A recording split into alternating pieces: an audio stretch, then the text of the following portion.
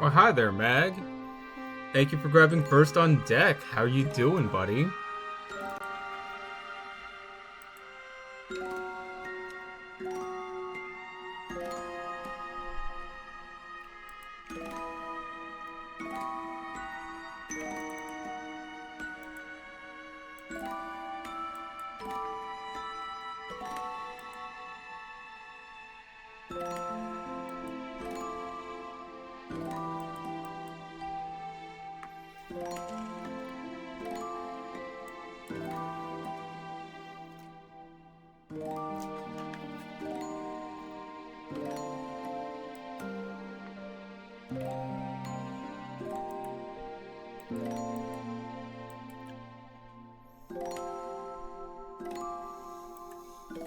Goodness gracious. Sorry, I'm still trying to negotiate with a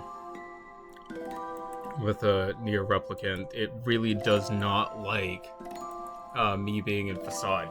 Like everywhere else in the game, fine. Facade, crash. It is fucking wild.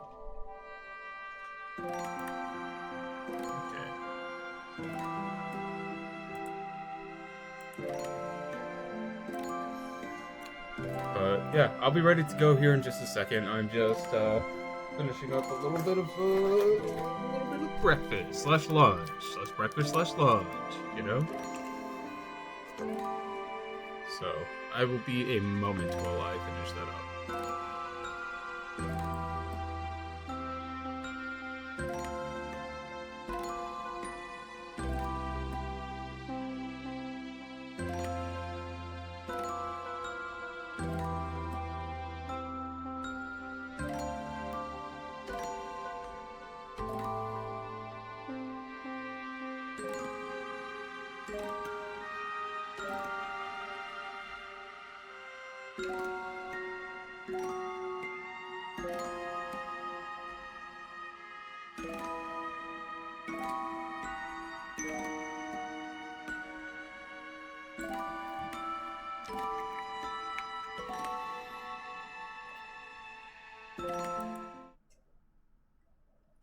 Alrighty, let's get into it.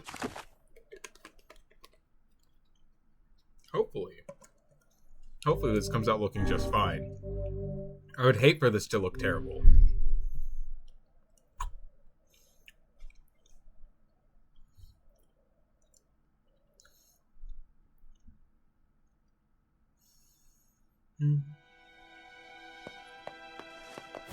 So previously, what had happened is we got invited to Facade for a wedding. And then at that wedding, Freya got attacked and is dead now. R.I.P. Freya. And now we're on our way to the temple to exact revenge on these wolves. These wolves that attacked us.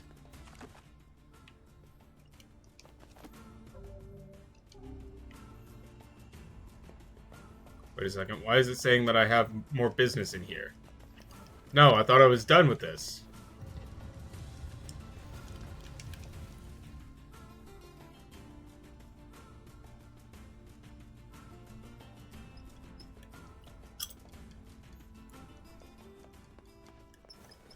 I may very well still be on borrowed time then.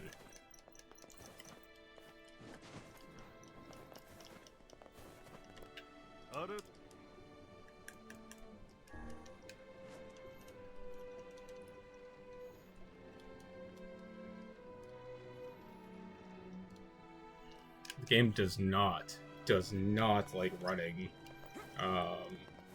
Facade.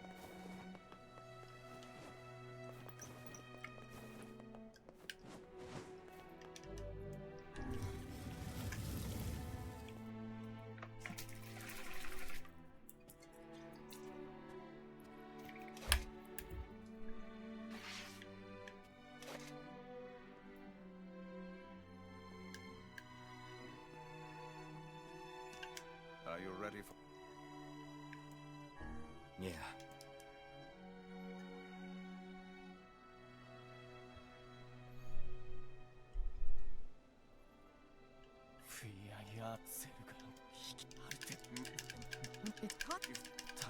Unfortunately, I can't sit here and view this dialogue, because the longer I sit here, the higher chance I have of fucking crashing out of the game again.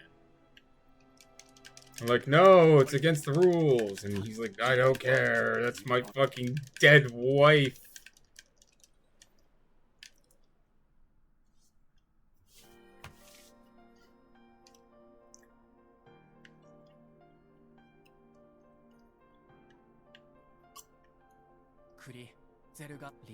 Forget it. Let's move.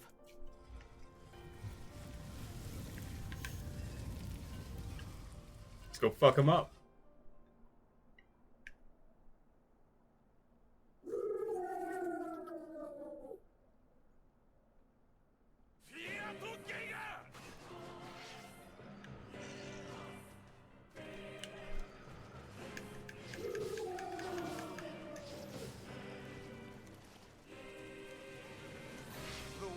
Appear to be targeting the king. He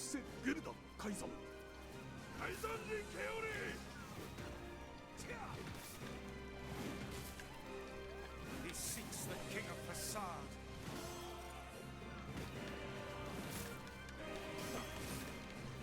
God, this is so chunky. I forgot how slow this game runs on my laptop.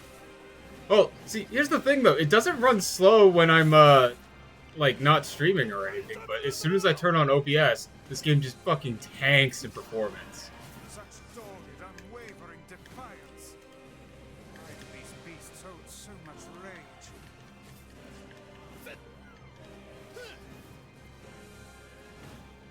The smaller wolves are not infected with shades.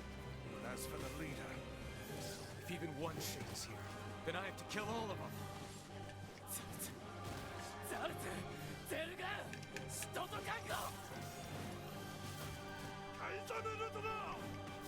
Splendid. Now just keep pushing. How many fucking wolves are there?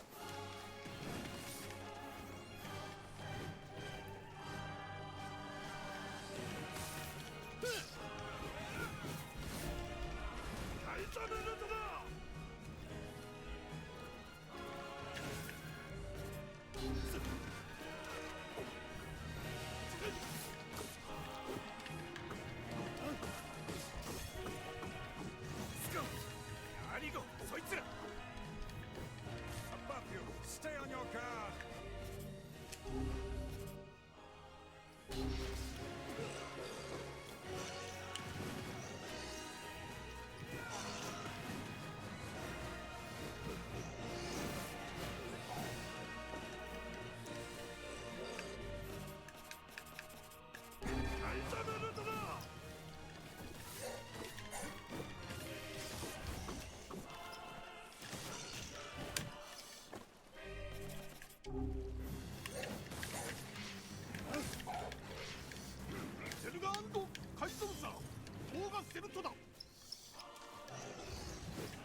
Back here, you!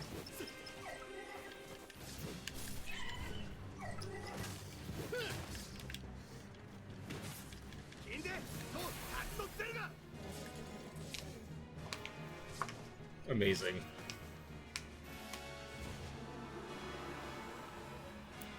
Its body reflects magic, though, so... Are we sure that this is, like, the attack we want to do there, bud?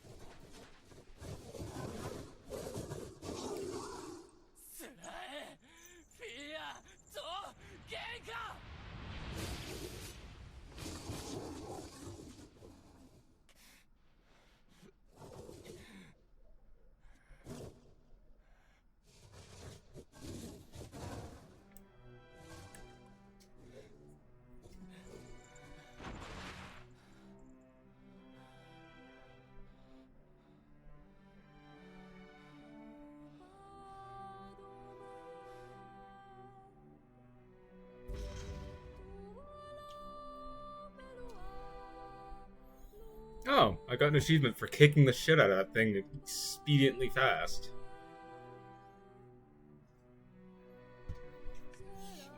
Okay. Please don't take me back to Facade. Please don't take me back to Facade.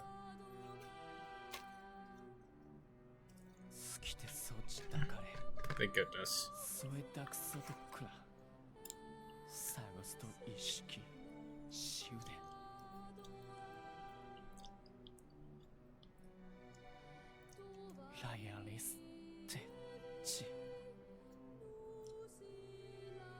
I believe that young Fira was perfectly content with the life she had.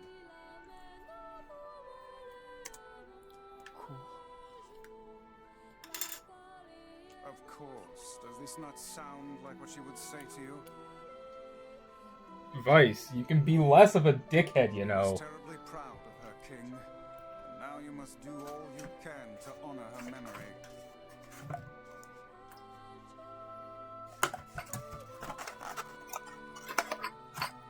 Oh, goodness. Data, Doris, Kyoryu, Kutaitu, Richilairu, Kaizam, Chittada, Kete Taisoto, Chittaterunda. Is that another infernal rule? Ulano Perua, Tonri, Arterua, Chiwa.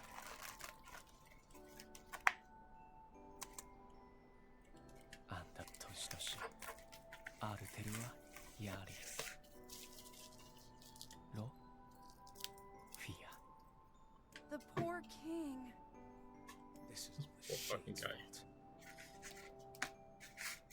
Shade racism grows stronger with our main character.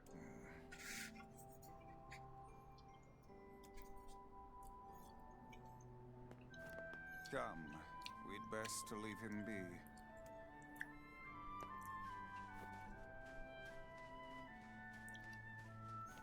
This is the last of them. Now we can find the Shadow Lord and Yona.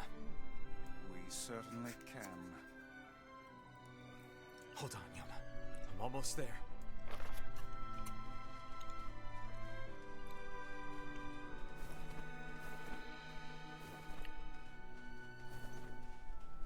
The game seems to be running plenty smooth right now. How's it looking on your guys' side? Everything A-okay?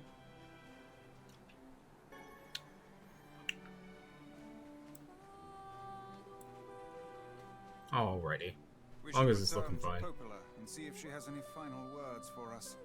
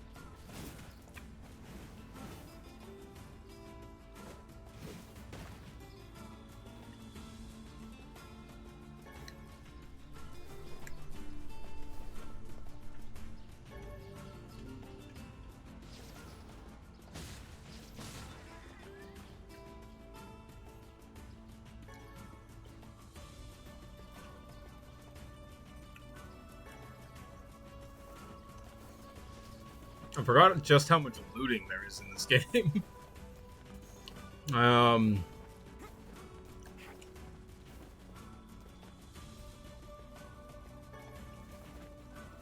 I think I might do, after I go return to Popola, one more final sweep for collectibles, side quests, that sort of thing, before pushing forward.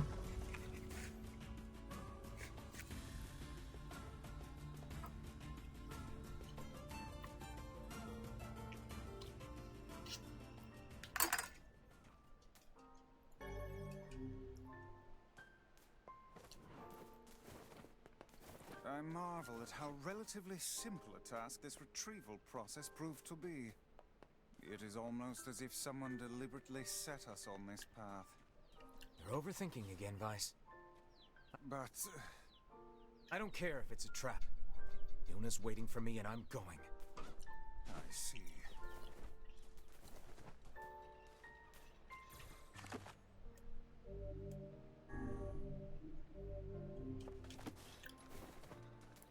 Okay.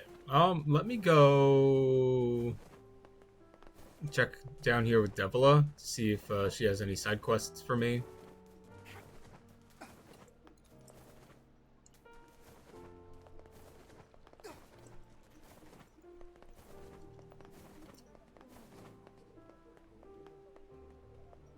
Which doesn't look like it, so.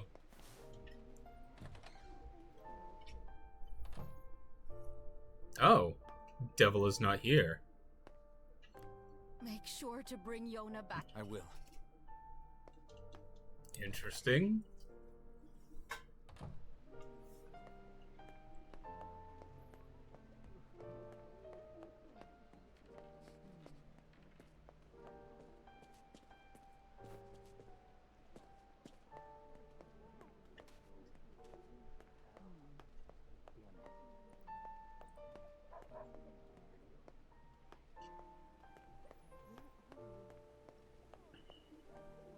You come back.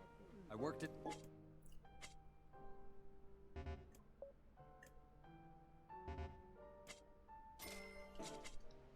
Come again once you get back. Okay. Let's fucking go, I guess.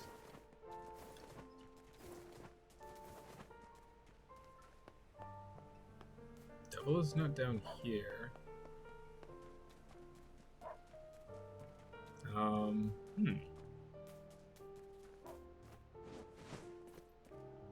Sorry, I'm still trying to get like a brief familiarity with like the directions and routes I was taking. You know?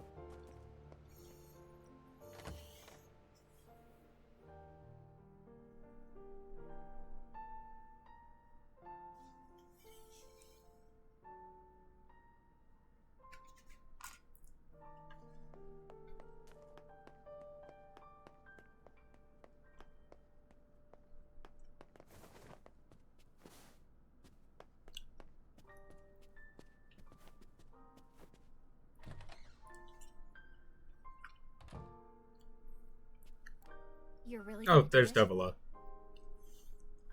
The whole village is buzzing, you know. They say you're gonna go rescue Yona. We're certainly gonna try. I guess it's really happening, huh?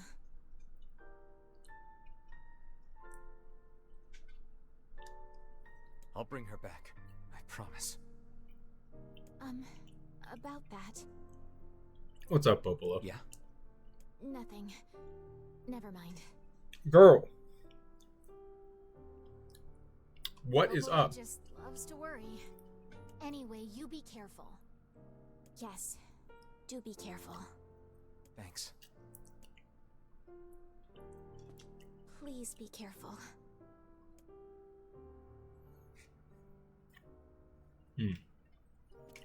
Be careful, all right?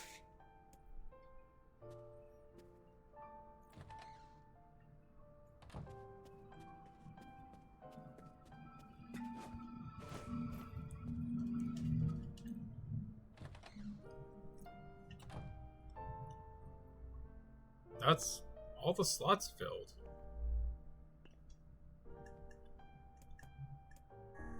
A wolf figurine? A very fine construction, I would add. Interesting. Why would Popola be collecting figurines?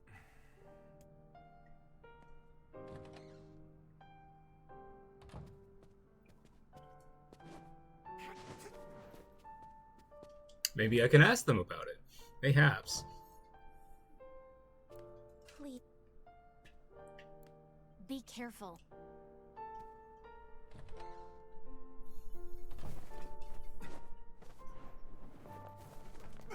Well, I guess we're on our way.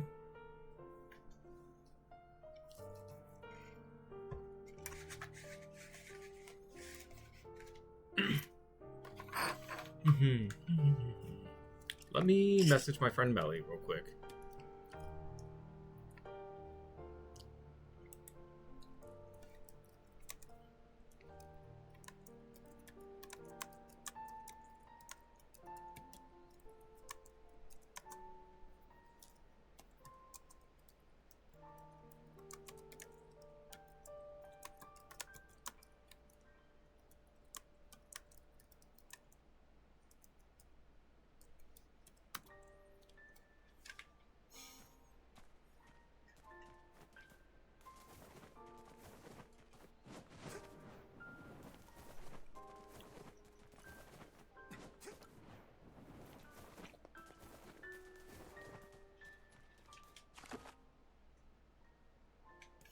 Okay. Let's go do this.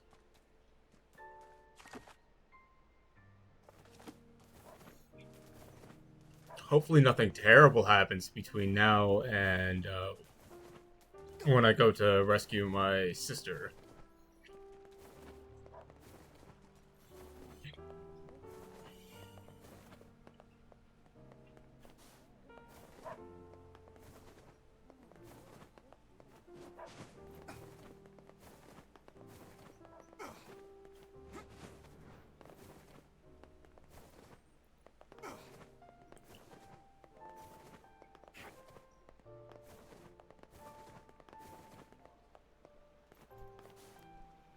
Oh there, getting on?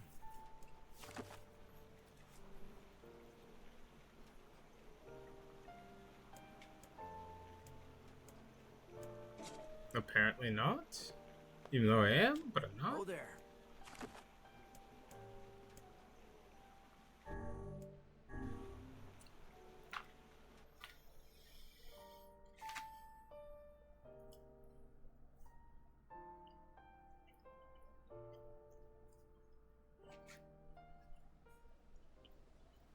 Are we ready? Let's all make it back alive, okay? It's a plan.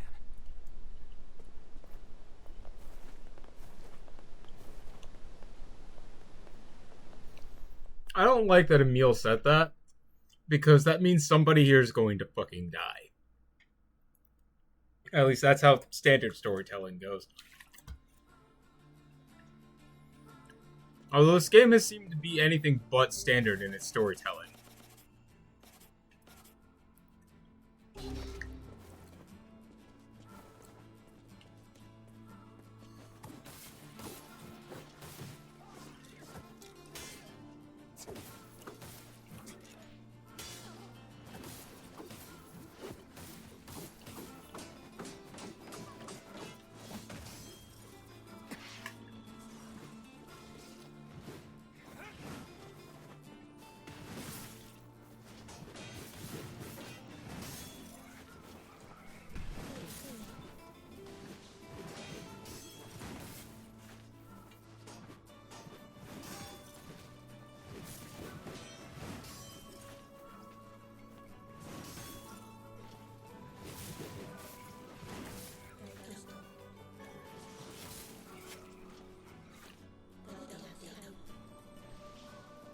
Okay. I'm gonna have to slay my way through these enemies just to,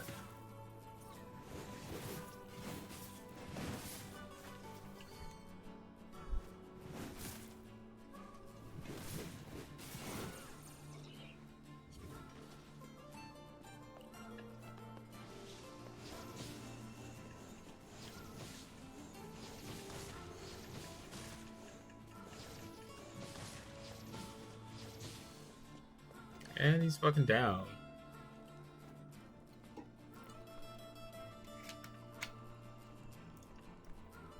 Let's go to save Yona. Hi, Melly. Welcome in, bud.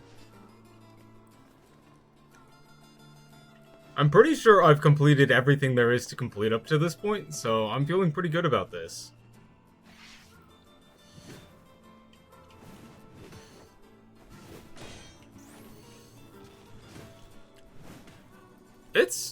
So, like I said last time I was playing it, this game's a lot of fun.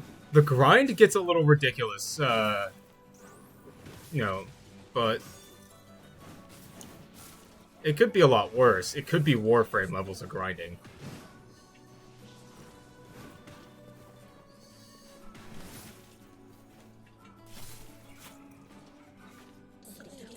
I'm trying to, at least.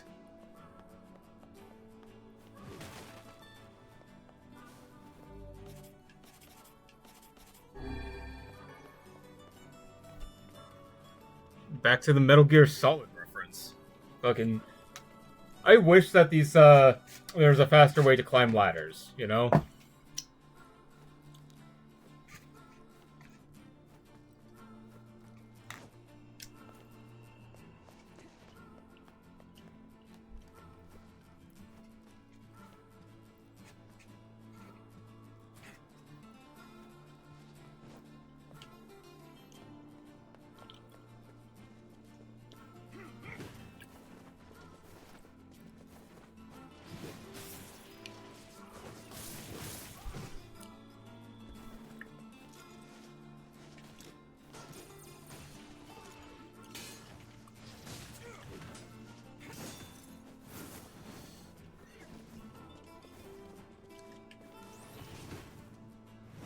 Oh, well, he's fucking dead.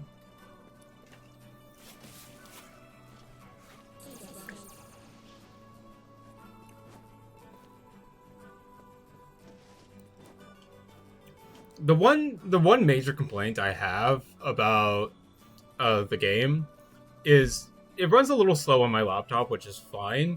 But anytime I'm in Facade, it's a guaranteed timer till my fucking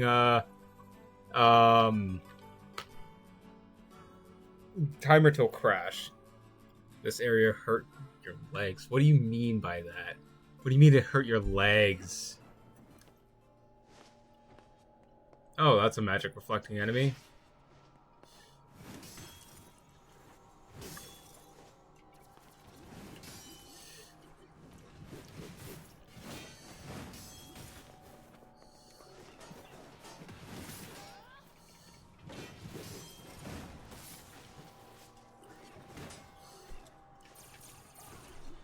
Heights in games get aching pains in your legs when your brain anticipates a fall. I see.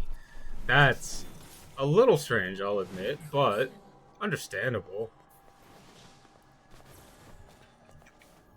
I'm sorry, did that motherfucker just use healing magic?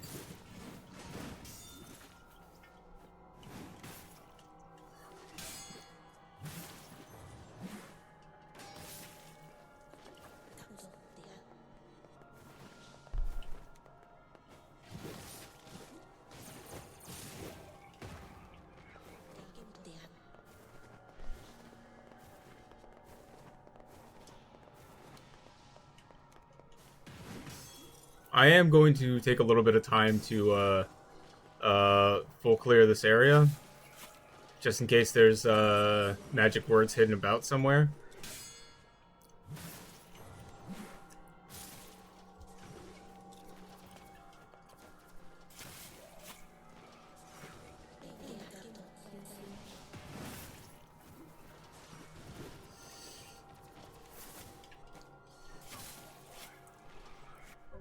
See, what are my percentages even?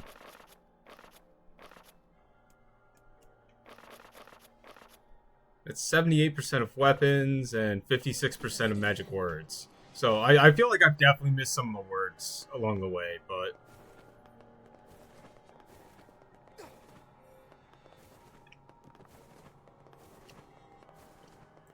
otherwise I feel like I've done pretty good at collecting just about everything. Although, the 75% of weapons thing is a little strange. Who knows? Maybe they'll take mercy on me and actually let me just like climb the stairs all the way to the top and not have to do this parkour section.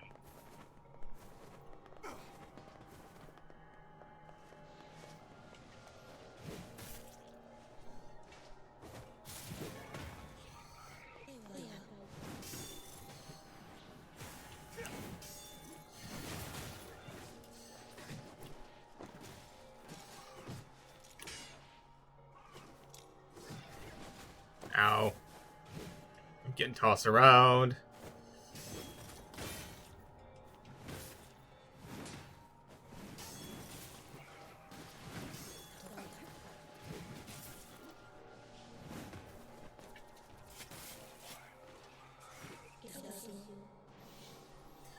Okay, so the way forward is through there, but I do want to take a look around just to make sure. Words drop from enemies. Enemies spawn by walking near their spawn points. And so, naturally, I'm going to have to walk around till I find the enemies.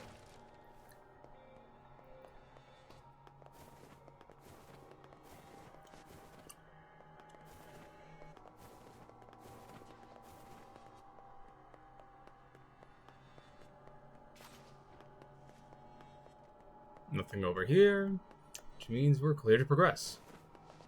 Oh boy, advertisements. Fucking lovely. Has it really been 2 hours already?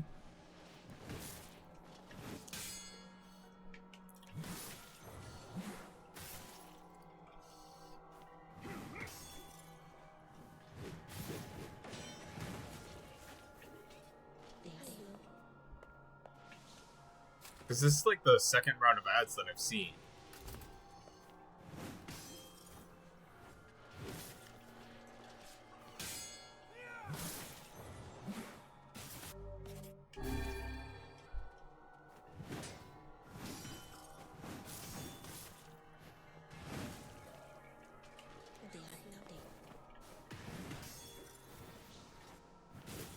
Really?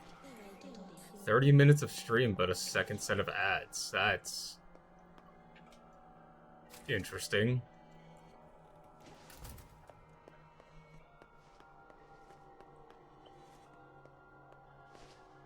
I have to double check if my settings got fucked up or something.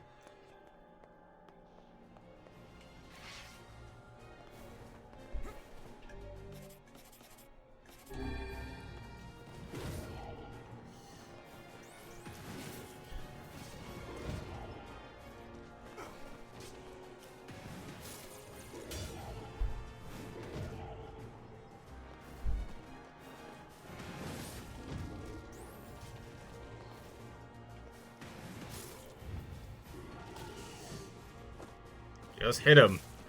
There we go. An elaborate machine. Ooh. Thank you, Emil. If I just hang out long enough, Emil will eventually full heal me, but...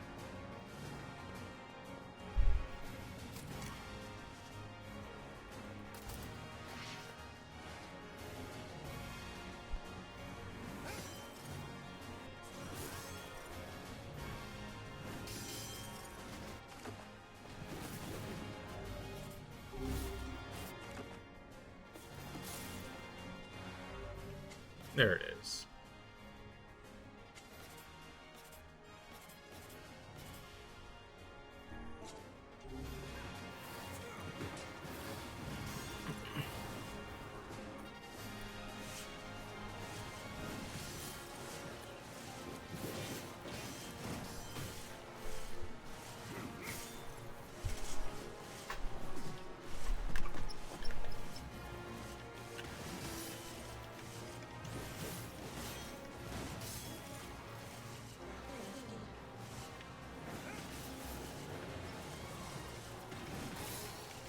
Oh hey, I leveled up. Let's fucking go.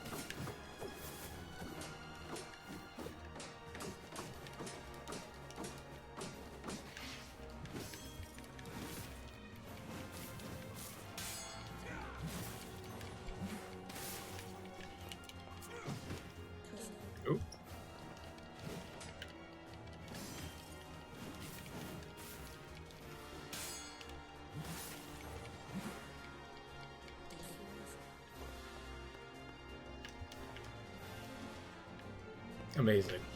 We carry on. Hi, Emil and Kaine. Welcome back.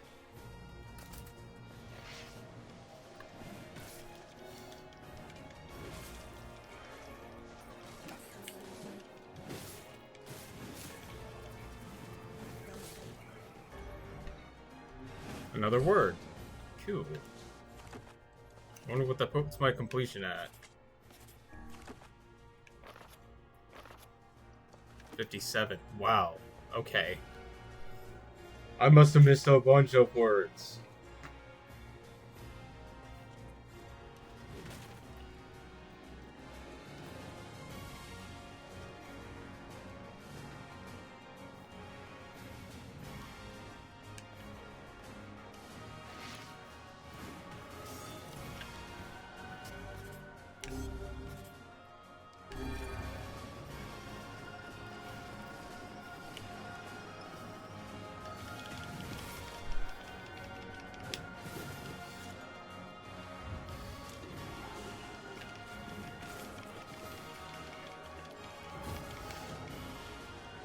Are you kidding me?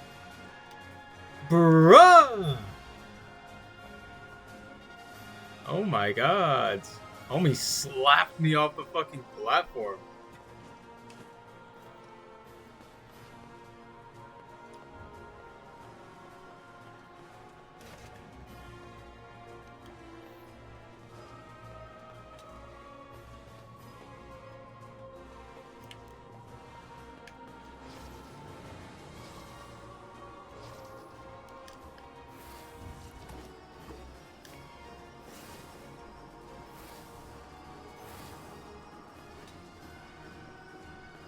Oh, he's above me.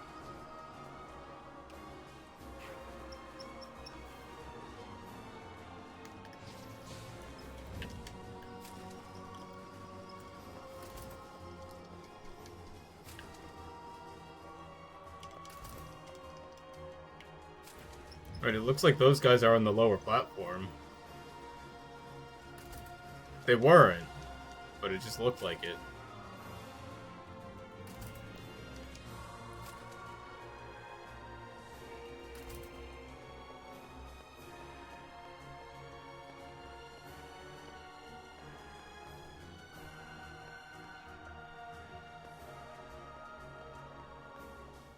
Get him, Emil.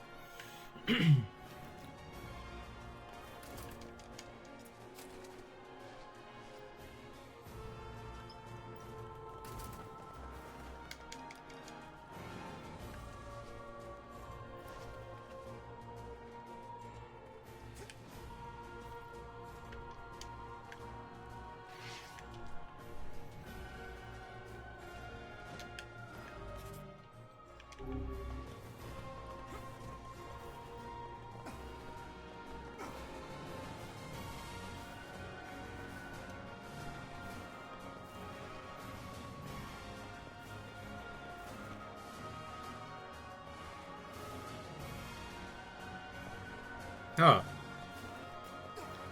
Must have despawned, I guess?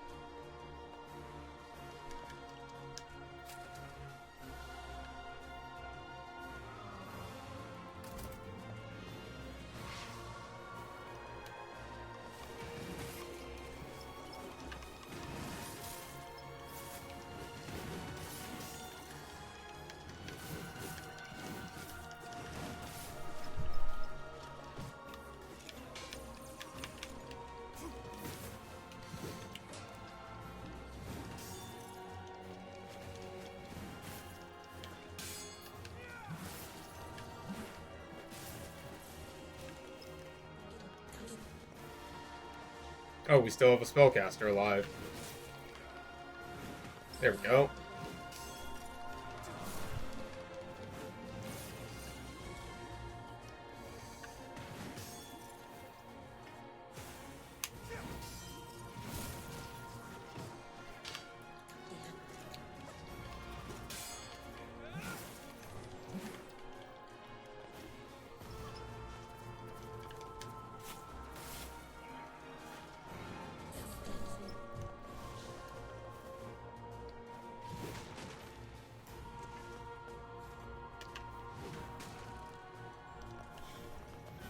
Nope, no goodies there. I guess we progress forward. I'm...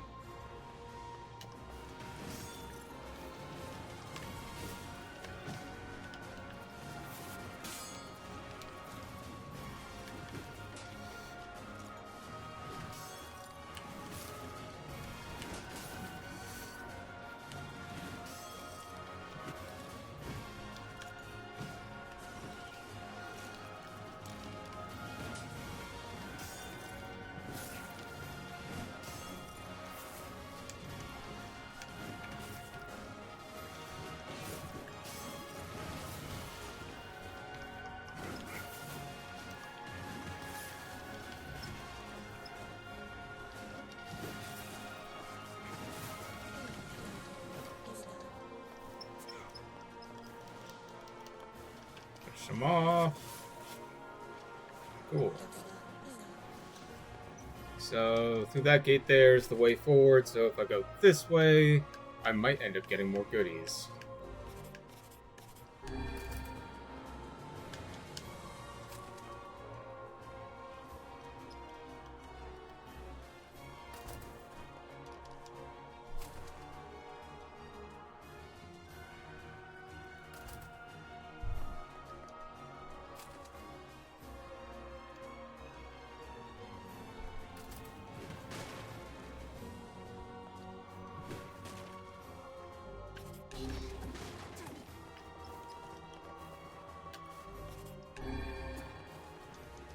Well, I suppose that's everything.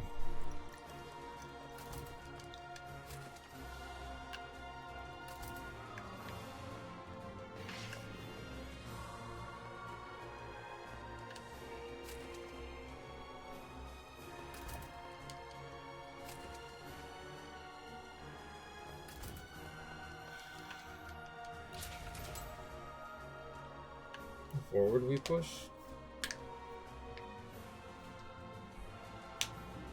Interesting that the Demon Lord and their base of operations comes from this fucking temple here.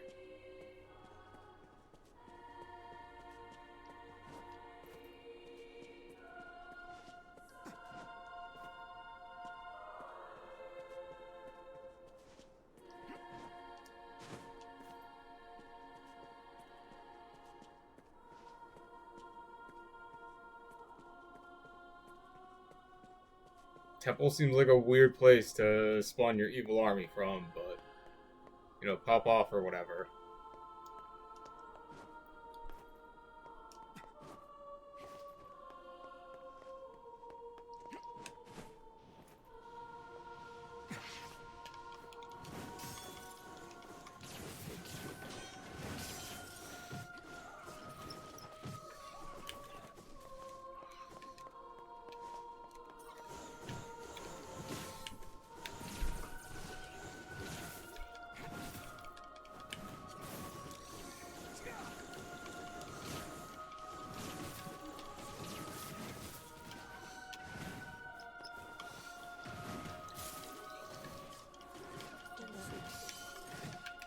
Oh, shit, I'm getting my ass beat.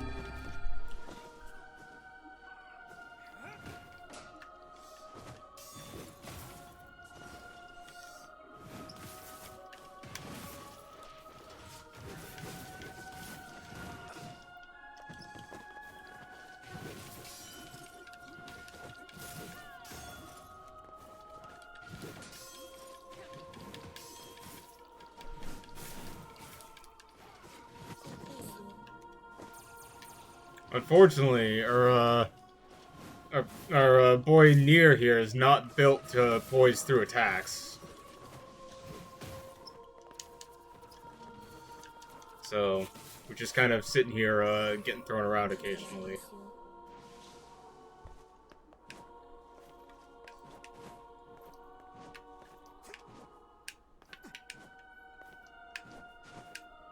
Sweet.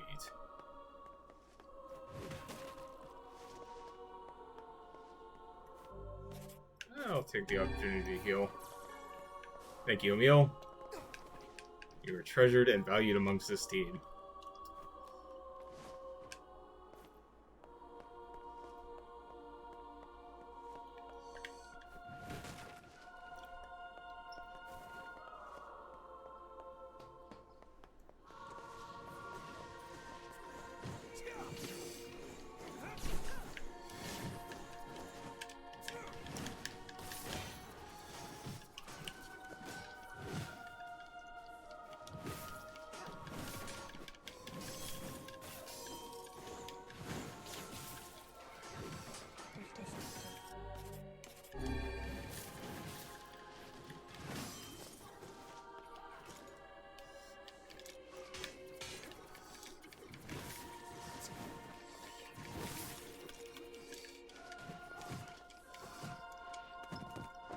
Game, please.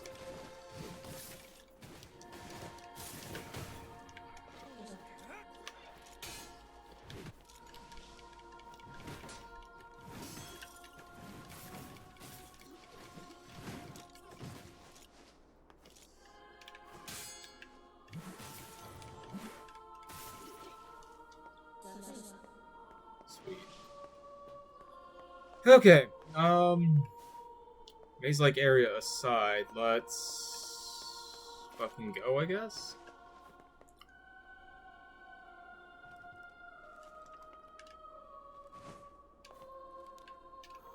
Game, please.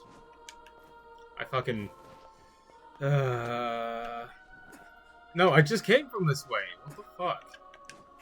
I'm definitely lost. I'm absolutely lost.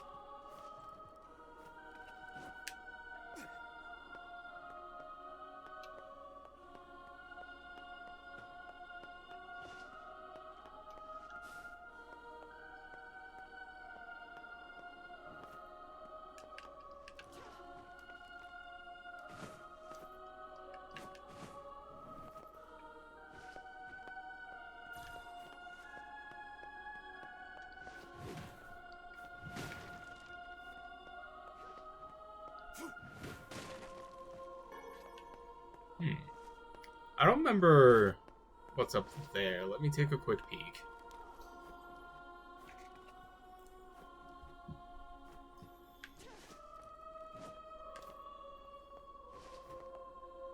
Nothing, just a way back down. It's a little bit faster. Okay, game.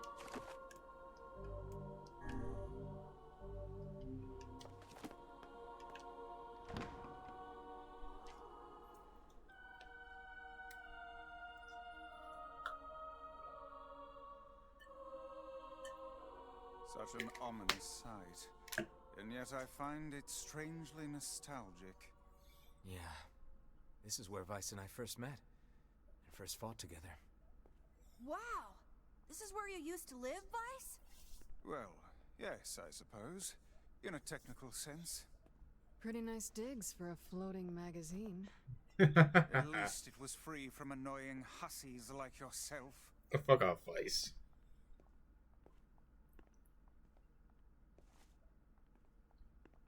A new friend invite on Steam?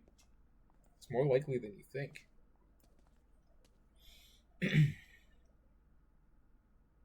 Oh yeah, no, this person's definitely a bot. And now the path is open. Is it? Because it looks still very much closed, Vice. Ah, I see. Elevator. Elevator? An elevator. Oh boy. Which probably means a robot dungeon.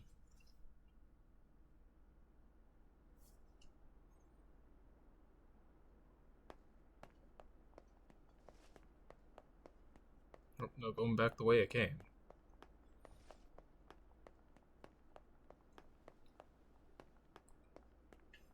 The silence here is certainly something.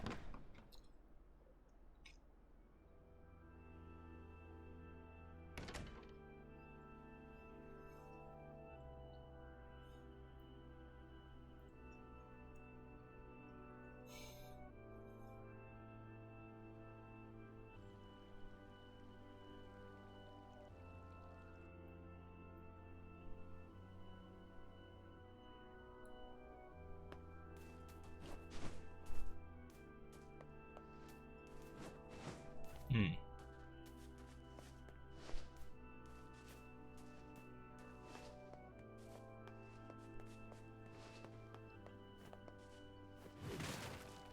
Nothing in these boxes. Got some pretty flowers planted.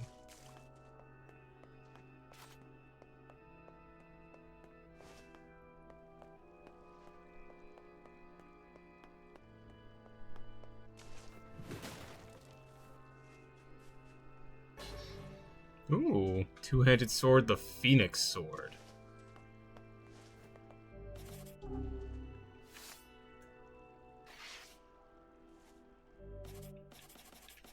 Phoenix Sword does less damage than what I currently have equipped. Birds. What are some birds doing here? To whom does the true voice speak?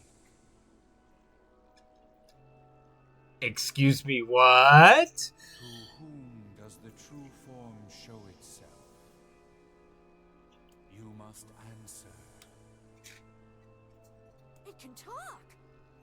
I ask, why did humans disappear from the world? Starvation and nuclear fallout. What the hell is this? I believe this is some manner of password. Password? Yes. The correct answer should grant us access to the castle.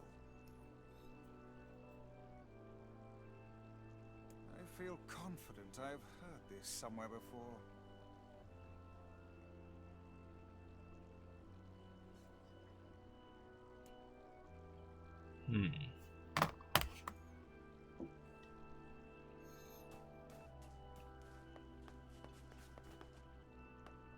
So I'm willing to bet then this door is locked, is it? No, very much not so.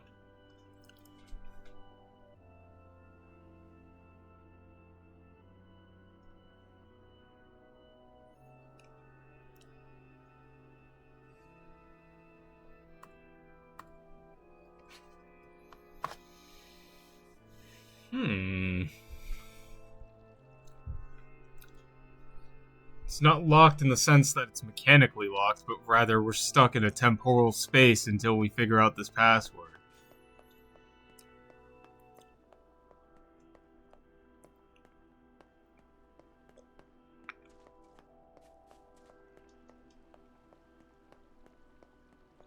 All the boxes are still broken, so...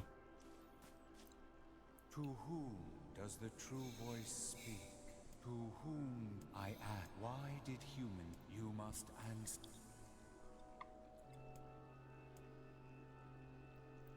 Because of a black disease. I answer, because of a black disease. I ask, how can humans extend their life?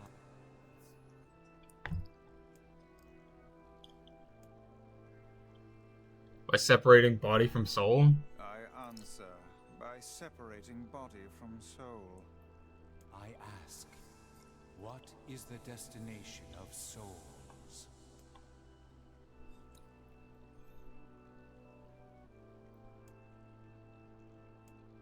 They're placed within their course. Oh shit! I accidentally unplugged my controller. They're placed in their corresponding shells. I answer, they are placed in their corresponding shells. Very well. You are acknowledged as master.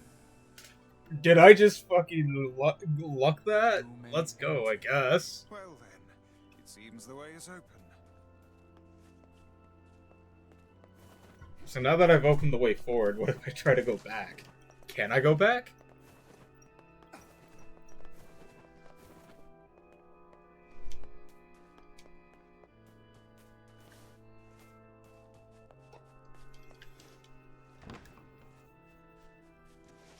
I can.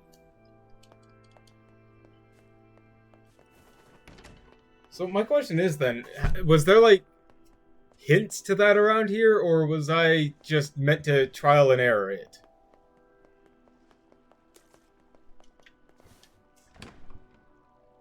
Because to get a first time go on that seems a little, it's a little suspicious, you know? Devila and Popola? It's the twins from your village. What are you two doing here? Popola, Devila, what are you doing here? Hey, any chance you'll just go back to the village? This has gotta be a projection. There's no way this is actually them. This is a very dangerous place. Even if you can find Yona here, you probably can't get her out. How did you get here? Shh. We're asking the questions right now.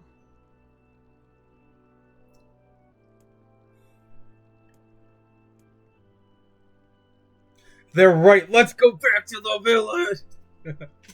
No, as much as I'd like to shitpost with this, I genuinely, what are they doing here? What are you two doing here? I'm not going to answer that. You can figure it out yourself.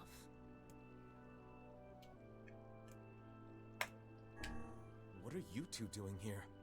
I'm not going to answer that. You can figure it Oh, out yourself. cringe. Some fucking bastard shows up and wants to fucking spread their garbage in my fucking chat. Get the fuck out of here. This fucking piece of shit. Best viewers? No. The best viewers are here right now. The people who watch my streams are the best viewers. I don't need to buy viewership. The fuck?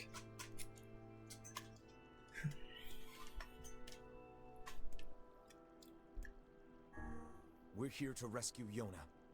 No dice, huh? Well, I guess we don't have a choice then. No, I suppose not. How sad.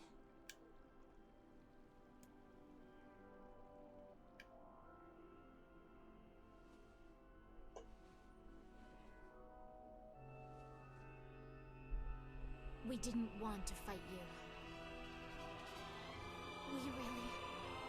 We really didn't want to.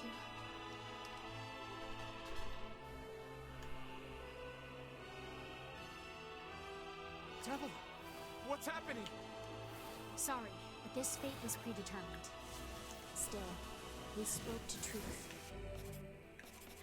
We really wanted to avoid this if possible.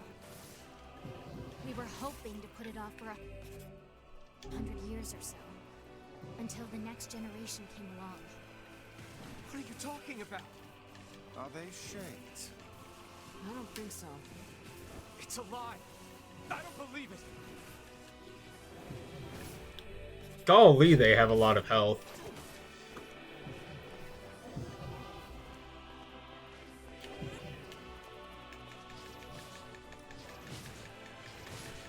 We never thought you'd grow to be this powerful.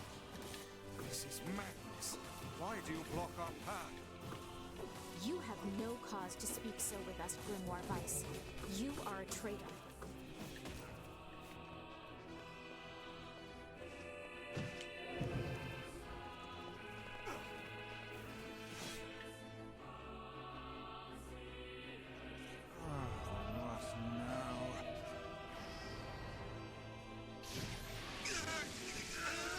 What now? Vice, no.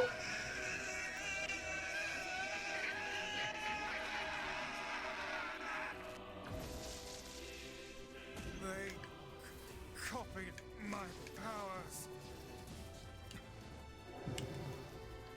Shit on a shingle.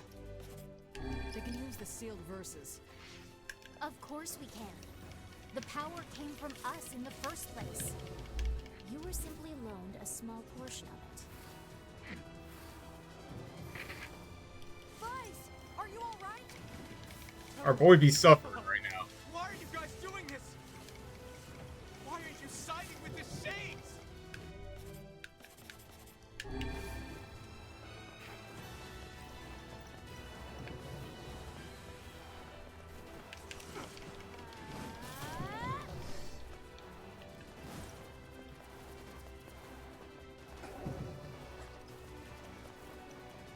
This dancing around the arena stuff is kind of getting old fast.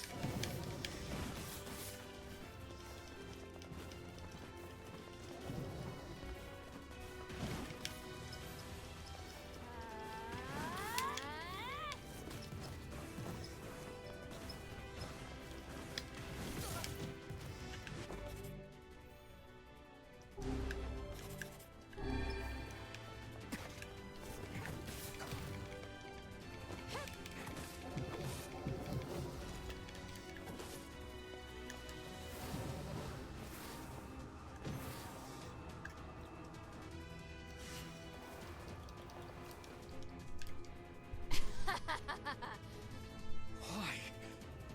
The answer to every riddle lies within the heart of the Shadow Lord. Shadow Lord. So you've been on his side this whole time? You must search for that answer yourself. You've got to face your own truth now. Why are they just out here being super fucking cryptic out of nowhere?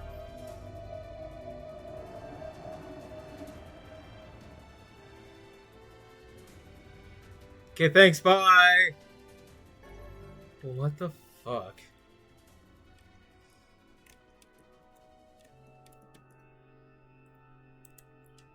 I do have to address something on Twitch real quick, though, because for some reason it appears that I'm doing... There's, like... My ads are, like, all fucked up for some reason. So I'm trying to take care of that real quick. Forgive me.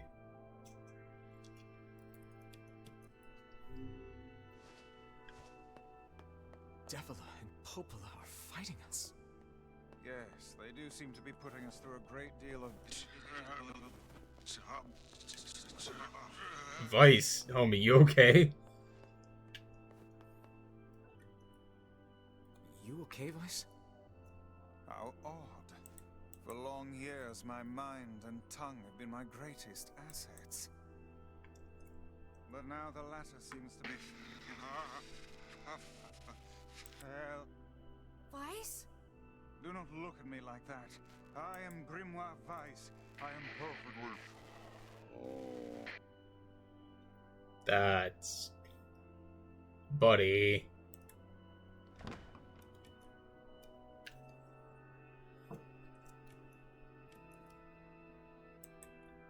That's not great.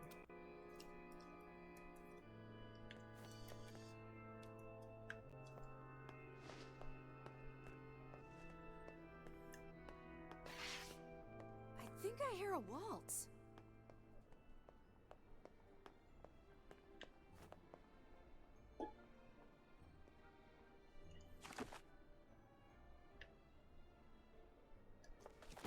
I'm not exactly keen on figuring out what's behind this door, TBH.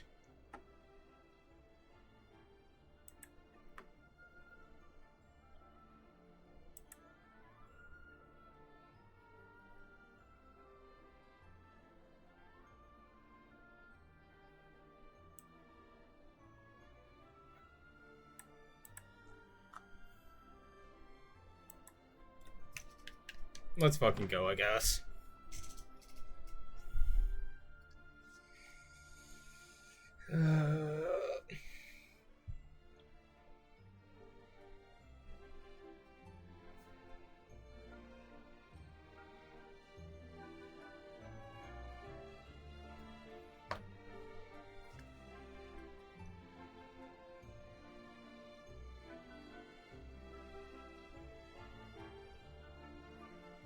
It certainly is a grand affair.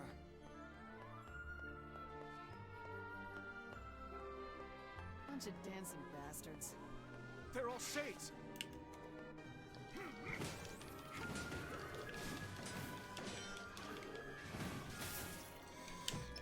I think we're locked in. It's not like I was planning to leave. Yeah, it's a bit late for that.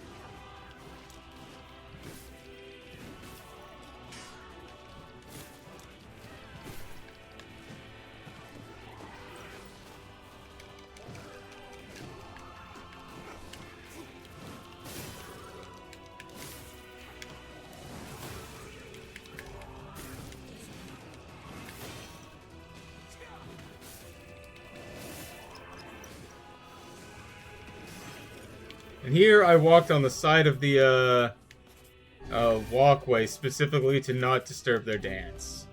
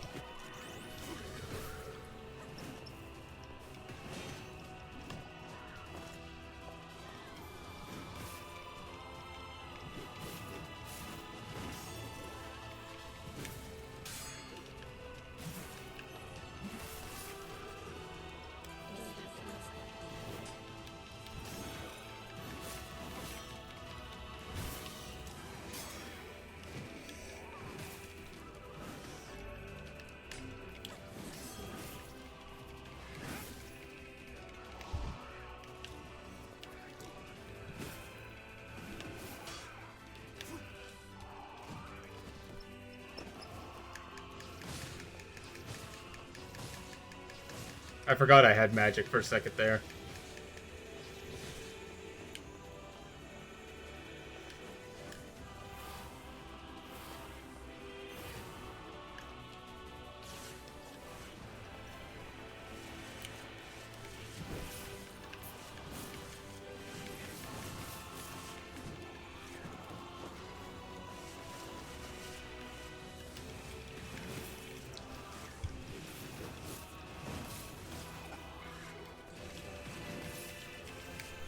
Most important thing is dealing with the magic users as fast as possible.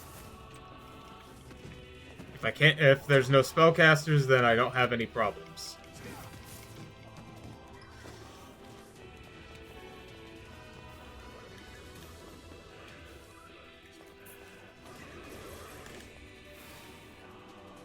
Did he just give them attack boost? Oh no, that's not great. This is why I need to focus down these magic users as fast as possible. A pretty choker, huh?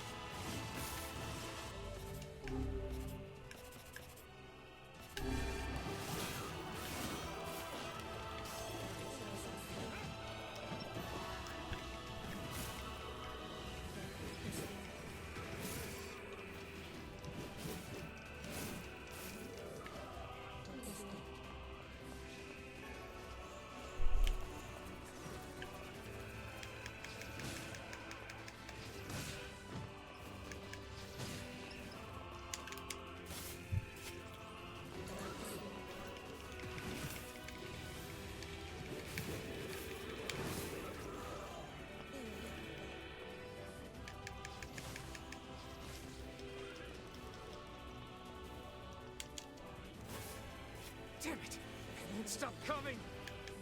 Yeah, they will. Cover me. Oh, how I do love a good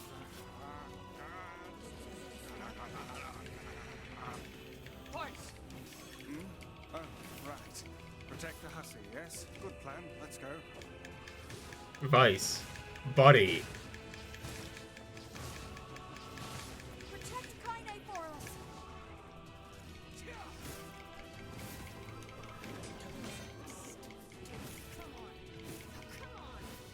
Kaine!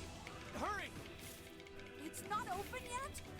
Do I look like a goddamn locksmith to you? There's zero urgency in getting this thing open right now.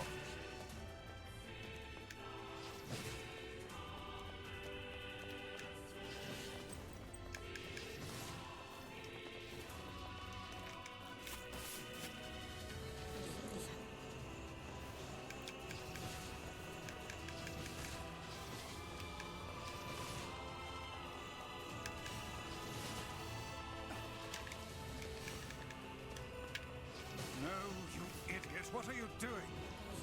Lock doesn't want to open? Fine. I'll just break it down.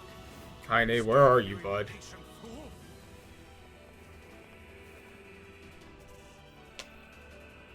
Goddamn no good bullshit bastard! Open the fuck up already! Ugh! Got it. Kaine, look out!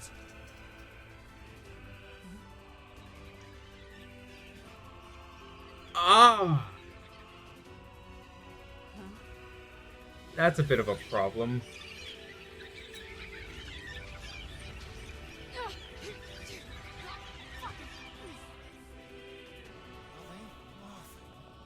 These things are freaking me out.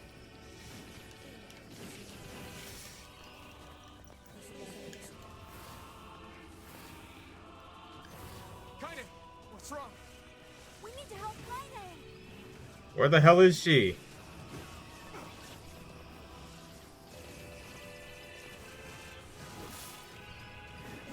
There she is. Back on your feet, champ. You okay? Yeah. Well, we got problems.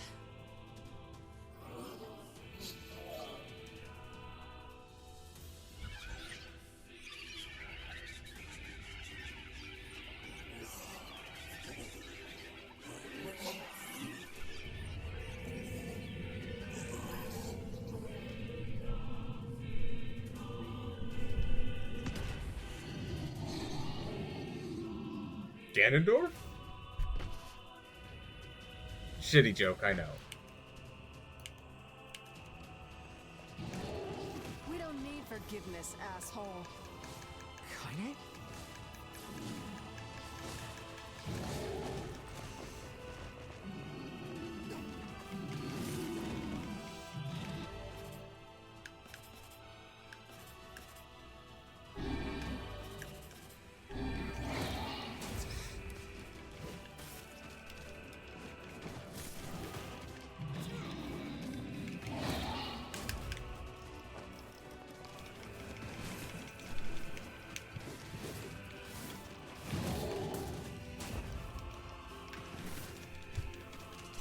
How should I know?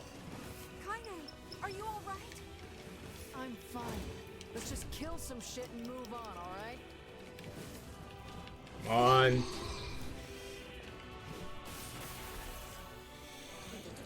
on. Pretty easy fight.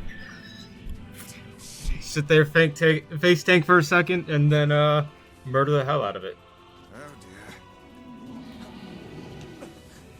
dear. An armored variant. Interesting.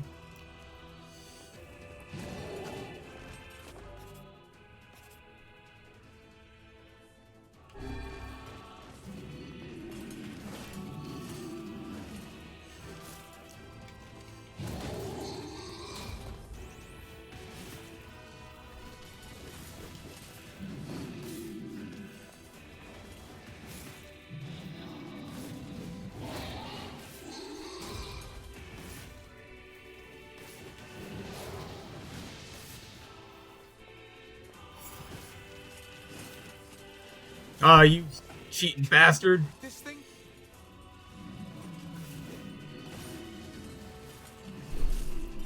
That fog. Oh no. I can't stop now. Damn it.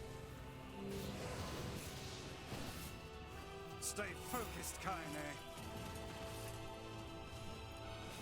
Don't fall victim to such distractions. Come on. We have to keep going. Let's go. It's not even like done doing its fog thing, you know?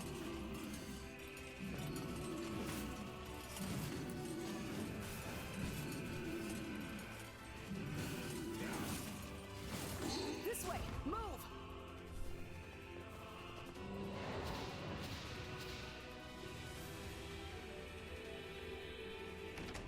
Okay. People check. We got everybody?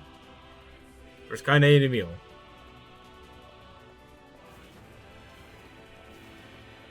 Where is Kaine and Emil? Should both be present. Dragoon lace, huh? No, lance.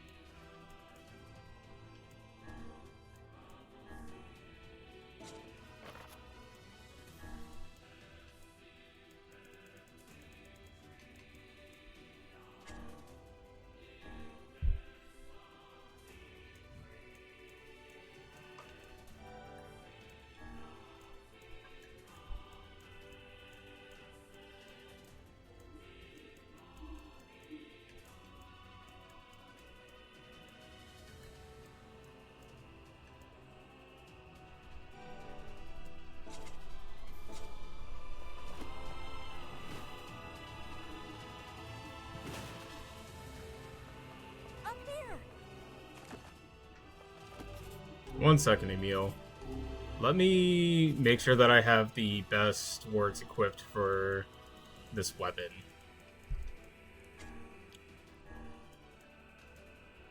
Attack power 15 plus 15%.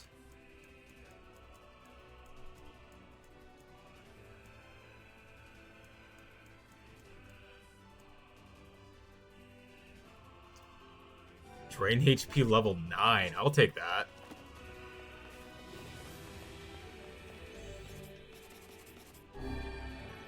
Because if that's what I think it is, then that's a vampire. That's like vampirism, you know?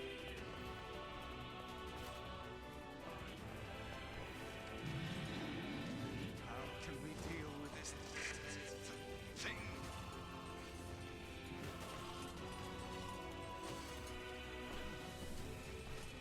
Oh, that's a run the fuck away from it. Okay.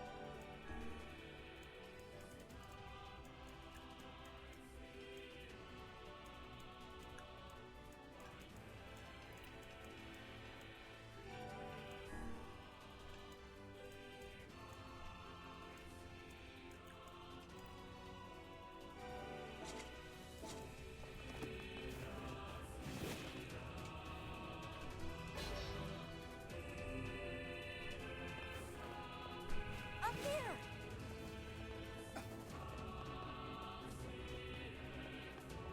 Oop, don't go down.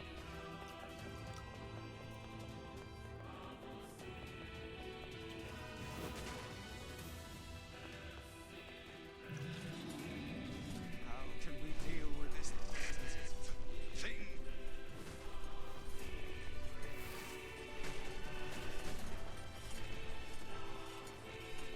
Please, hurry! Shit. Okay. It's a little bit more difficult than I thought it would be.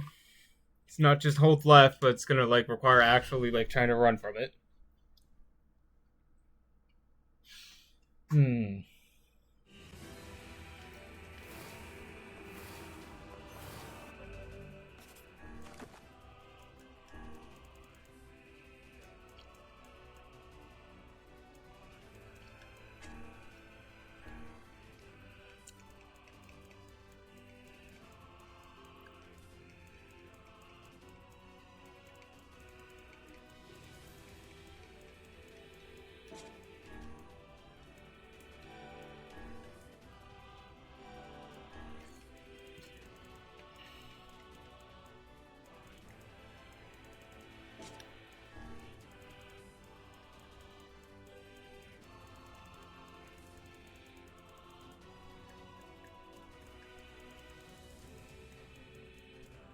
There it is, level 9.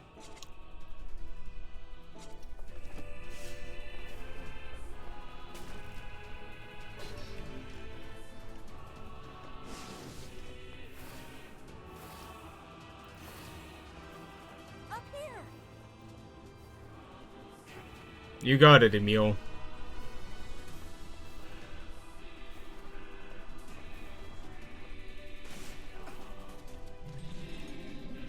How can we deal with this thing?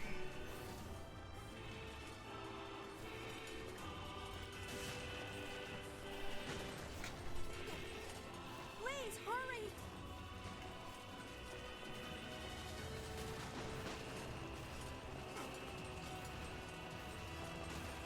Oh man, that thing is way faster than I thought it would be.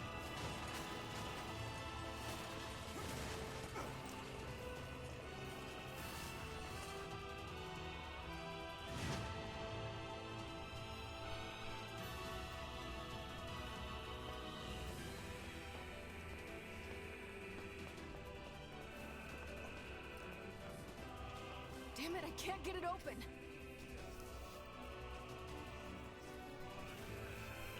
Attack incoming!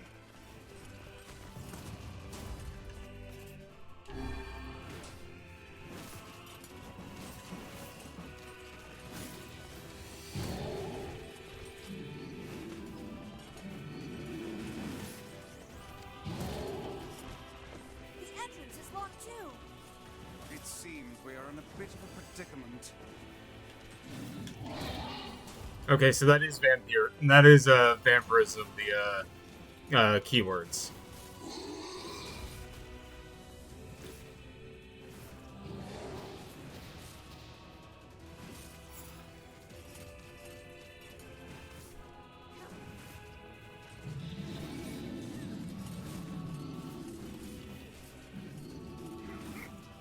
Yes, please continue to stand in one spot while I murder the hell out of you. Make my life way easier.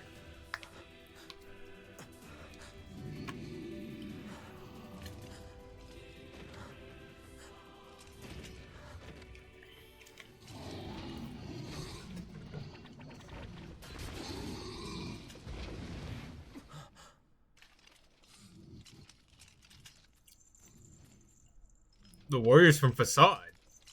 And the king.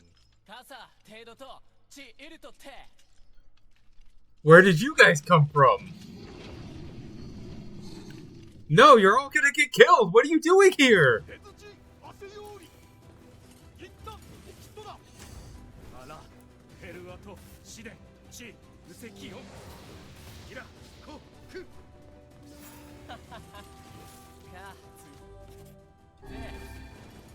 What are you doing here?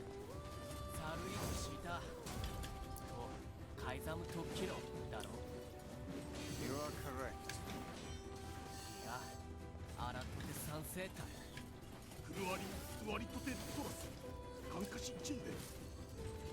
But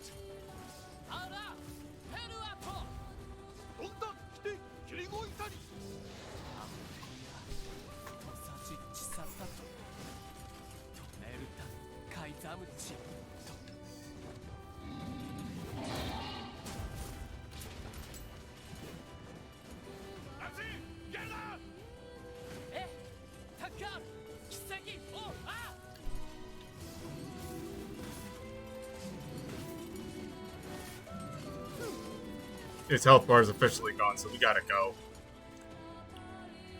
Hey! Stop! Let me go! Stop it! Damn it! King, no! You better fucking survive, I swear to fuck. I'm going to be real upset if you die. Oh no. Open the door! You can't fight that thing on your own!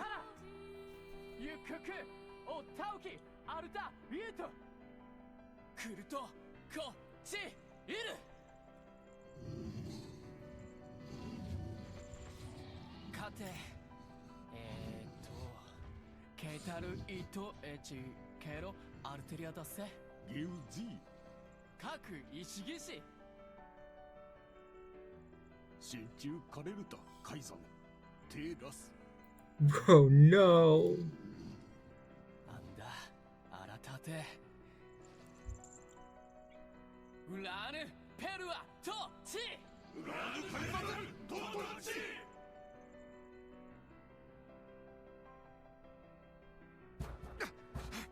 Open the damn door!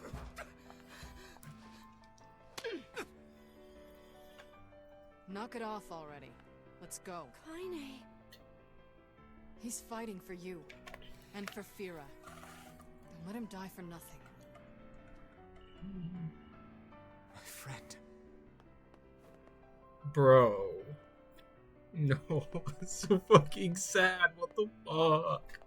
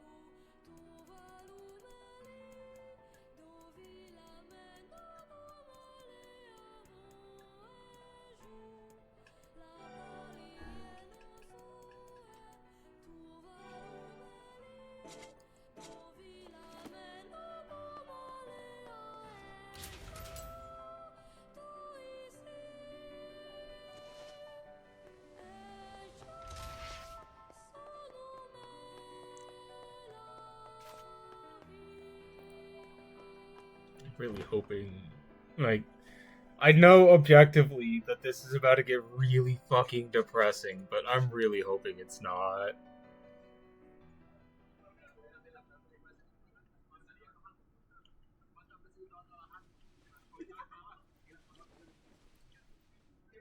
You two again?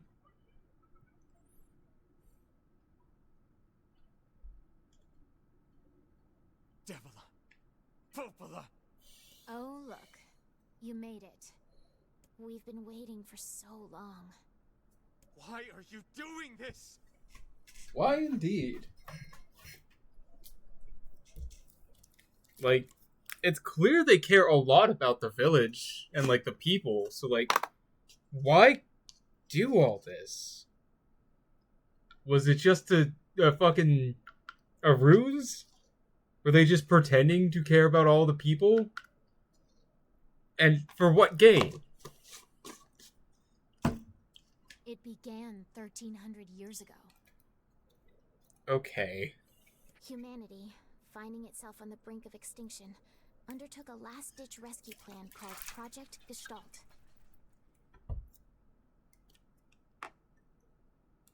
Project Gestalt, huh?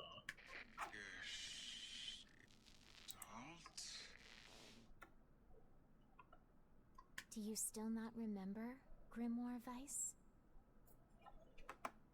Then let's give you a refresher.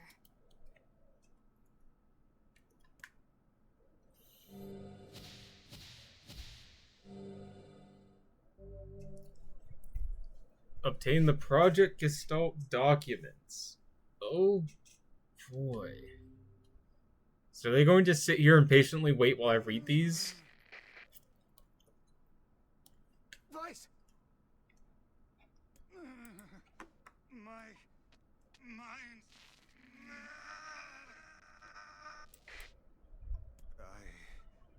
I remember. Devila. Popola. Yeah, sometimes the truth can be a real bit. All of us, every person standing in this room, are mere shells created by the true humans. True humans, huh? What are you saying? You still don't get it? You aren't human.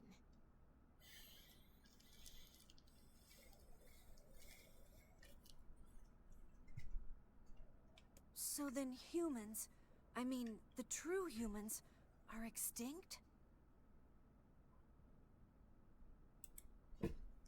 No, they still live on. You know them as shades. Each shade is a twisted remnant of what was once a human being. So that's why we can become shades then? Crazy, huh? Now let's skip the part where you stand there with your mouths agape and just get down to business.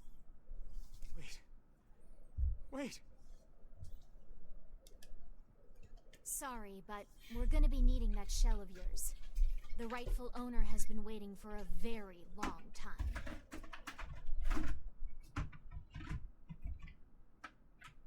Nah, fuck that guy.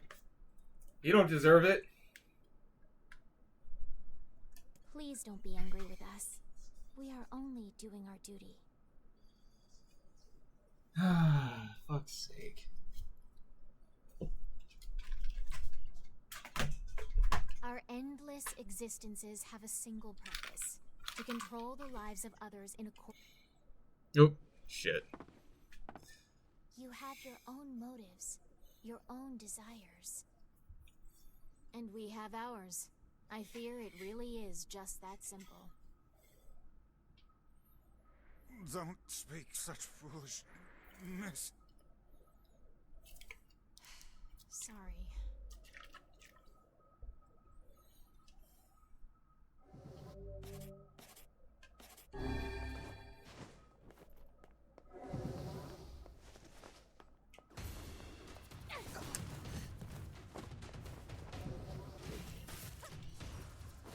You and us, we're the same.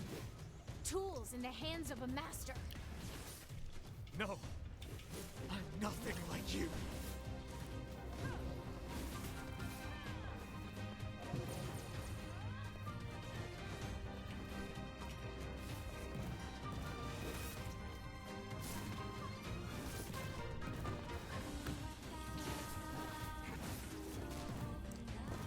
Oh, that's not fair. That's not fair. You can't play the fucking duet they did as their fucking boss fight music. That's so not fair.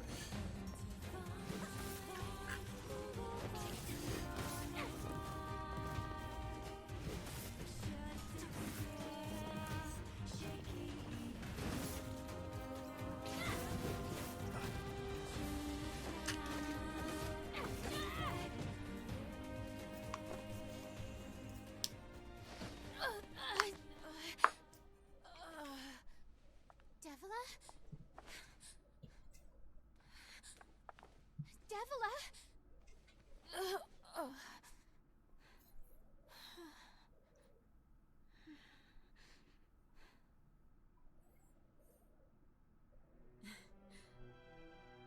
Popola, are you crying?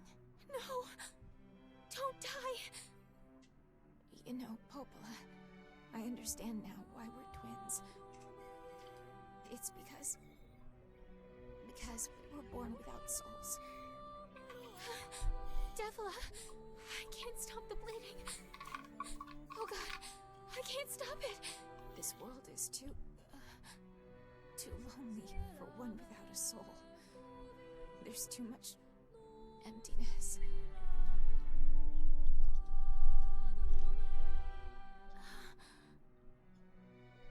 Our souls are missing.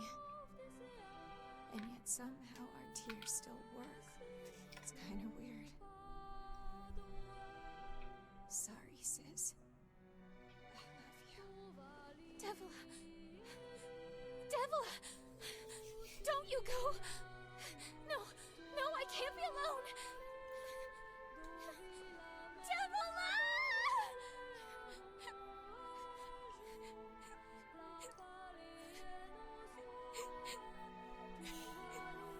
Popola. Let's stop this now. Stop? Stop? Now you want to stop? Man, we didn't want to do this in the first place. The luxury to stop?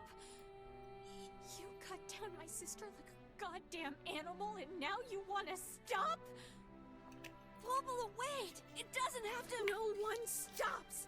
It's way too late to stop! No one stops!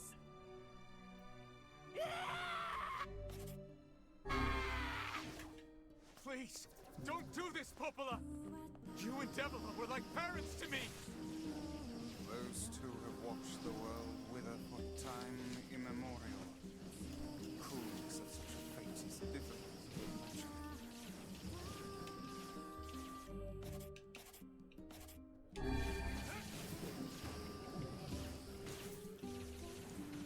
I don't want to do this!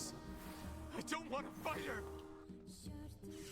Stop bitching and start fighting. It's the only way.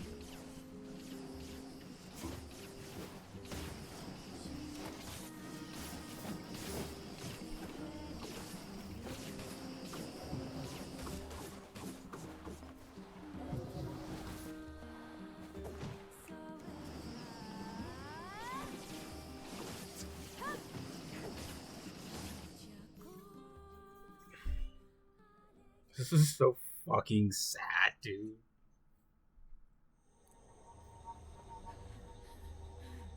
No stopping. No stopping ever!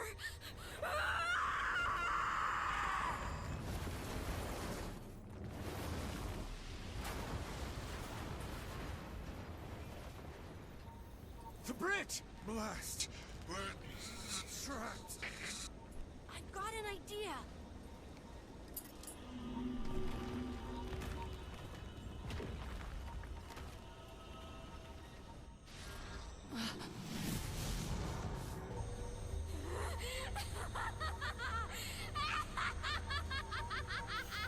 I fear we're done for. It'll be all right. Emil, what are you talking about? You know, when I was young, I hated my eyes. And now that I'm older, I hate what my body has become. But there's something else there now. Something like pride, you know? I mean, Emil, you can't be just... Don't! without all There's this, gotta be a different I way, couldn't have become buddy. your friend. Goodbye, my friends. Thank you for everything. Emil. For so long, all I could do was destroy. But now, I have a chance to save something. No! Now get going, okay? Emil. Don't worry about me. I'm gonna be fine.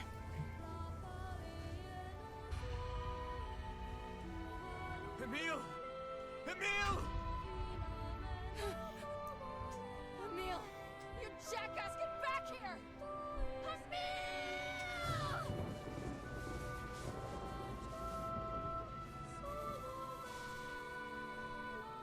Oh dear. Kaine's so unstable, and Vice can't stop arguing with people. I hope they can hold it together once I'm gone. No. Well, I guess they'll just have to learn.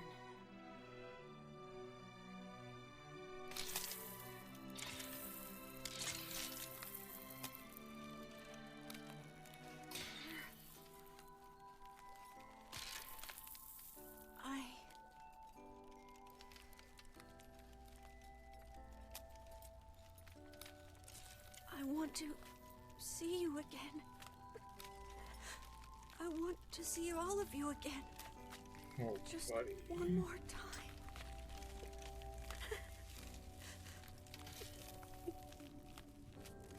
I'm scared.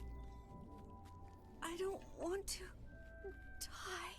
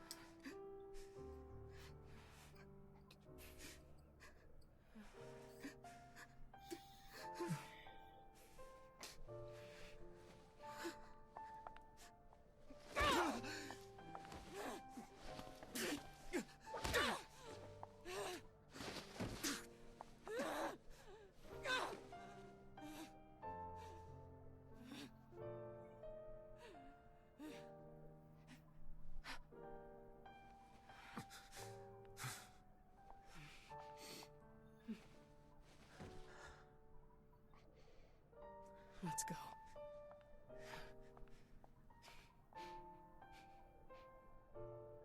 Yeah.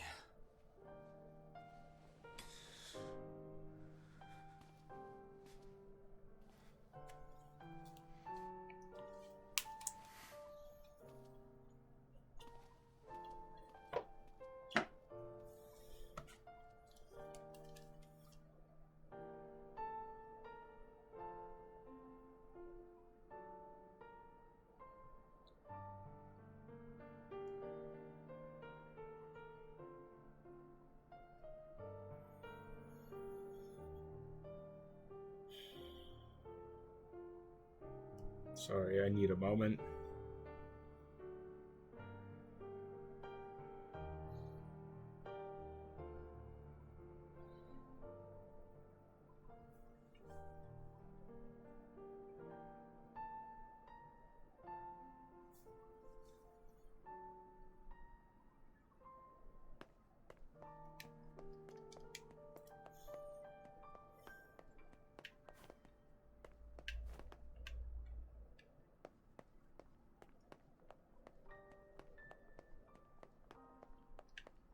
Gods, dude.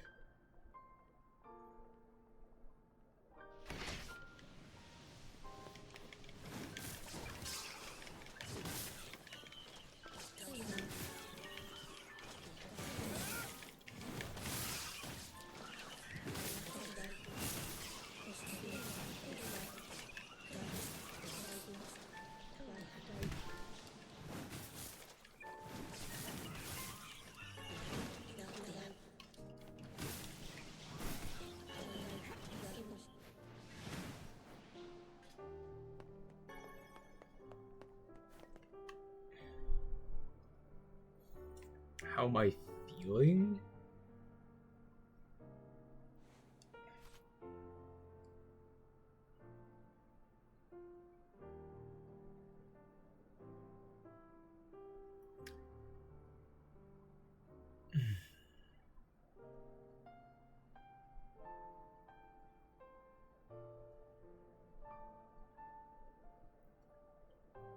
It's hard to put it into words, but I just generally feel like shit now. You know? Like, what happened is clearly sad. I am. But also pretty fucking upset is a good way to put it.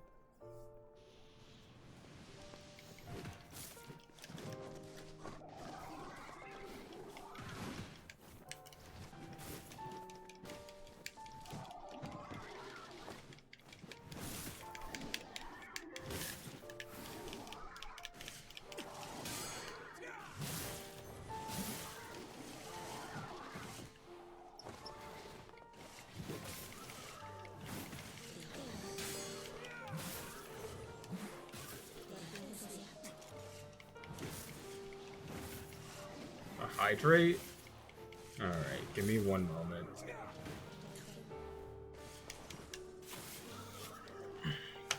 Thank you for the hydrate, Melly.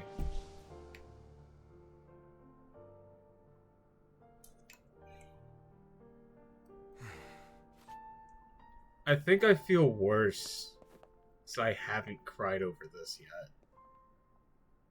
I think that's what makes me feel worse. You know?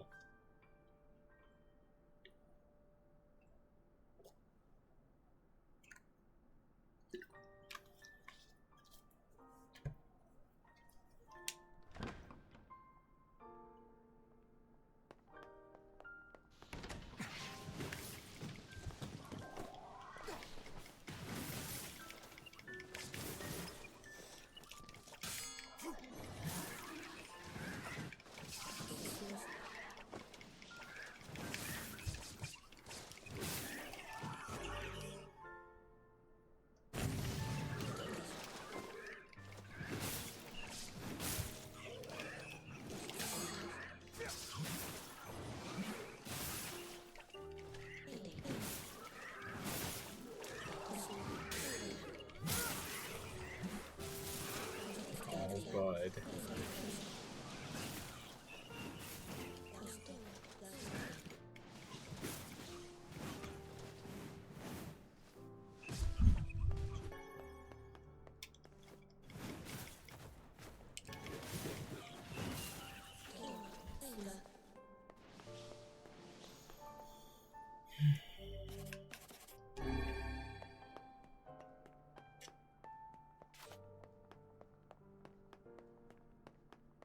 Yeah. I just...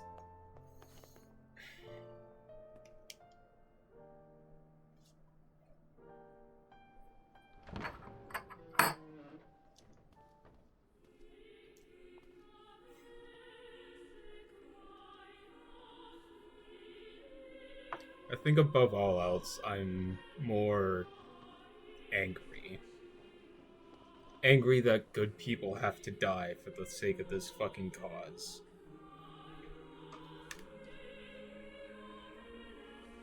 Yona!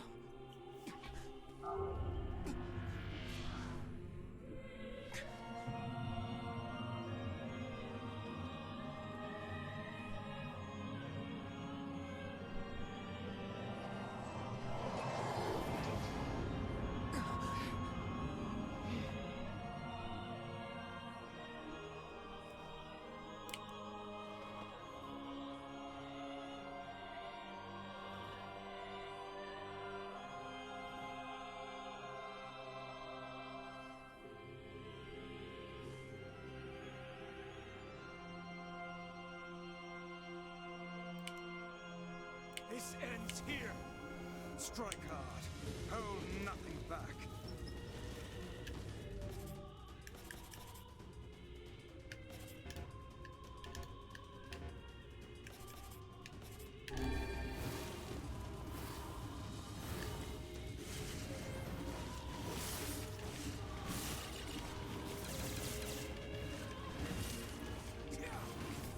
How could a mere tool hope to stand against the Shadow Lord? Don't speak in such a manner, fool. I am nothing like you.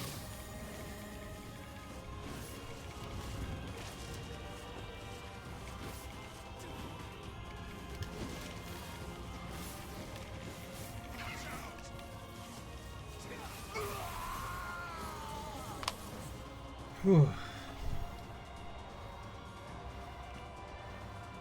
Be careful! I know.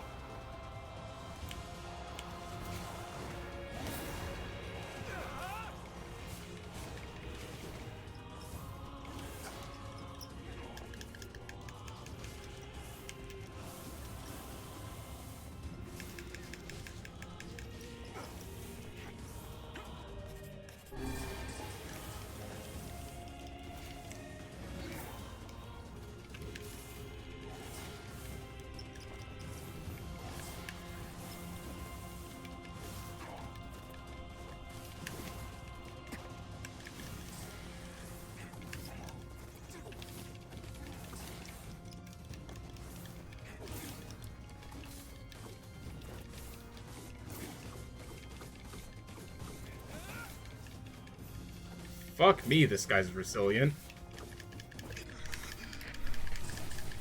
Vice, you alright? Naturally, I am as fit as a fish.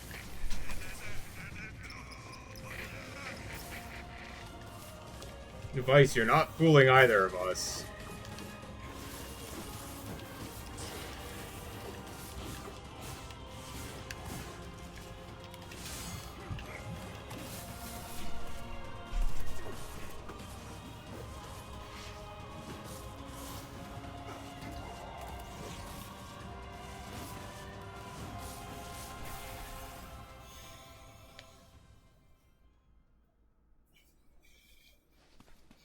Wait. Hi, Yona.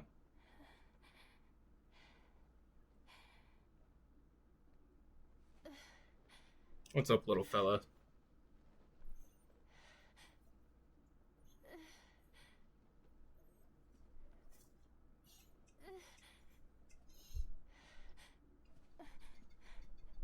Brother? Yona.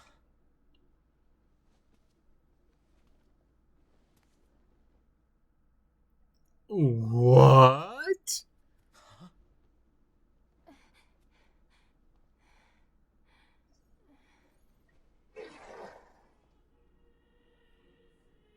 Please, just stop. I don't want to do this anymore. I don't need someone else's body. I don't want it.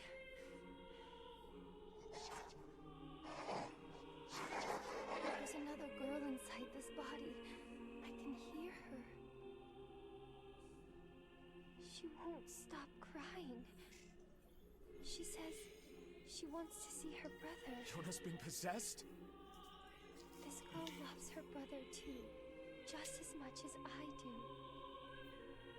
It's not right, you know? It's not right that she can't see him.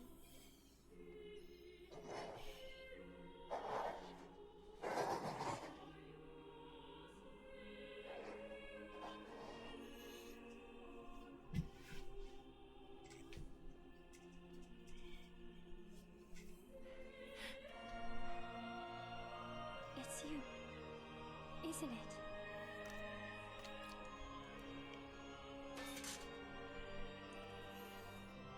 Yes, it's me. Let's go home.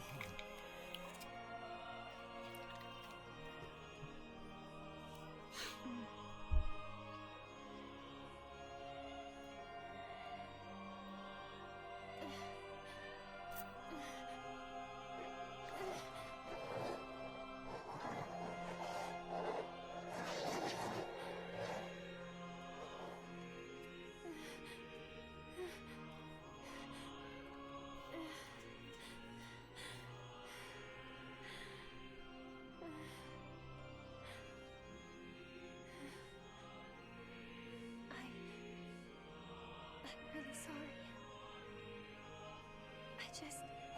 I don't know what to. I'm so very sorry. No matter what. Just know that I love you.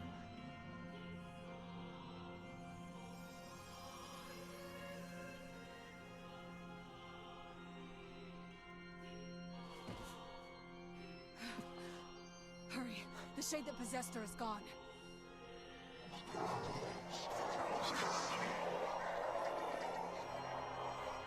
So these must be the two from the beginning. Kanye, watch over Yona. For me. You want me to understand your sadness? You think I'm gonna sympathize with you? I swore to protect my sister and my friends. If someone puts them in danger, they must stand aside or be cut down. Now come on! Let's finish this!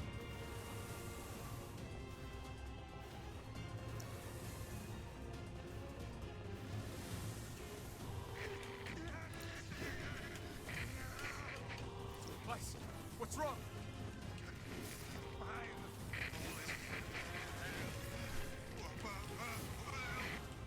You're freaking me out here. Your Vice. What are you doing? Come so. Just do it. Strike the killing blow.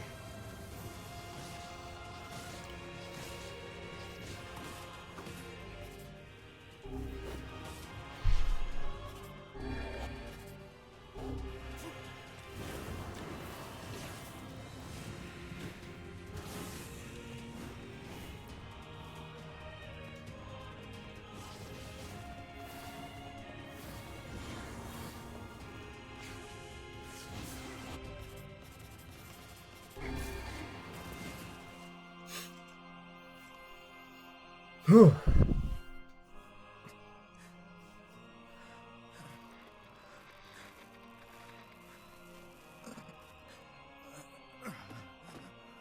No bother.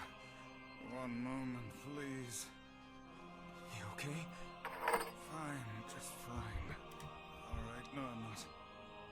Vice.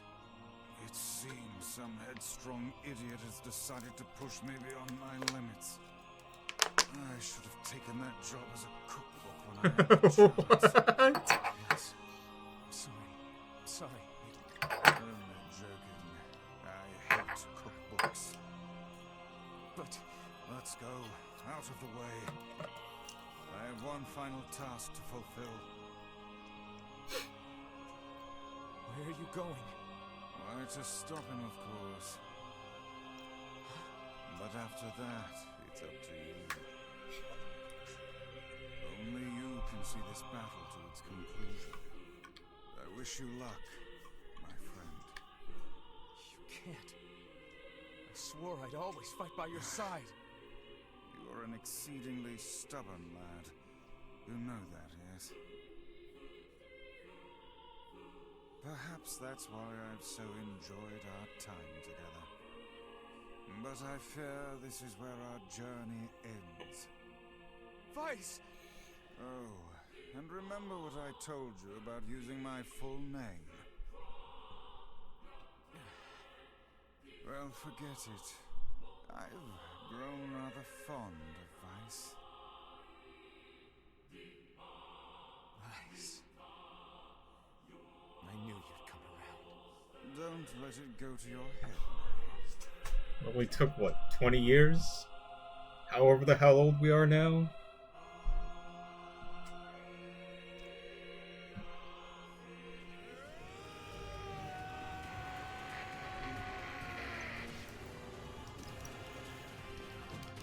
I have something to defend. I have a reason to live.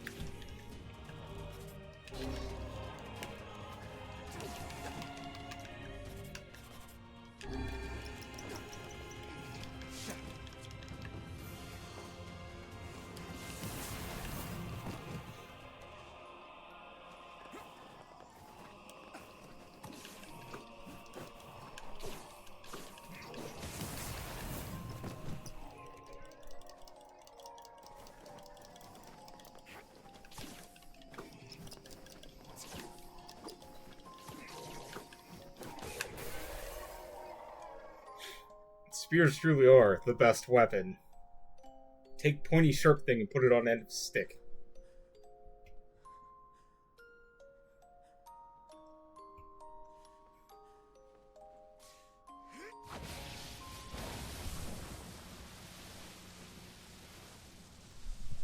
Get second thoughts for a moment.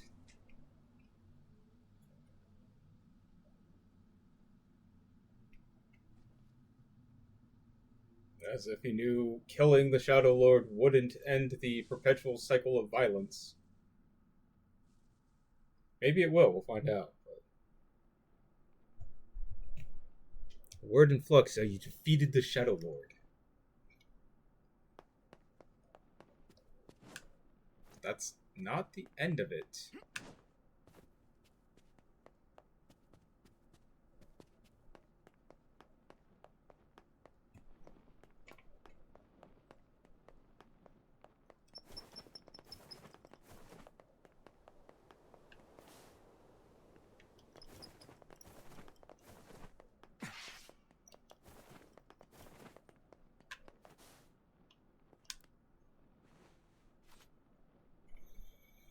Is Iona all right?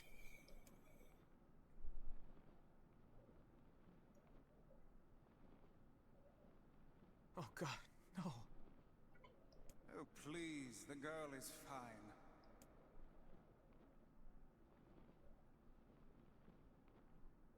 Vice? Where are you? Are you okay?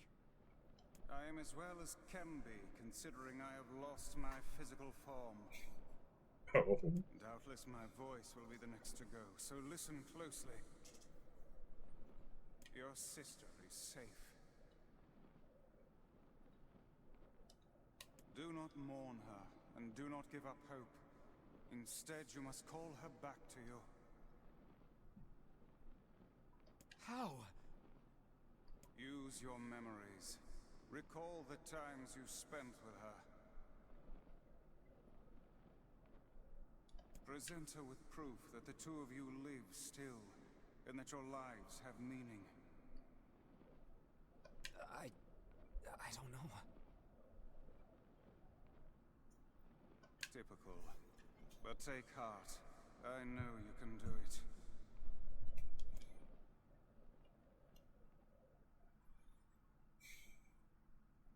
What's my favorite food? Cookies. What's my favorite book? That's my magic storybook. What's my favorite place? Home with you. What's my favorite flower? The lunar tear, of course. Okay, one more question. Who do I love more than anyone?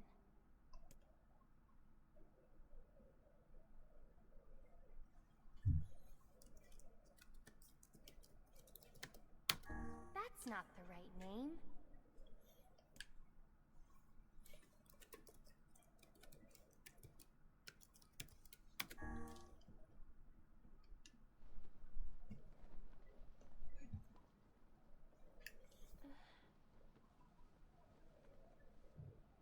Is that you?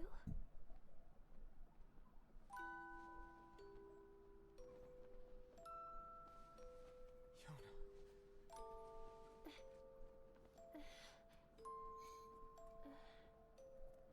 Is this my body? Yes. My guy, maybe don't spin her around as soon as she's capable of standing again. You look bigger than before. Like you've grown up. Well, yeah. I guess you haven't seen me for a while. Have I been asleep this whole time? Something like that. It's almost like I'm a princess from some fairy tale. Oh, Yona. I'm so happy to have you back. Me too. Kaine. You and your sister. You have a good life, okay? Where are you gonna go?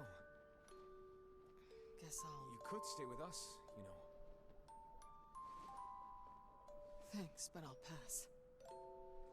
You know how it is. I got my own shit to take care of. What do you mean? Personal shit, alright? Anyway, take it easy, yeah? Kaine. Hey, look. It's beautiful.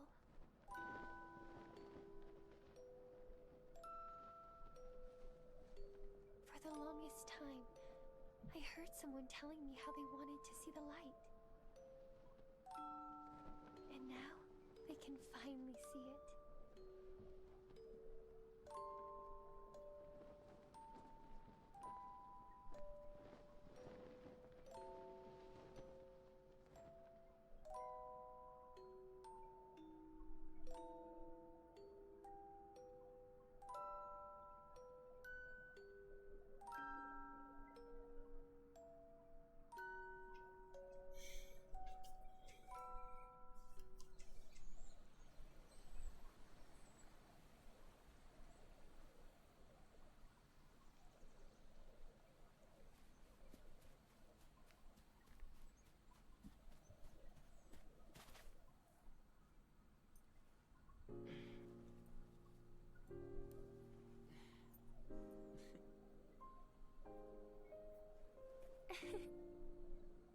Thank you.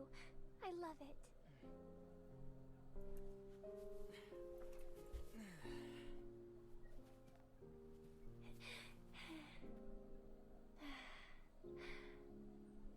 It's so sunny today. Yeah, it sure is.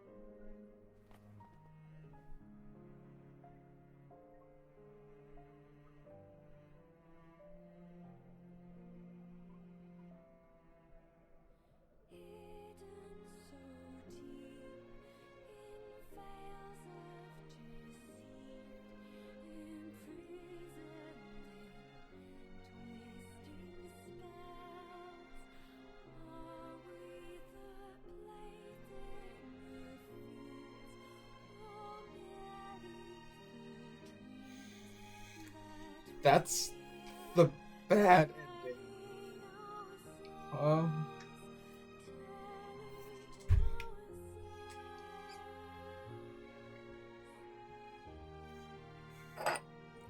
Melly, you can't tell me that's the bad ending and give me hope that the people I care about are gonna make it through this by ending 3.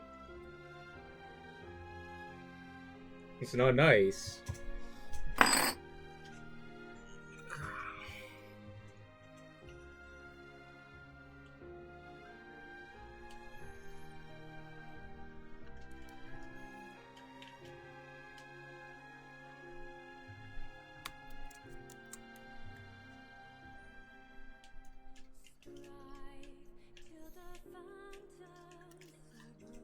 You said it was at least. You said it was super sad, and I associate sad things with bad.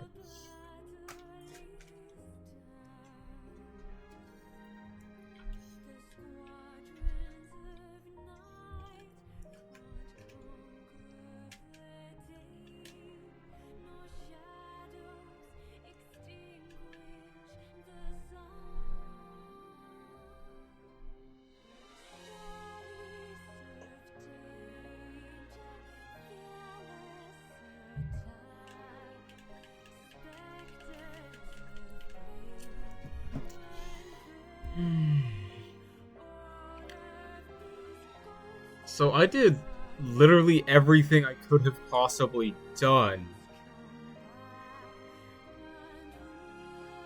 So I have no idea how to get the other endings, unless I just need to do less.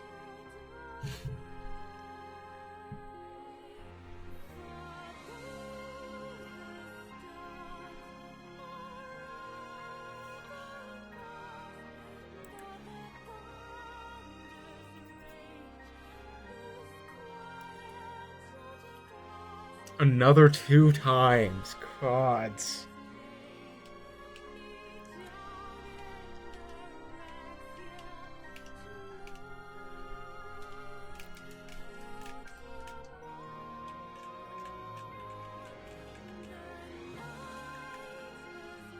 I literally can't skip these credits either. I'm stuck here. I do like the alphabetical ordering of it all, though. That's a nice change up.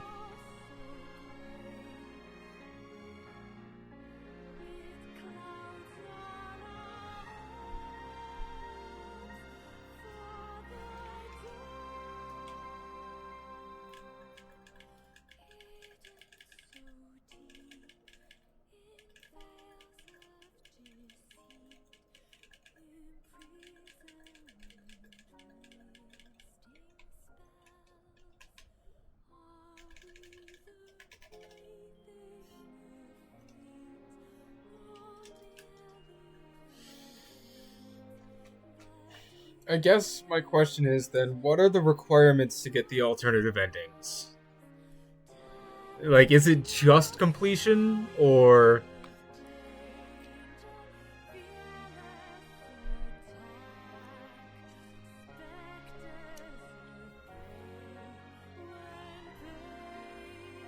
Tell you my thoughts. This was definitely a very long setup to be one of the most tragic fucking things imaginable. But it is also very, very good. There's a reason why, even like when I wasn't playing the game, I continued to think, huh, I should go finish that. It's rare for something to occupy that much space in my head rent-free, you know?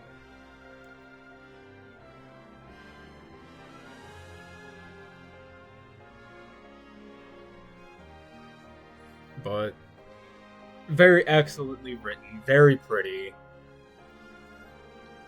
Again, my only issue is that Facade likes to crash when I'm streaming, but, you know, what can you do?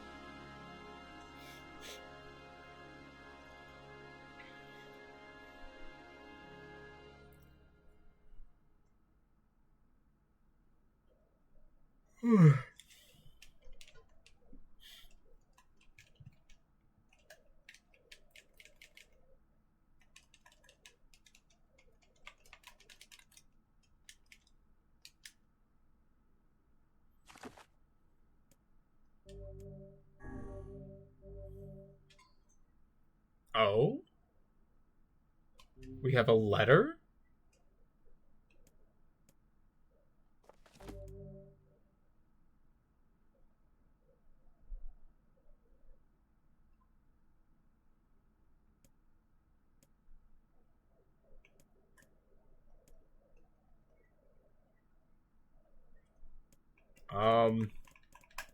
Nervous. If I accidentally click the wrong thing, will it wipe my fucking endgame or not? Exit and clear data save screen. No?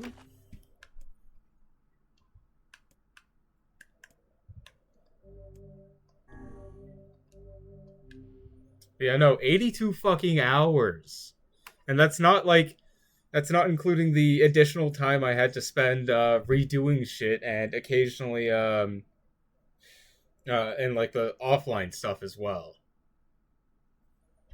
A 90-hour fucking game. Ending B. Load your clear data after completing the game to experience Kaine's story. You can now read a departed mother's diary in your house. Wardrobe has been added to the options menu. New outfits obtained through a departed mother's diary.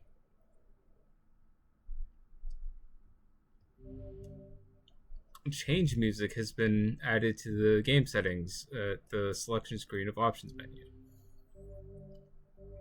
Genuinely need all 33 weapons to get the other endings? Gotcha. How many do I even have? Like, I feel like I was pretty thorough on finding weapons.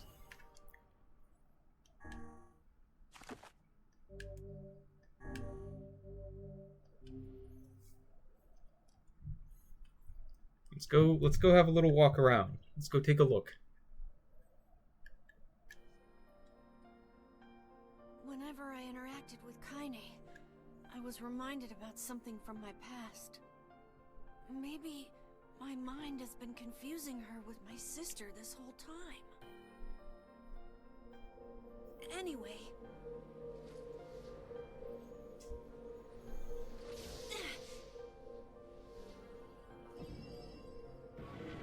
Oh, Emil, you little sweetheart.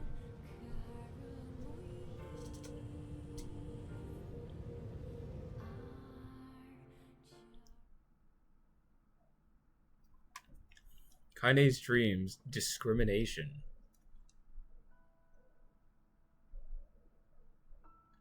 The sound of rain filled the village. The steep cliffs that surrounded the area magnified sound, causing even the slightest drizzle to rattle like a thunderstorm. Thin wisps of smoke streamed from huts as the villagers huddled in their homes and waited out the rain. A single child, however, had braved the downpour and was now wandering slowly to the wooden hawk-shaped weather vane at the center of town.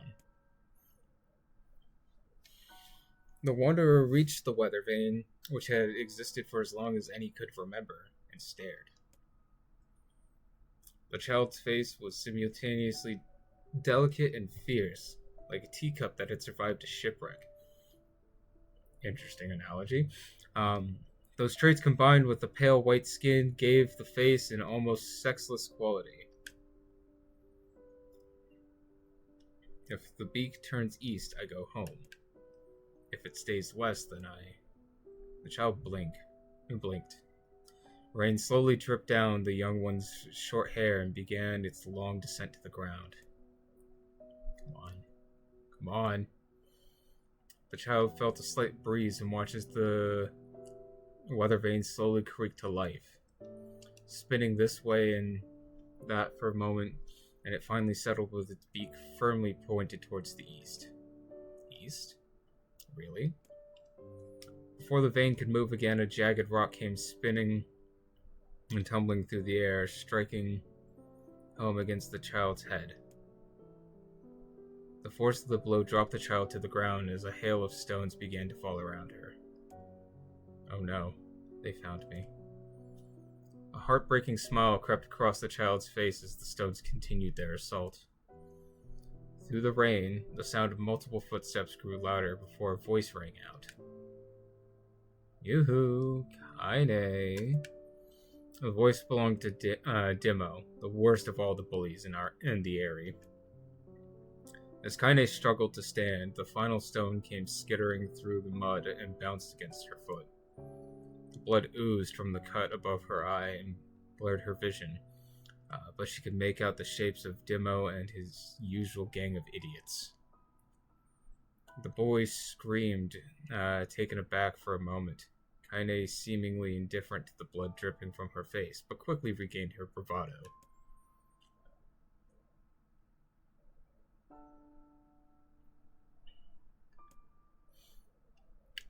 She knew it was futile. Kaine turned to leave. Before she could get more than a few steps, the other children scrambled to surround her, cruelty burning in their eyes. Kaine knew those were not the only eyes on her. The tormentor's parents watched from the safety of their homes. She was attuned to this sensation. It was one she had experienced many times before.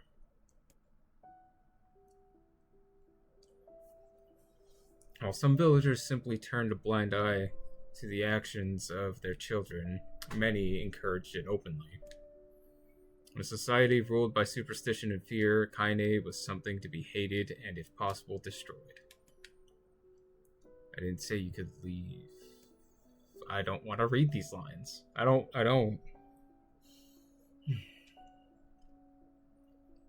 Dimo's words chewed at her like a worm through an apple. He can't hurt me, she lied to herself. Be strong, be brave. He can't hurt me. He can't hurt me. He can't.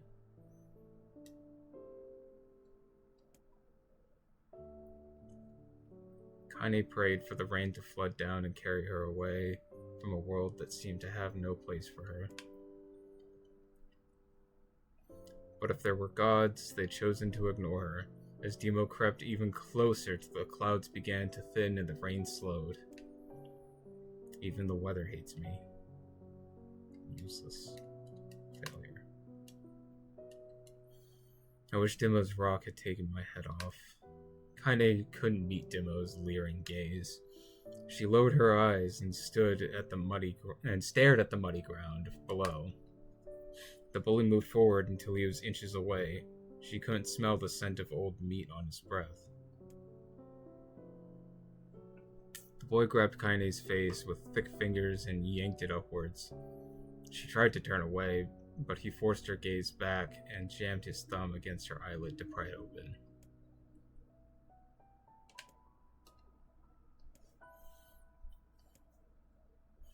Demo grinned evilly. Not even taking his attention away from Kaine, he called his cohorts. As soon as Demo finished, kicks and blows began to rain down upon Kaine. Demo paused, still grinning, as Kaine curled into a ball and tried to make the pain stop.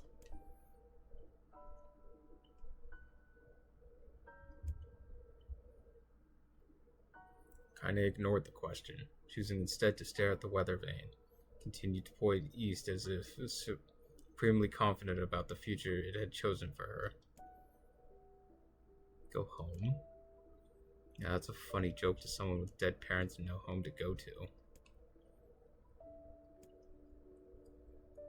Kaine closed her eyes and listened to the rain, waiting for the pain to start again. As the clutching hands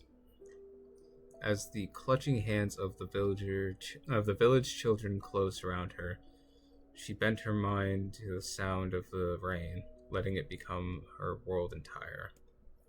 The rain fell, but the pain never came. Maybe. I don't have my moderation controls pulled up, so I can't exactly skip them.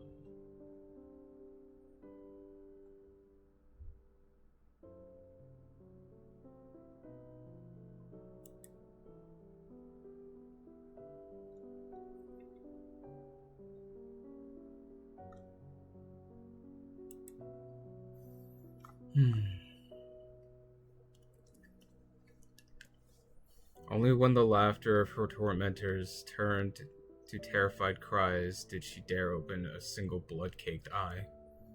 Kaine was shocked to see Demo sprawled upon the ground, holding his head and screaming in pain.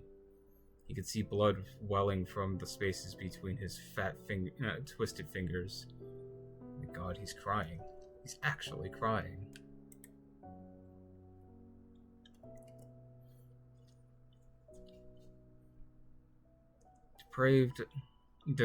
Deprived of their leader, the other children glanced back and forth between themselves as if waiting for someone to step forward and take charge. When no savior emerged, they began an uneasy shuffle away from Kaine. But the young girl was the least of their concerns. Instead, their attention was wrapped on the ancient woman standing a few feet away. After struggling for breath for a moment, she finally spoke, in a voice that was thick with rage. Hurts like a bitch, don't it? I suggest you scatter before I throw another. And if any of you little bastards ever touch my Kaine again, I'll do far worse than throw a rock. You can count on it. The old woman crouched down and gently touched the hand that Demo was using to cover the wound. Before he could think to protest, she ground the palm of her hand against the twisted it back and forth. Ow, he screamed, leaping to his feet. Stop it, what are you doing? Quit whining. Ain't no one ever died from a scratch. You hit me with a rock. A big one. You could have killed me. Oh, there's the ads thing. A little early. But snooze that for right now.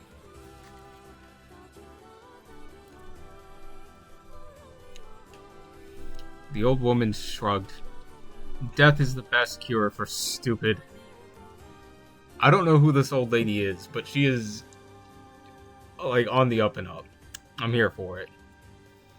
Demo's face twisted with rage at her words. Locking his eyes on Kaine, he took a step backwards and spat on the ground. Get out, leave this village. No one wants you here, either of you. Seeing the old woman grab another stone, Demo and his companions turned tail and ran. As they fled, the old woman grabbed her side and barked out a single laugh. Ha, look at that fat boy go. Guess he's healthy enough to run from a fight. The woman's smile faded as she turned her attention to Kaine.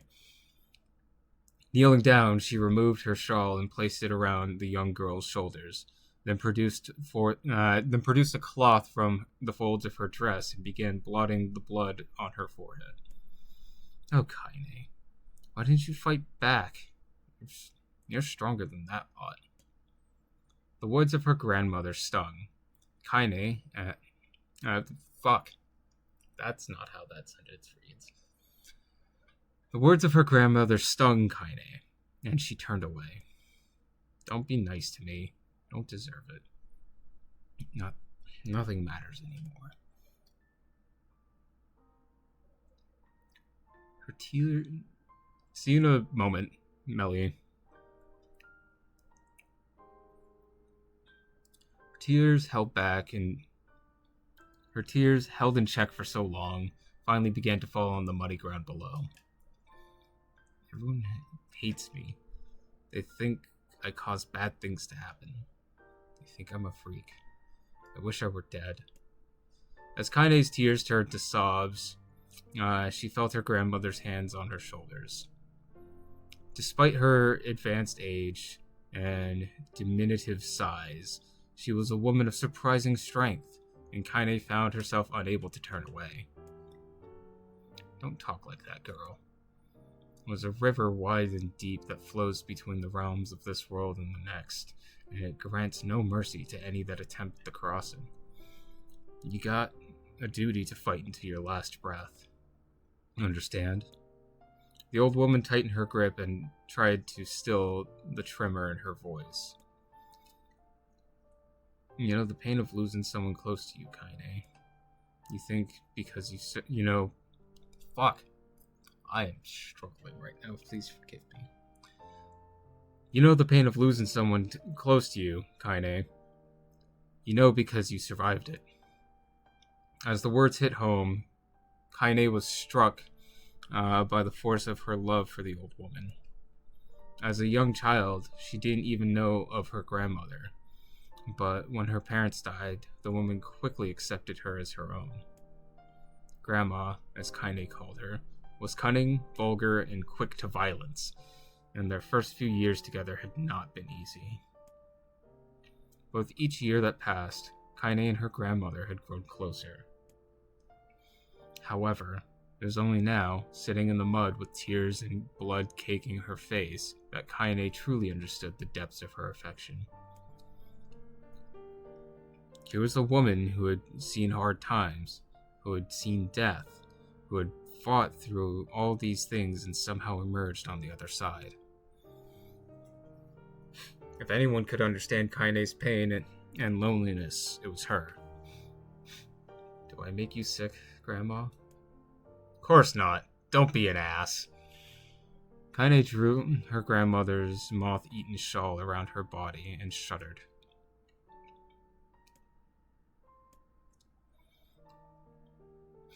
My body, it's not normal. If I was normal, then Mom and Dad wouldn't. Hush, interrupted Grandma. I'll not hear another word of this nonsense. You're my granddaughter and I love you. And if folks have a problem with that, they can just go to hell. And with that, the old woman reached out and placed a wreath of dried flowers in Kaine's hair. The skill it took to bend the flowers without breaking the stems or losing a single petal was remarkable, and the beauty of it made Kaine want to cry all over again.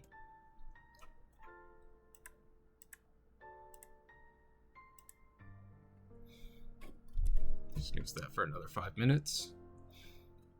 Gosh, these are lunar tears. Grandma, you made this for me? Lunar tears were legendary flowers. Most people could live their entire lives without ever seeing one, and yet her grandmother had somehow collected a dozen or more. Kaine reached up and touched the wreath as if she couldn't believe it was real. Where did you find these? Just stumbled on them. I was out doing the shopping. The old woman turned away while she spoke, leading Kaine to suspect that the search had been more difficult than she was letting on. The pains she took to construct the ornament, let alone track down the flowers used in its construction, made Kaine's heart hurt. She reached up and gently adjusted the wreath, admiring the way it felt between her fingers. Didn't quite turn out right, said her grandmother as she squinted at it. These old hands have trouble with the delicate work, but it sure looks good on a pretty girl like you. Kaine blushed and turned away. You think I'm pretty? Of course you are. What a fool thing to say. Thank you, Grandma. Her grandmother smiled. We're gonna be fine, you and me. As long as we got each other, we'll be just fine.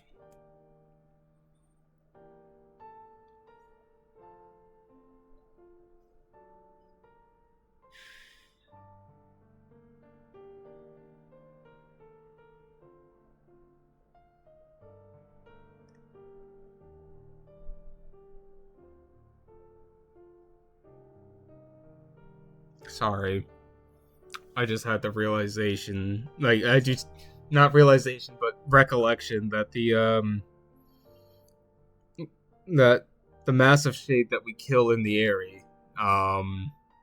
used Kaine's grandmother's voice as a weapon against her. And it's fucking me up now.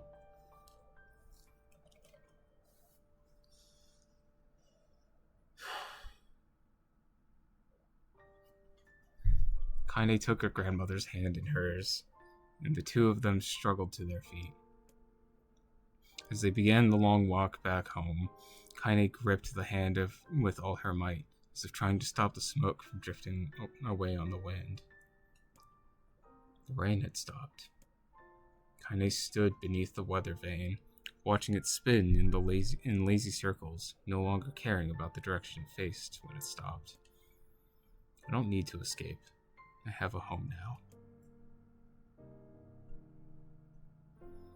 Grandmother loves me, and that's enough. Even if it's us against the world.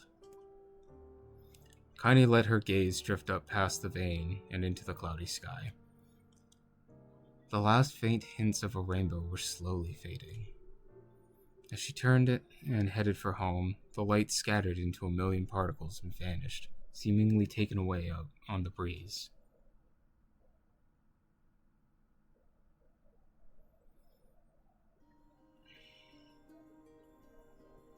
Goodness.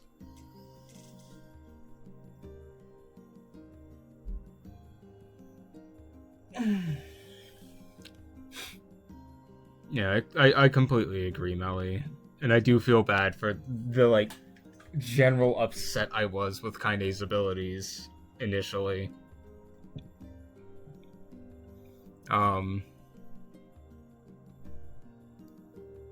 hope you like your multimedia cross-genre video game. Yeah, I do need to do a quick BRB if we're gonna sit here and read then. Because I have no idea how long this is gonna go on for, and I am now my 4th water bottle deep, so I will be right back.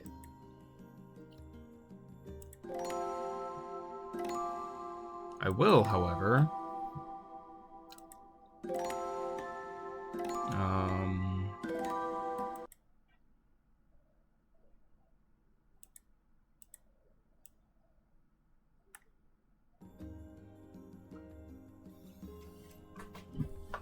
I hate that meme. I hate it. It's great, but I hate it. I'll be right back. Oh, goodness. I'm just gonna take out my trash when I'm standing up.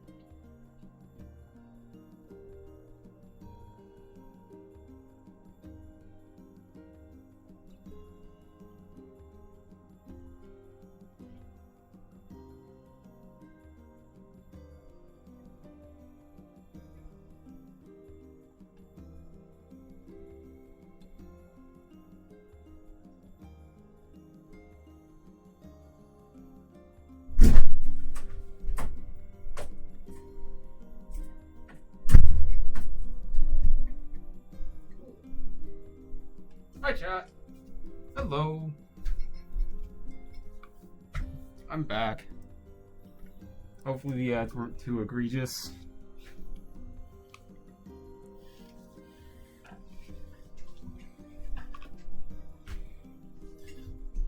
Oh, goodness.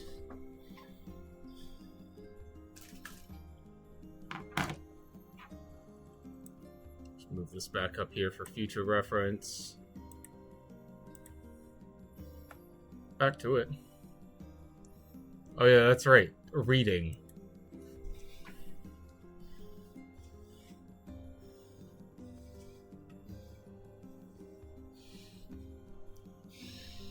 In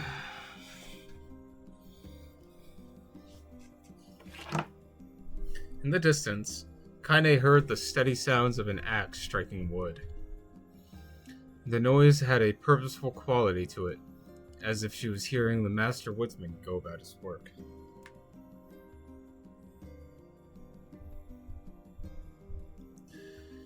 The firewood being produced, however, was far from the work of art as it could be. Pieces of every shape and size were being flung at about a barren yard with wild abandon.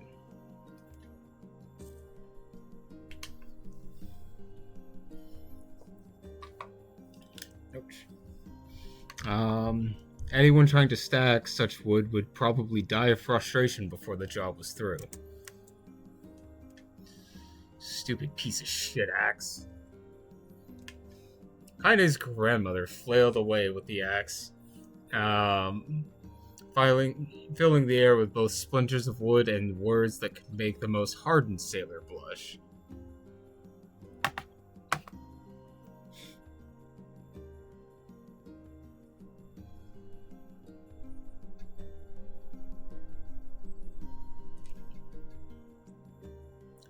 Grandma, called Kaine.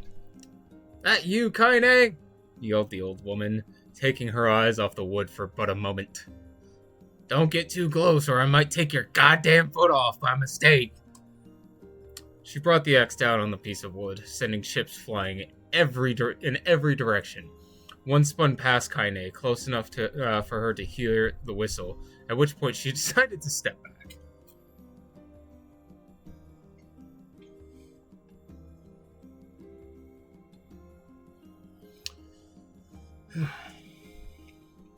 Once she had scuttled to a safe distance, she cupped her hands around her mouth and shouted, Grandma! Do you need help? I can get you water or lunch or a new axe or something. The axe, poised to strike another wobbly blow, paused in midair. The old woman considered her granddaughter's offer for a moment, then smiled. Tell you what, since I'm doing such a piss-poor job of chopping, why don't you come here and take over so I can go get the water? The Shades have been restless lately, and I don't want you running into one of them bastards. Relinquishing the axe, her grandmother picked up the long pole with wooden buckets on either end. Gathering water was by far more difficult of the two jobs, but Kaine knew better than to complain. Once Grandma's mind was set, there was no changing it. Kaine did her best with the chores, but Grandma took every task that required to travel to the village. Though she had a long list of plausible excuses, Kaine knew the real reason. She didn't want her granddaughter to be taunted and harassed by the villagers. Once Kaine moved in, Grandma decided to take up residence in the good distance from the Eyrie. Out of sight, out of mind seemed to be the best policy when it came to the villagers and her granddaughter. Rare were the days when any but the two of them could be found on the rocky air. Oh, goodness. Excuse me. And rare were the days when any but the two of them could be found on the rocky acre of land they called home. Kaine enjoyed the solitude, but harbored a secret resentment that her grandmother was forced to spend her golden years in such a place. After watching her grandmother leave, Kaine turned her attention to the task at hand. She had never chopped wood before in her life, and soon discovered why the old woman hated the chore. Swing after swing, the axe produced only a tiny crack in the wood, and when she finally managed to connect it with a solid stroke, the tool embedded itself in the log and refused to budge. Frustrated, Kaine swung the axe around her head and threw it, log and all, across the yard. She suddenly understood the joy her grandmother felt in a good curse. Happier now, she picked up the axe and forced it from the wood and resumed chopping. She had a natural skill with the blade, but the task was challenging, and blisters soon began to form on her small pink hands. This is tough. The logs are weird sizes. Spitting on her palms, ignoring the pain, Kaine redoubled her efforts. Just as soon as she was developing a good rhythm, Grandma returned to the village. Setting down her buckets with a small sigh, she took one look at the logs and coughed out a wheezy laugh. Pretty clumsy, girl. Better practice it if you... Her grandmother suddenly collapsed to her knees, causing one of the buckets to wobble precariously. I wanted to say precociously, but that's a different word. Eyes wide, Kaine dropped the axe and ran to her grandmother's side. Grandma! The old woman shook her head and pointed a trembling finger to the bucket. Get the bucket. Can't let it spill. Kaine steadied the bucket with her foot, and as she knelt by her grandmother, a small bit of water sloshed over the side and made a new home in the hem of her dress, but Kaine didn't notice. Grandma? Grandma, what's happening? Crazed with panic, she grabbed her grandmother by the shoulders and shook. After a moment, the woman lifted her arms and batted Kaine away. Stop that. Just stop, she cried, breathing heavily. It ain't like I'm dying. Just tired from the trip is all. Kaine depressedly wanted to believe her, but one look at the old woman's shaking hands and worn face told her more than words could ever. Her grandmother had lived a long, hard life, and it seemed the bill was finally coming due. The time when her grandmother watched over Kaine was ending. Sooner than either of them had feared, the positions would be reversed. The next morning, Kaine came to the side of her grandmother's bed and took her wrinkled hand. Grandmother, you're sick. You need medicine. I'll go to the village. The old woman shook her head and tried to rise, but Kaine pushed her down. It's all right, she said. I'll be fine. Her grandmother fixed her with a gaze that could melt steel. After what seemed an eternity, she finally lowered her eyes and sighed. Well, I don't like it, damn it. But I guess I should quit being stubborn and let you grow up. The old woman watched as Kaine strapped on her boots and made her way down the road to the village. Hours later, as an unseen sun made its way across the dark, rainy sky, she was still watching. Kaine moved at a brisk pace, checking her pockets every few minutes to make sure the money her grandmother gave her was still there. Every noise caused her to spin on her heels, making sure she wasn't being stalked by a shade, or worse, Demo and his gang. But she had encountered neither tormentors nor shades, and Kaine finally found herself at the entrance to the village. The few adults she could see glanced sideways at her, then muttered to each other behind raised hands before slinking away into the shadows. Her heart racing, Kaine took a series of rapid, shallow breaths and tried to calm herself. I have to prove myself. I have to help Grandma. I have to be strong. She chanted those words to herself over and over as she slowly made her way. Finally, her eyes settled on a round, older woman who was angrily waving her arms in the air, telling everyone who would listen exactly what she thought of Kaine's presence. "Hey, lady," said Kaine with bravado she did not feel. "Where's the apothecary?" The woman's flabby cheeks shook in bewildered anger. How dare this thing speak to me? They seemed to say, but Kaine knew. But Kaine saw her eyes held a different emotion: fear. "Yeah, we're both scared, lady. Trust me on that one." "Which way?" Kaine repeated. The woman pointed at a small building to her right before hitching up her dress and stumbling off in the opposite direction. Kaine cringed, expecting a stone to come flying from the assembled crowd, but none came. Her mind was filled with a strange sense of pride as she made her way to the apothecary, but the new emotion had little time to take root, for as soon as she opened the door, she noticed a familiar customer at the counter. It was Demo.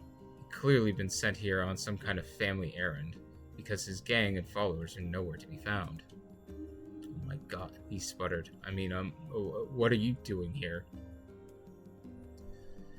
The insult delivered without force, and Kaine happily ignored it. Stretching on her tiptoes to see over the counter, she asked the shopkeeper for medicine. "Ha," barked Demo. "Go to hell, Demo."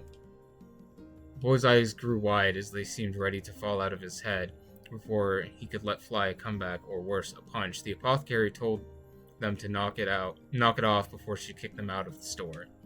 Demo slunk out of the shop, cursing Kaine under his breath.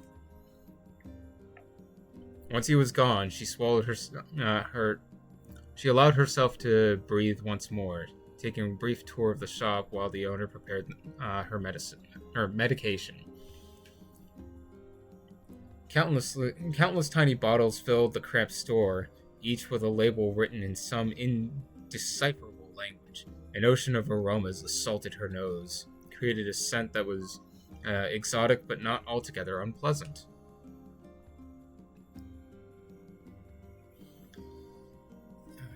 Seeing such a variety of supplies gave Kaine a sense of peace. Surely in a world so vast there would be a place that she could call home.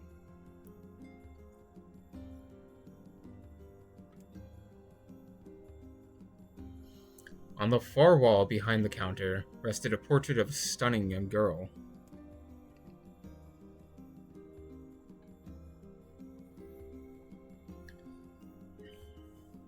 The picture had once contained bright, vibrant colors, but time worked its cruel magic and they were beginning to fade.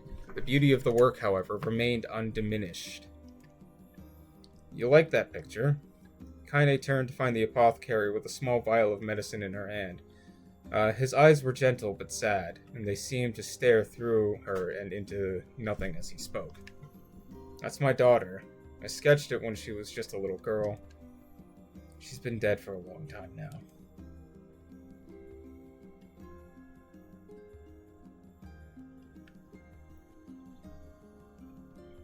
Kaine didn't know how to respond. She just stared at the portrait and tried to come up with the right words. "Pictures are wonderful things," continued the shopkeeper. "They let the ones closest to you live on forever."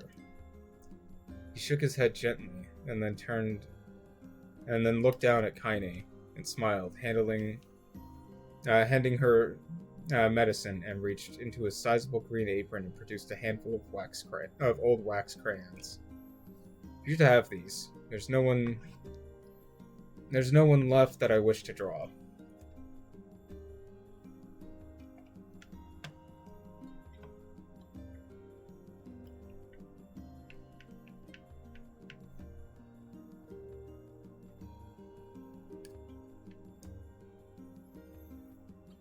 Kaine took an indecisive step back, causing the shopkeeper's face to darken. "Yes, I've heard the rumors about you," he said. "It's a small village. Word travels quickly. Between you and me, I'm not sure which of them to believe, but I also don't think they much matter. I know your grandmother, Kali, and I think the way she was driven out of the town was just deplorable." "Grandma's name is Kylie?"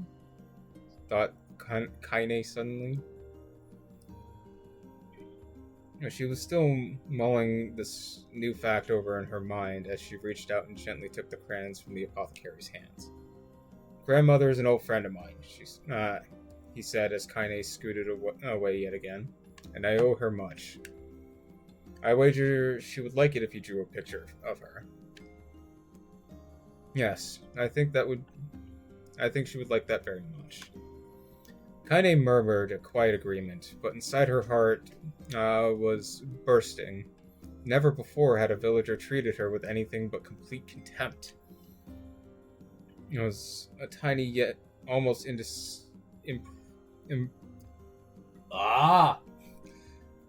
was a tiny, almost imperceptible step, but it was a step nonetheless. And even with tiny steps, she might one day discover the rest of the world. When Kaine returned home, she found her grandmother was asleep in her bed.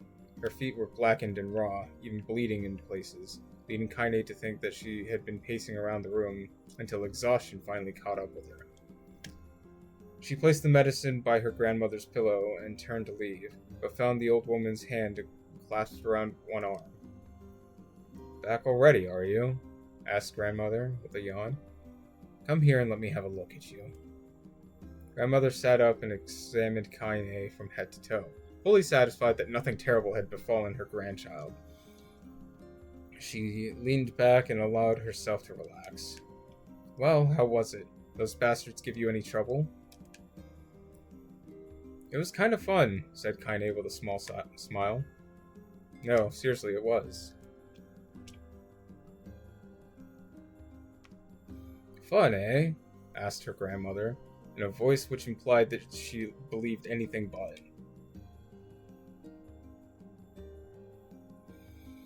"Uh-huh, so anytime you need me to run an errand, just let me know." As she spoke, Kaine removed the crayons from her pocket.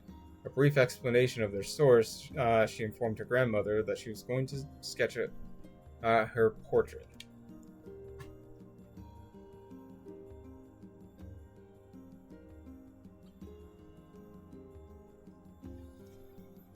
"A portrait of me? Ridiculous. No one wants to stare at this wrinkled old crone." "But Grandma, it'll make you live forever." "Horse shit," said her grandmother, throwing back the sheet from her bed. "Living forever would just piss me off. Now put those crayons away and help with dinner." But Kaine would not relent, and in the end, Grandma found herself leaning against the wall in the house as if posing for a master artist. Kaine took up the crayons, eyed her subject carefully, and set to work. Just as her grandmother was about to nod off, Kaine finished the piece, and after staring at it for a bit, she released it from her grip and slowly let it drift to the floor. "It's terrible. It doesn't look like you at all." "I'm sorry, Grandma. I thought these crayons would, make the drawing easy or something." The old woman's eyes narrowed at her granddaughter's disappointment. "Let me be the judge of that," she said, ignoring the pain in her back and reaching for the paper.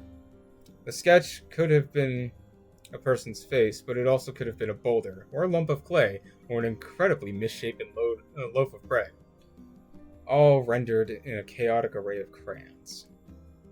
The old woman stared at the picture for a long time and slowly wheezed out a laugh. "Oh, Kaine," said between laughter, "you truly are my blood. You're as clumsy as me, and I love it. But, hush, I won't hear any more bull about how ugly you think it is. It came from your heart, and I'll treasure it always."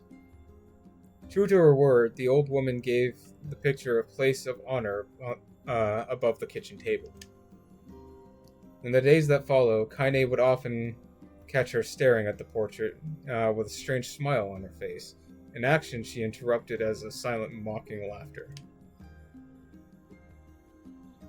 She interpreted as a silent mocking laughter. A week later, Kaine could stand it no more and asked her grandmother to take the artwork down. "Posh," said the old woman. I'll take this down when they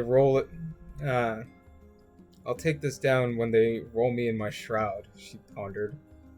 She pondered this for a bit, then turned to Kaine and dropped to one knee. "Listen to me, girl.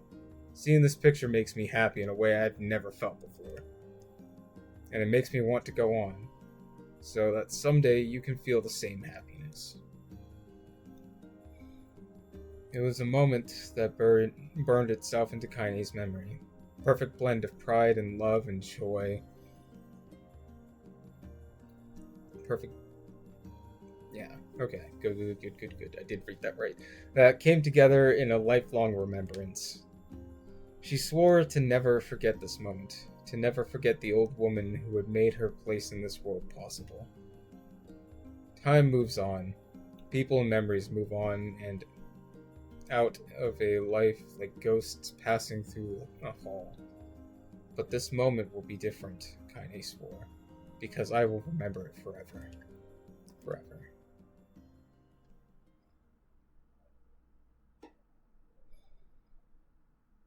Whew.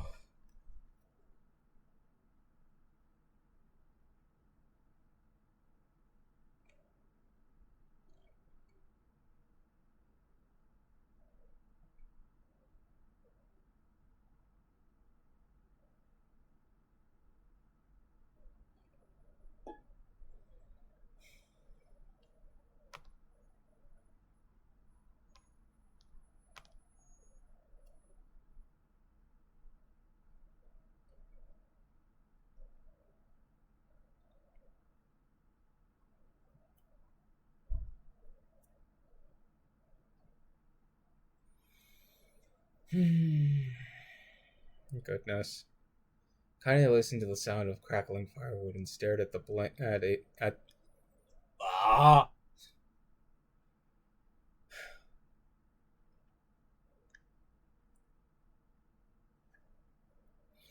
Kaine listened to the sound of crackling firewood and stared at the black object on her plate.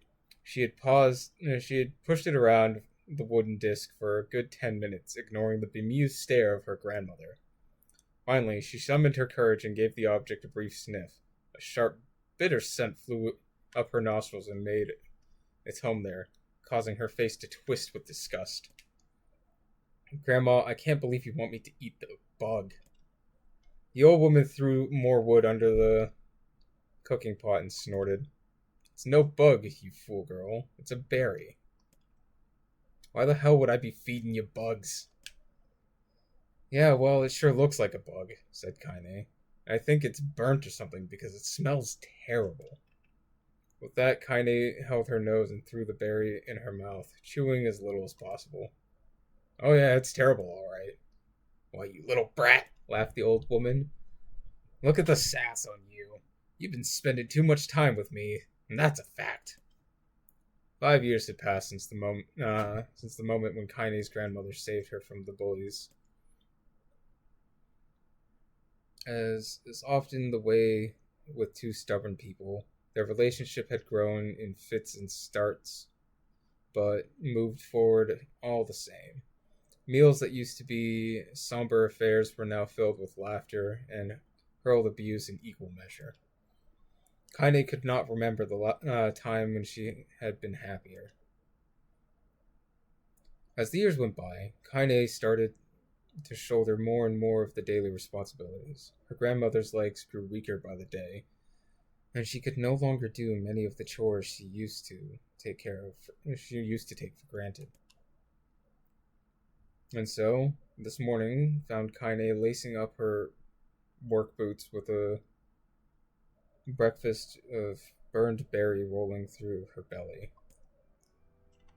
Where are you going today? Asked Grandma suddenly. Kaine looked up, surprised. The old woman rarely asked for specifics anymore.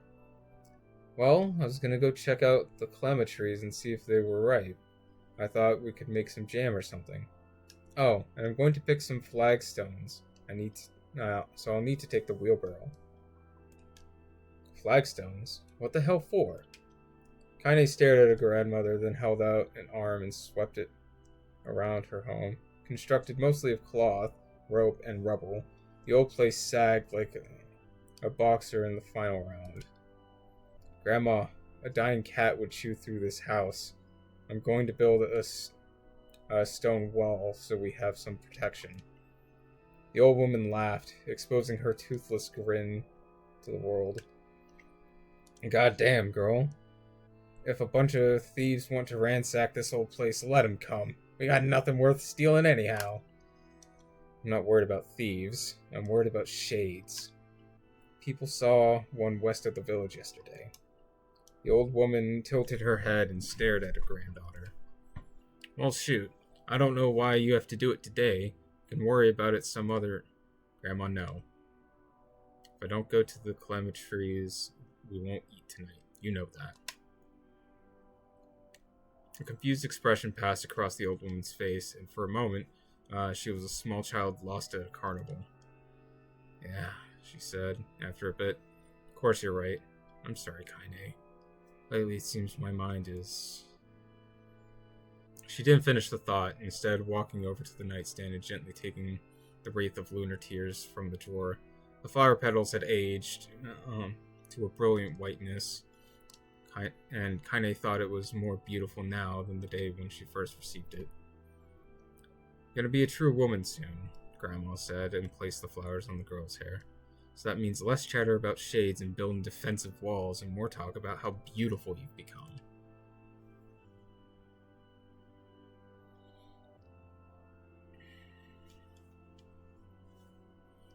Annoyed, Kaine reached up to remove the garland, but the look on her grandmother's face stopped her hand. You're a beautiful thing, said the old woman, and there ain't another like you in the world. I'm very proud of you. Okay, Grandma, that's enough of the goddamn compliments for one day.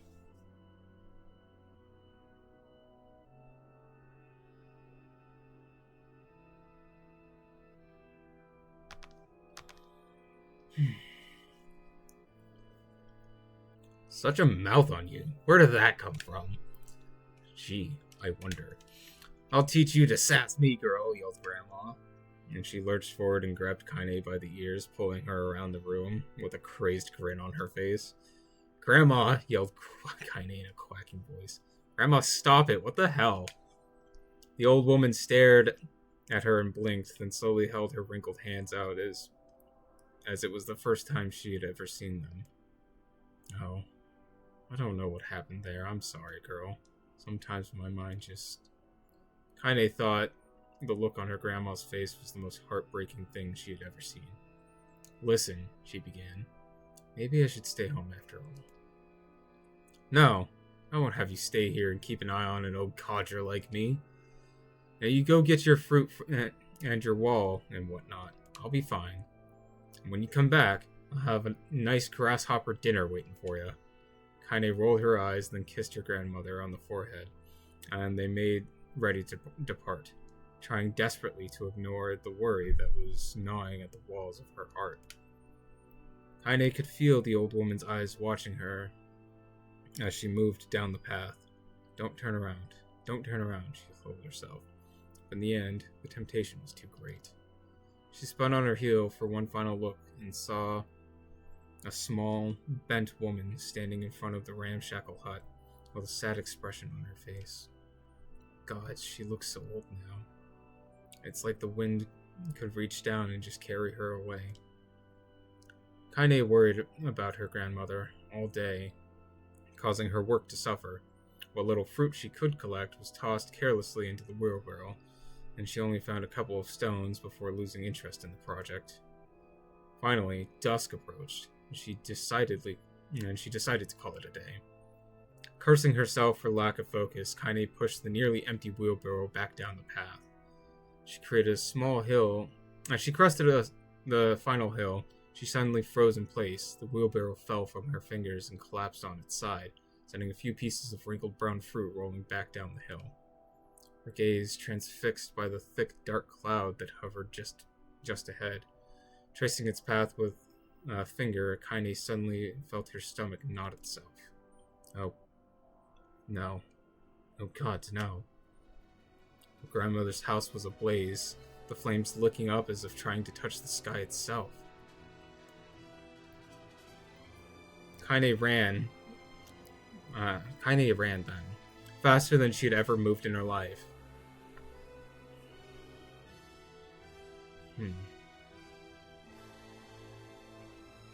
I see.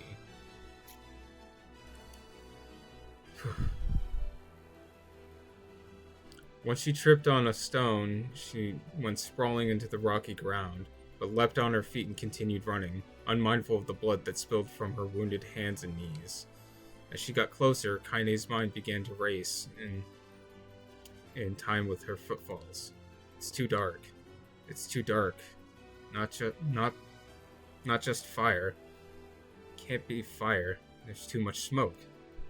Gotta save her. Gotta save her. She burst into the front yard and came to a sudden halt. Her worst suspicions confirmed. The smoke from the fire was mingling with the thick, inky blackness of an enormous shade. The massive creature supported itself on 3 twisted feet and achieved balance through means of a large armored tail. Scales and horns and claws sprouted from its body in a random, chaotic pattern, giving it an appearance of a lizard designated by some insane god. Seeing Kaine, it let out a roar and flicked its tail, sending a small whirl spinning around the yard. For a moment, the creature retreated into the shimmering, inky blackness, as if her mind was unable to comprehend that such a thing could actually exist. But then, the smell hit her. A blend of rotten meat and excrement. The horror became real once more. The creature bellowed again, and this time Kaine responded with a scream of her own. "Alright, you bastards," she thought, as the scream echoed off the high cliffs around them. "It's you or me. Let's go." The shade eyed Kaine with bemused interest. Then it began to look from her to the house and back again, as if urging her to look at the destruction it had so gleefully wrought. With dread building in her heart, Kaine glanced towards the house. Through the smoke and flames, she had spotted a small figure struggling to escape the ruins. "Grandma!" At the sound of her voice, the old woman began waving frantically. "She's alive," thought Kaine. "Alive? Welcome back, Mag." Kaine's legs sprang to life as she raced across the yard towards the flaming wreckage of the house. Before she could advance more than a few steps, the shade opened its mouth and let out a roar powerful enough to uproot the trees and send them flying. The blast sent Kaine tumbling through the air before smashing her against the rocky earth. Stars danced in front of her eyes as she tried to remember how her legs worked. Get up. Get up! Get up, get up, get up, get up, get up, get up, get up now! Kaine struggled to her feet. The shade stomped towards the house and pinned her grandmother to the ground with the tip of its claw. The old woman struggled to move. The claw from her... Fuck, I am struggling to read right now. Reading out loud is not one of my strong suits. The old woman struggled to move the claw from her stomach, but she might well have been pushing a mountain. She coughed briefly, sending a small spray of blood into the air, then collapsed to the ground, energy spent. Kaine lurched to her feet, only to fall back to the earth with a gasp. Her ankles were on fire. One or both of them were surely broken. Ignoring the pain that she screamed through... Ignoring the pain that screamed through her body, she began dragging herself across the ground, leaving a drunken trail of dust and blood in her wake. Grandma, hold on, just a little longer. Her grandma's face was turning blue, her eyes rolling back until only the whites were exposed. Kaine pulled herself across the ground with maddening slowness, the distance seeming to increase with every second that passed. The shade glanced between the two women and flicked its tongue out, its giant mouth turning up at the corners. Short, panting breaths belched from somewhere deep inside its core. Bastard laughing at us. She had no idea how such a mindless creature could experience emotion, but there was no doubt that the shade was taking joy in their suffering. Yeah, I see your plan. The shade moved its claws slightly, allowing Grandma to breathe again. It was clearly keeping her alive, only to snuff her out when Kaine was close enough to touch her. I'm gonna kill this bastard. Summoning all of her strength, Kaine rose to her feet. There was a sickening snap from her right ankle as her foot twisted backwards. But she forced it from her mind and began to hobble towards the monster. Pulling out a small knife from a pouch at her waist, she left on the foot that pinned her grandmother and plunged the weapon deep. "Give her back!" she screamed. "Give her back to me!" It was like stabbing a rock. After a few swipes, the knife broke at the hilt with a dull snap. The shade panted laughter again, then raised its tail and sent it rushing through the air towards the young girl that was latched onto its foot. Kaine never had a chance. The tail struck her square in the chest and sent her crashing into the burning wreckage of a home. As she lay on the ground, with blood pouring from multiple wounds, a small, weak voice spoke up. "Kaine?" Kaine's vision had blurred, but she forced herself to focus on the sound. Finally, her eyes cleared enough for her to make out her grandmother's hands reaching out to her through the smoke. "Grandmother?" "Kaine, you gotta run. Can't beat this one." Kaine grabbed the hands that held on with all her strength. "Grandma, come on, we have to go." The old woman coughed loudly. One of her hands, slick with blood, slipped from Kaine's grasp and thumped to the ground below. "Grandma, no. No! I said run, god damn it. You have to live. You have to get through." The thought would stay forever unfinished.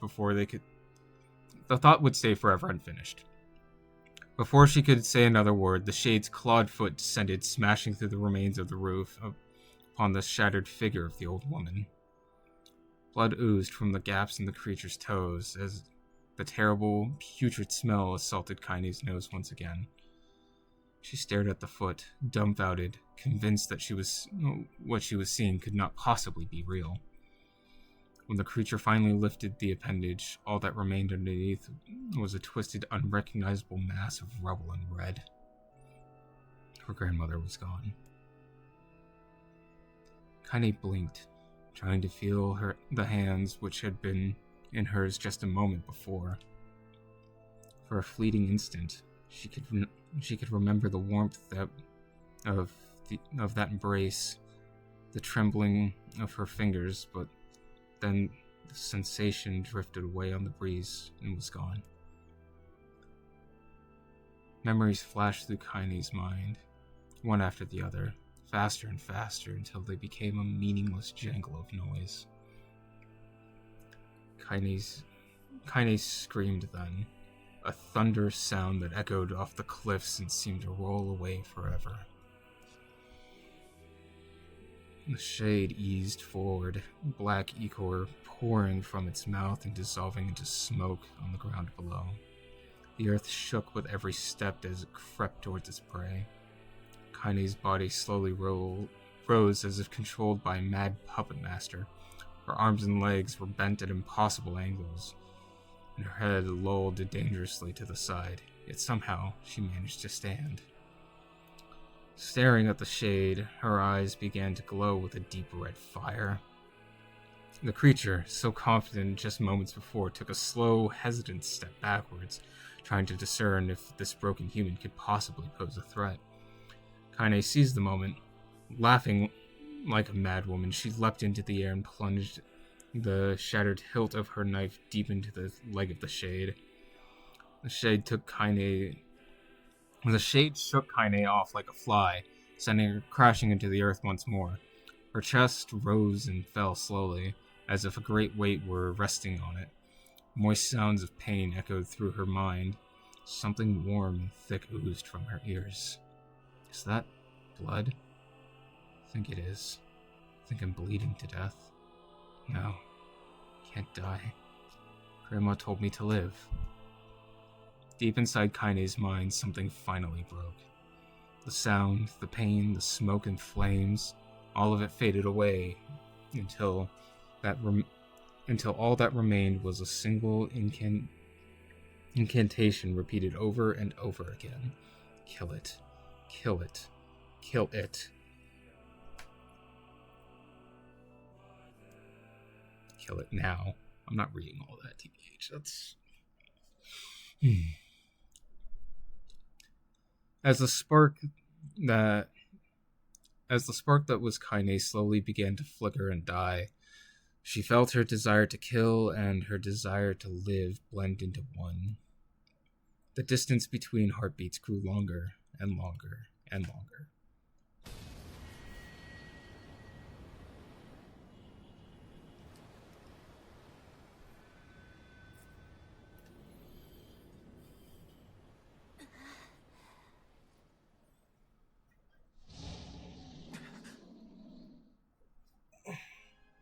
The beast approaches. Oh, I know.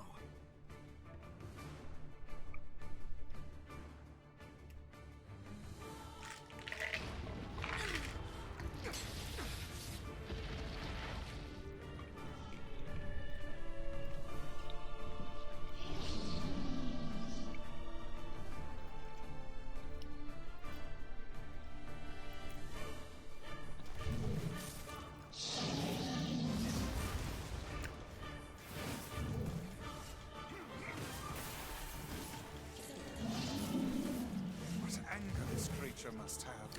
How did it even survive these past 5 years? I'm not gonna let this happen again. It dies today.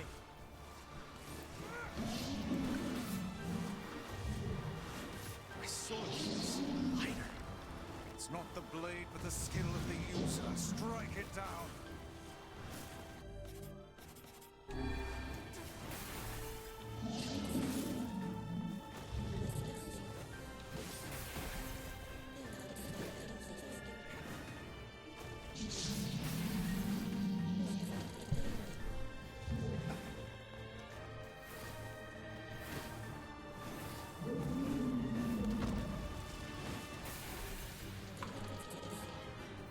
Goodness, that was a long-ass read.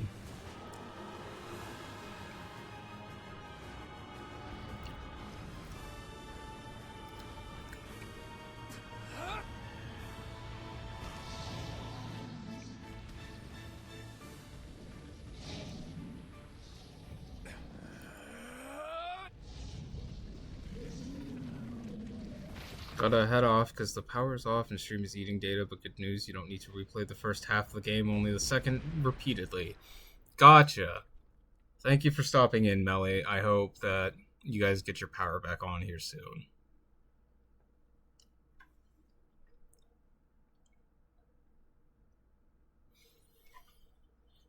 I suppose that does answer the question of how I get back into New Game Plus. I'll avoid more reading. Give me a second to grab some water.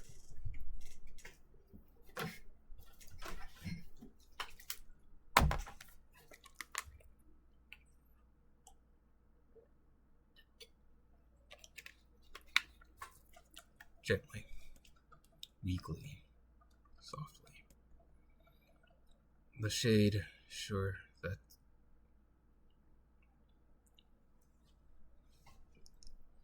The shade, sure that its tormentor was dead, turned and stomped off towards the horizon, stopping along the way to bellow one final roar. Couldn't kill it.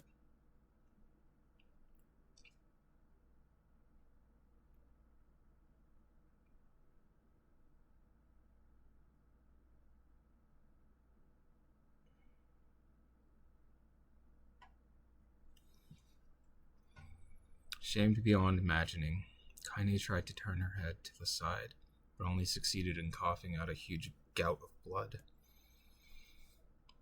It was getting difficult to see, and only after a moment of fierce concentration did she realize that her left eye was gone. Laughing to herself, she turned her remaining eye to the ruins of her home and noticed a ragged stump of an arm resting a few feet away. Yeah, That's mine, she thought with a mad giggle. This is gonna make clapping a real bitch. Ha! Cried with a sudden voice from the depth of her mind. Finally gonna die, are ya? Well, you had it coming. Go to hell, Demo. She thought at the unseen assailant. Go to hell before I pluck out your eyes and feed them to a dog. The voice of her childhood terror evaporated into smoke, only to be replaced by another one, a more recent voice. Hold still, said the apothecary, materializing from the ruins like a ghost. I want to draw you, that way you can live forever. No, stop. Don't want to live forever. I want to die right here. I see, he said quietly. Oh, if that's what you want. The spectral shopkeeper fluttered in and out of existence for a moment, and then produced a piece of paper and sketched quickly. After a few seconds, he turned the page to Kaine and smiled. Since you rejected my offer, I decided to draw someone else. It was a picture of her grandmother, real as life. Kaine opened her mouth to thank the man, stopped as the picture began to blacken in the middle. Before he could say anything, dozens of multi-legged insects began to swarm across the image, tearing it with sharpened pincers. Stop. No. Don't hurt that picture. Kaine reached out with her remaining arm and waved futilely at the air. To her surprise, the insects fell off the picture and into the ground below, where they vanished into tiny black tendrils of smoke. Relieved, Kaine turned her good eye back to the picture, only to open her mouth in silent scream. The sketch now showed her grandmother as she truly was, smashed in an unrecognizable lump of nothing. The apothecary smiled, then broke into a jolly dance. See that? He cried, dancing his jig. It's perfect now. She looks just like you. I look like that? Oh God. God, I'm gonna die. I'm gonna die. Drowning in despair, Kaine laid her head back in the mud and smoke of her ruined house and waited for the end to come. But just before she let everything go, an unfamiliar voice began whispering in her ear. Ain't you got a wish, sunshine? The voice was vulgar and fierce at the same time, as if instantly had somehow found a way to take form. Kaine wanted to scream as the voice crawled under her skin, but her lungs refused to work. You know, a wish, like a prayer or something? Why don't you get on your hands and knees and start praying to heaven? Please, invisible man in the sky, save me, save me. Ha ha ha ha. Kaine finally resorted to shouting at the voice with her mind. I don't make wishes. They don't come true for me. I should be left to die. The other voice boomed in her ears. Ah ha ha. Oh God, you are the best. Kaine glanced down and saw a black, tiny substance oozing from her legs. She tried to brush it away with her remaining arm, but could no longer respond. The substance slowly crept around her feet and then began moving up the rest of her body. Is this death? Is this what it's like? Or is my mind just losing itself? She could feel the slime oozing upwards, the hot, searing pain it left in its wake. Whatever else might be happening, she was alive, and this was real. Come on, said the voice. Let it go. Kaine tried to ignore the voice and concentrate on the pain, but the newcomer would have none of it. Don't ignore me, sunshine. You're ready to give up, ready to die, so why not let me have it? Have what? Your body! Come on, give it to me. Give it to me. I want to stand on the ground. I want to feel the rain and taste the wind. The voice paused as if licking its lips. When it resumed, it filled with mad, unabated joy. And I want to take your hands and use them to choke the goddamn life out of people. I want to tear out their throats and bathe in the blood, just like before. In response, Kaine shifted her head and vomited. The warmth crept down her front and mingled with the pain of the encroaching black ooze. Are you a shade? Yeah, maybe. What of it? The slime reached her face and crept up past her nose and slowly oozed into the socket of her missing eye.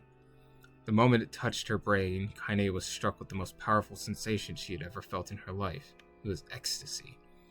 She wanted to scream with delight, but all that she could manage was a small whispered moan. Feels good, don't it? Asked the voice with a chuckle. Yeah, what can I say? I know how to please the ladies. Now give me that body. Come on, give me that body. Give me the body and I'll give you more of this feeling. It's a fair trade. Black lump began to protrude from Kaine's side. She watched it grow longer and thicker, eventually taking form of her missing arm. I could see better now, she thought. My eye must be growing back too. Slime reached up to envelop the rest of her face, but she managed to brush it away. Stop, she whispered, marveling at how she had regained her voice. Stop. Black ooze hesitated, as if considering this request, then quickly shimmered down her body before disappearing into a cloud of smoke. Ah, what the hell, Sunshine, screamed the voice. We had a deal. I thought you wanted to die. Grandma said, can't die yet. A brief image of her grandmother, bloodied and broken, flashed before her eyes. She saw the shade that had killed her and heard its mocking laughter, then closed her eyes and forced the image from her mind. Her whole body was quaking with rage. When she opened her eyes again, they burned bright red. The thing took my grandmother. I have to kill it before I die. Kaine glanced down and saw a mysterious pattern. The pattern of shades burned itself into her left arm. Well, I'll be damned, said the voice cheerfully. Look at that, Sunshine. I think you and me are going to be good friends now. Kaine stared intently at her arm. The more emotional she felt, the more the letters seemed ready to puncture her skin and began infecting the rest of her body. The arm clearly had a will of its own now. Stop. Gotta stop. Holding her left arm in her right, Kaine took a deep breath and tried to calm herself. Come on, don't fight it, pleaded the voice. Hate's my favorite dish, and I'm hungry. Let it go. Feel the anger. Burn with the fire of revenge. Thirst for blood. Then go out there and... Shut up! Shut up and get the hell out of my body. Your body? Oh, that's rich, Sunshine. Real rich. Look, why don't you just up and die so I can have this body all to myself? What do you say? I bet those buddies of yours in the area would love to see you dead. Kaine grabbed at a nearby shard of glass and tried to saw off the shade-infected portion of her side. Before she could, the darkened left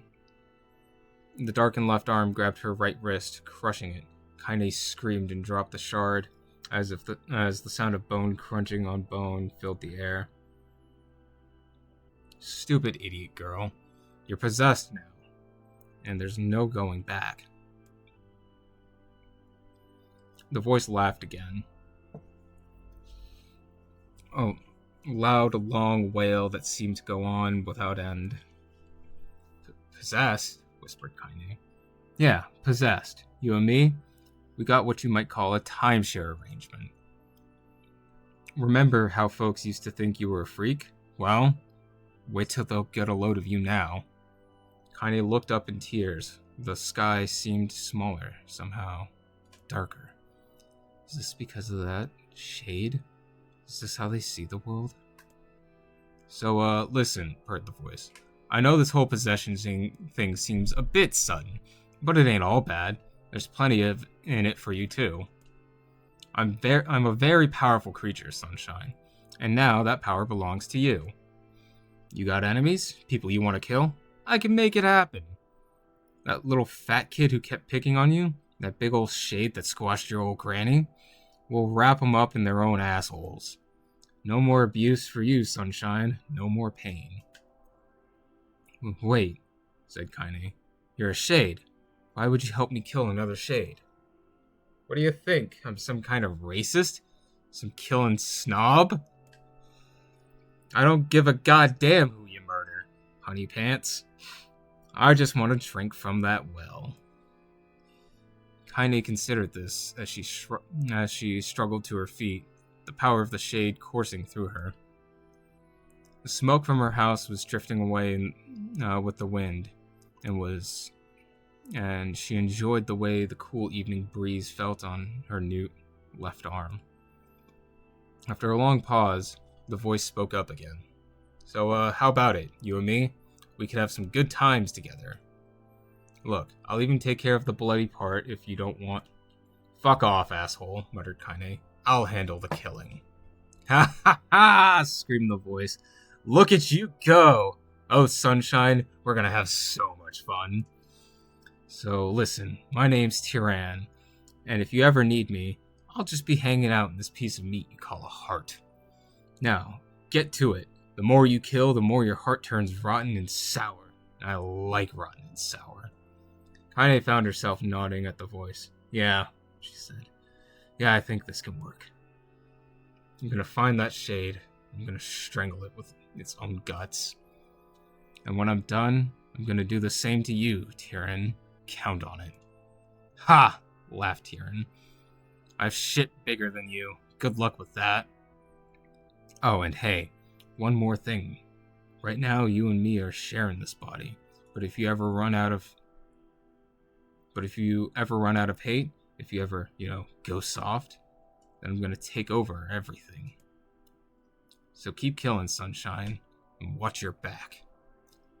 The voice grew fainter and gradually faded away, fading to somewhere deep inside Kaine herself.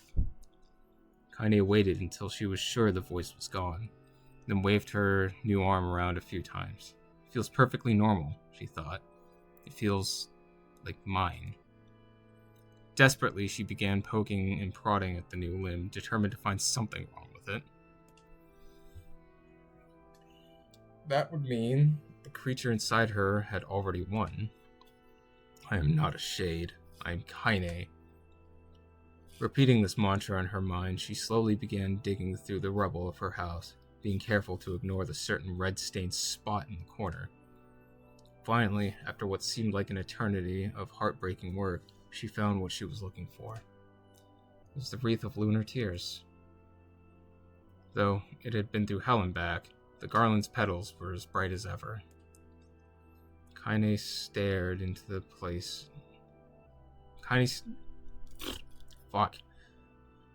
started to place it in her hair, then slowly lowered the wreath and stared at it. I'm sorry, Grandma. I'm so sorry. But I don't deserve to wear this anymore. I'm possessed, corrupt, a freak. And this time, I don't think there's any going back.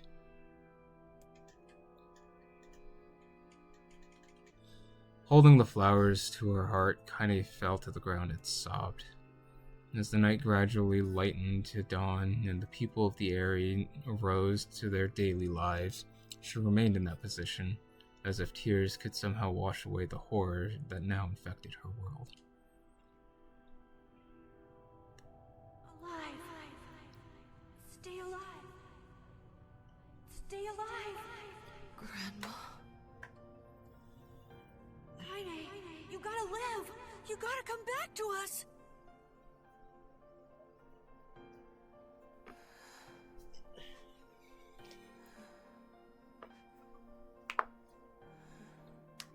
Oh, hey.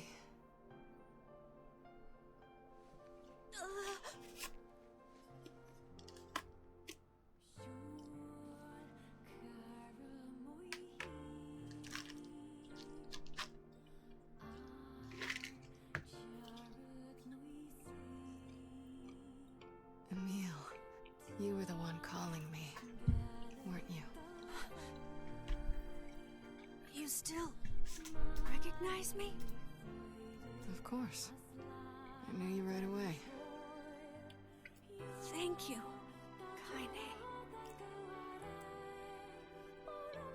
Welcome back, Kaine.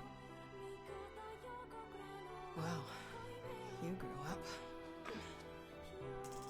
So, how long has it been? 5 years.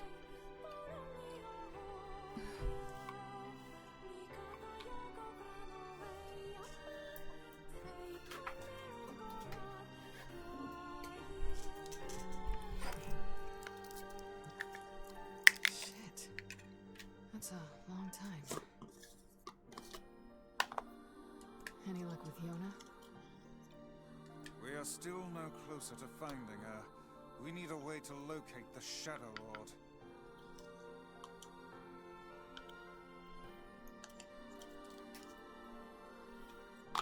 Making low caffeine energy drinks. A moment, please. By the way, this is for you. Is that a lunar tear? It's not as good as your grandmother's, but I tried. No, it's great. Thank you.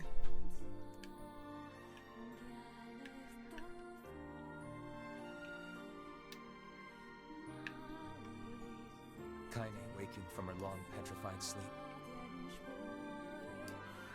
Emil's unflagging kindness. Our reunion was a happy one. We let it wash over us like rain. That is, until Devila and Popola had to go and ruin it all.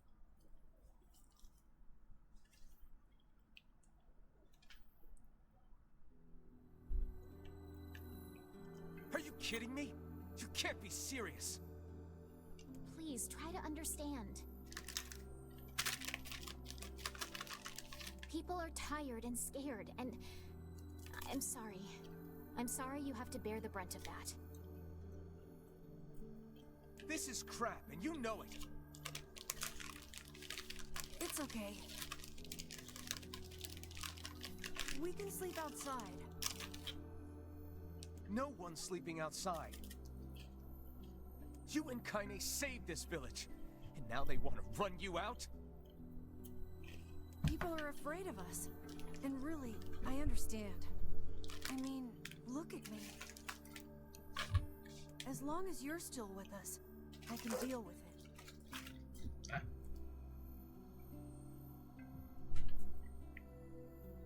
Right, Kaine? I'm used to sleeping outside.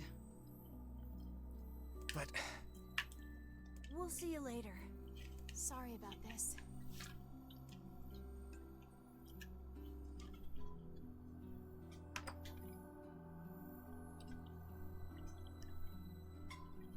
What is the matter? Kaine always sleeps outside. I never thought about that until just now. Never even occurred to me. Damn it. We should turn in.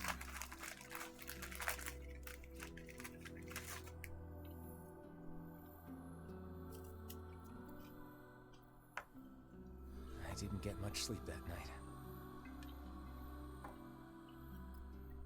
For the first time in my life, I hated Devila.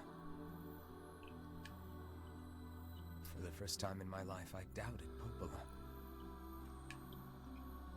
But those feelings are pointless in the end. They said and did what they did for the sake of the village. To protect it from the horror of the Shades.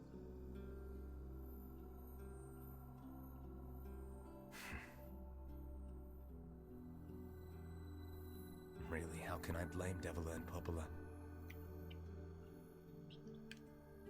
In the end, I'm just as bad.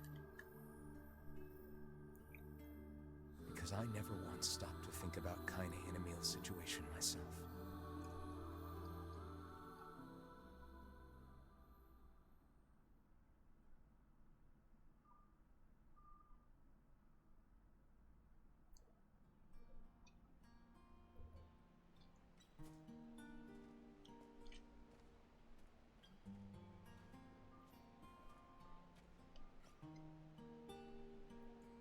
I should apologize to Kaine and Emil.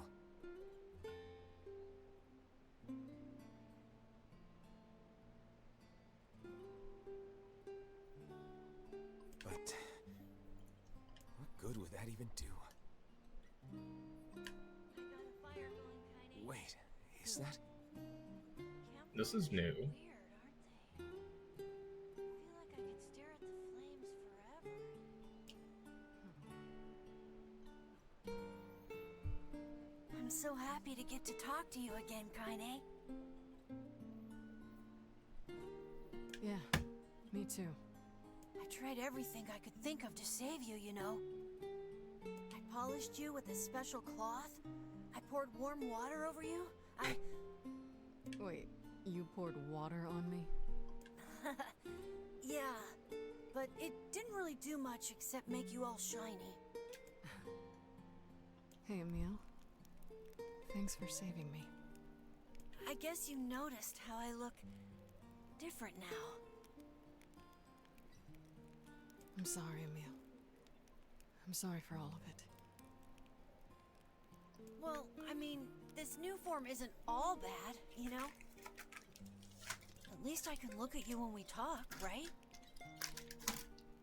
Hey, so why don't you tell me something about yourself?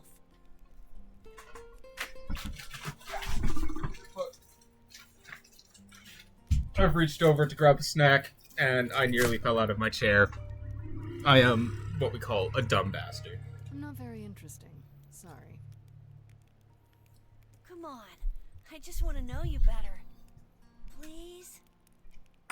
Fine.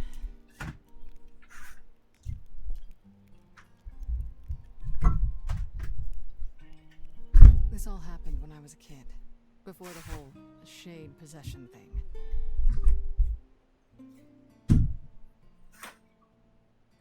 My body is different. And when the villagers found out about it, they started treating me like a freak. But one person, my grandmother, accepted me just as I was.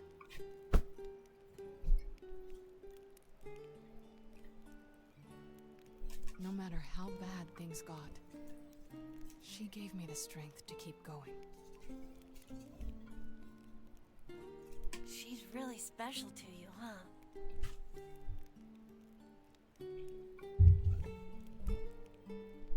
Yeah.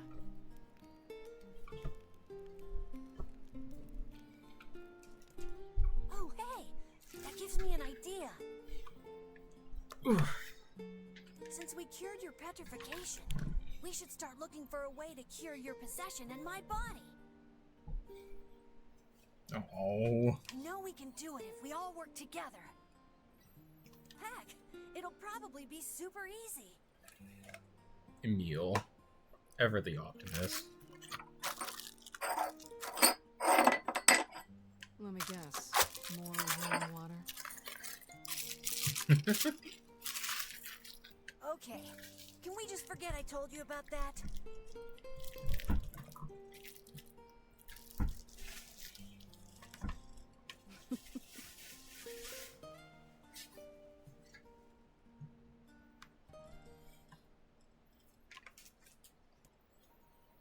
There's absolutely snack time right now.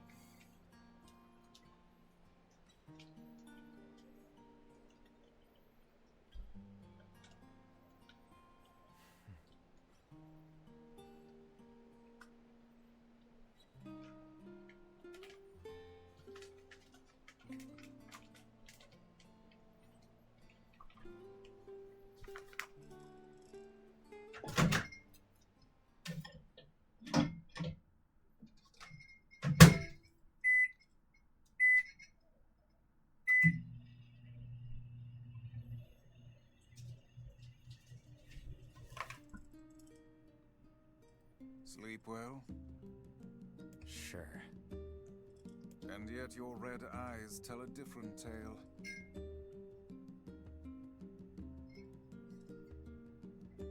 Don't be so hard on yourself, lad.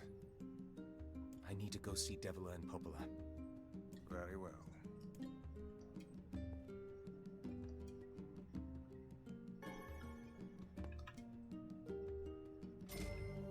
$900 dues.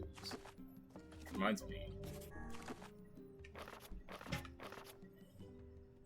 I have 84% of the weapons, which is definitely something.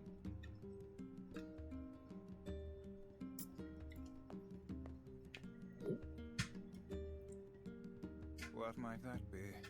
It's Mom's diary. I have not heard you speak much about your mother. She got the Black Scrawl and died when I was little.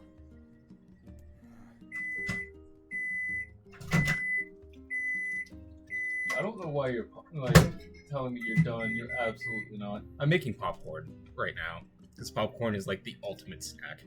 It's light, it's easy, it's fucking delicious. It takes very little effort to enjoy. It's all right. I can barely remember her face anymore.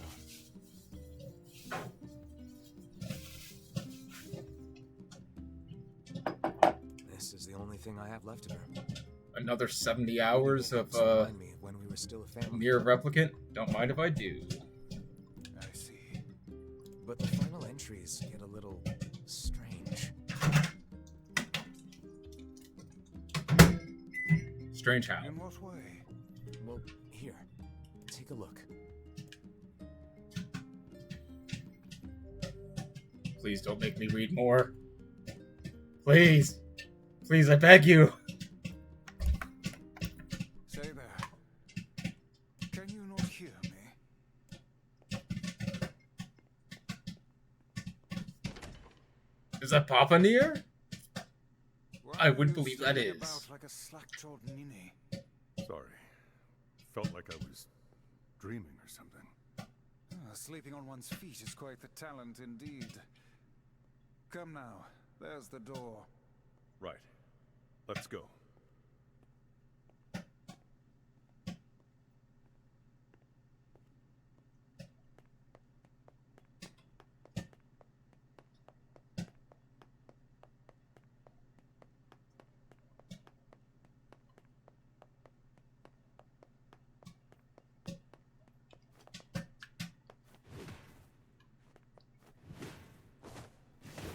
Oh, he is much faster.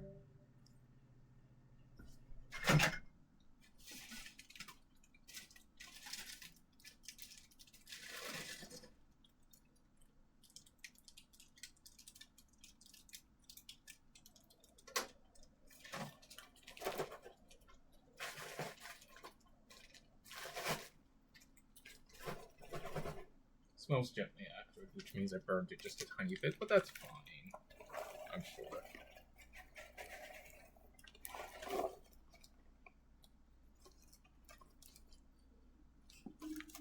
Proceed beyond this point. You will be unable to save until the battle is over. Do you want to proceed through the door?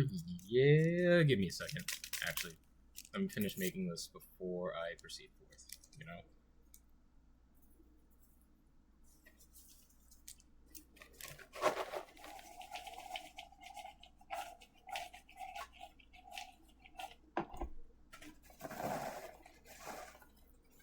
Oh yeah, no, I burned the fuck out of this popcorn. I fucking... Ooh. Oh well. Won't stop me from eating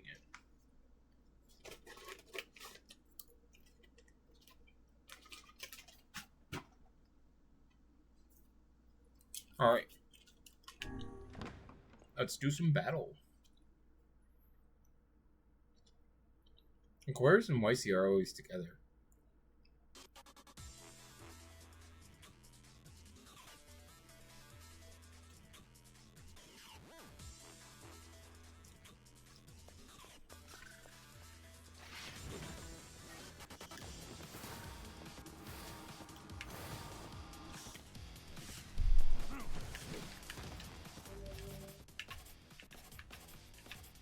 Ooh.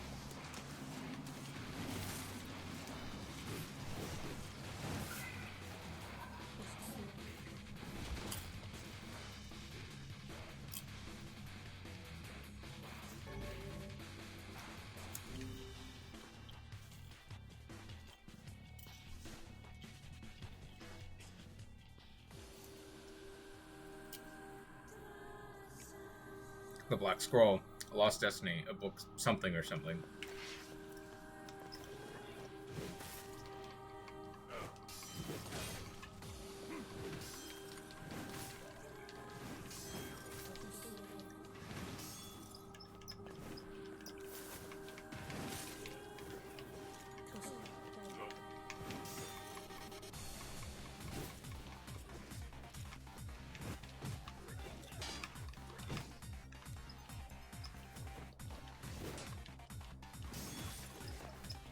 I do fuck with the music in this place. This is kind of fucking cool.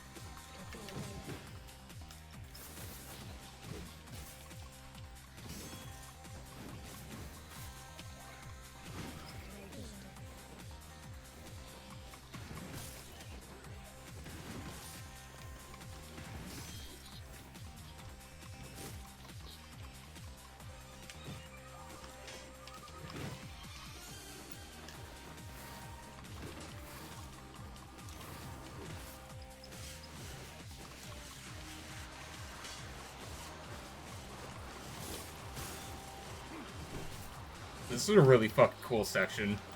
I'll take it.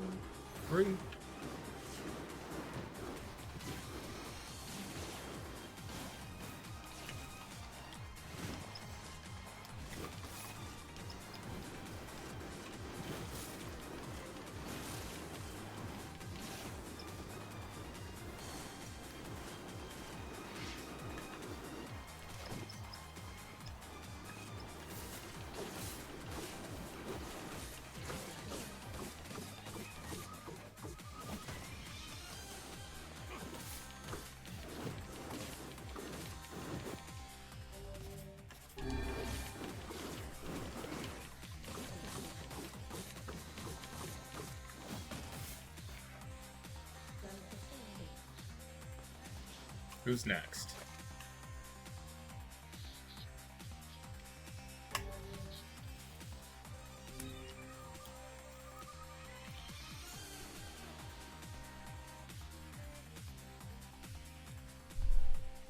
Oh, those are letters from Mom.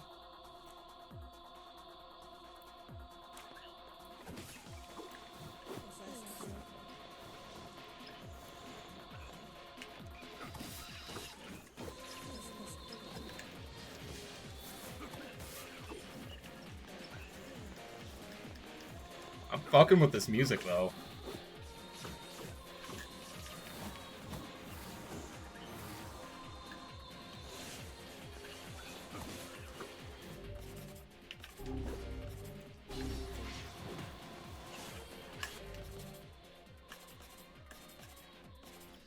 Four, 213, 217.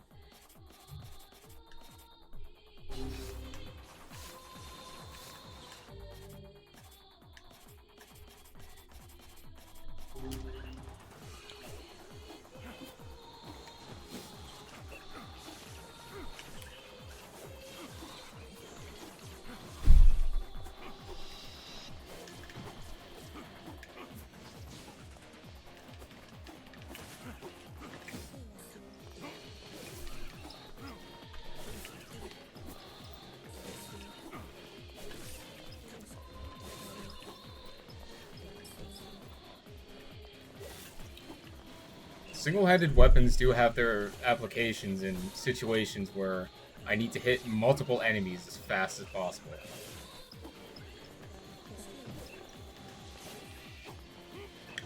Whereas the heavy weapons have a much more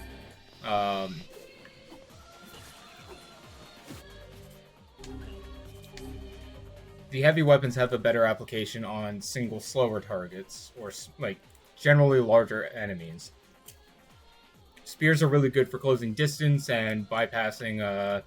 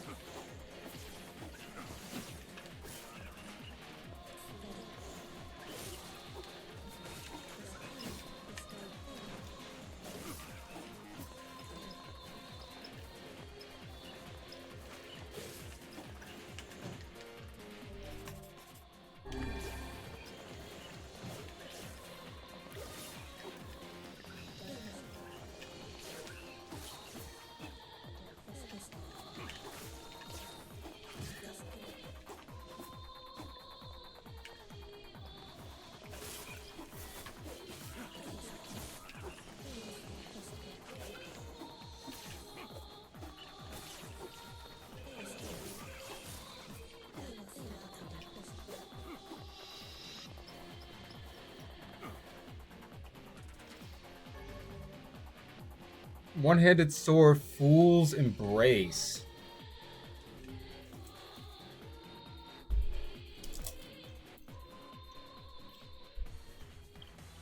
Dragon's corpse brought death to the world, dominating unto those who did not use magic.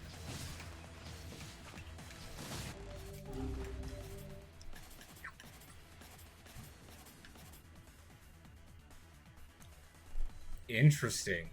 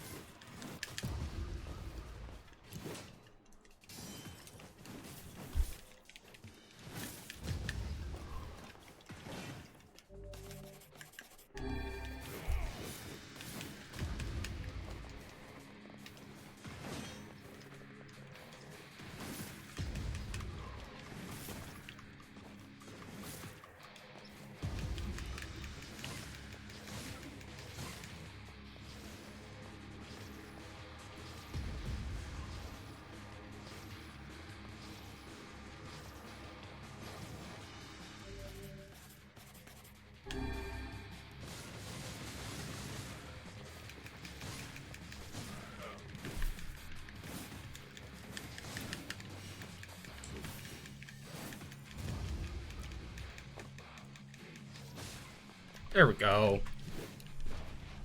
That was a lot more difficult than I thought.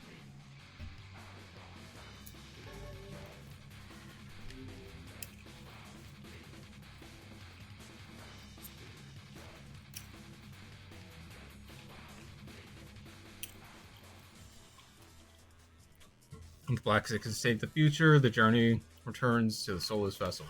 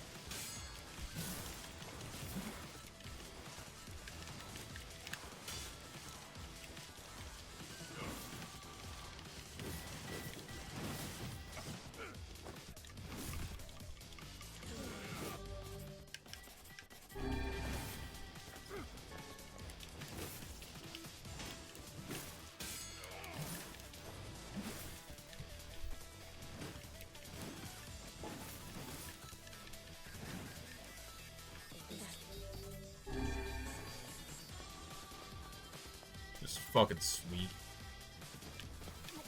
Fucking oof.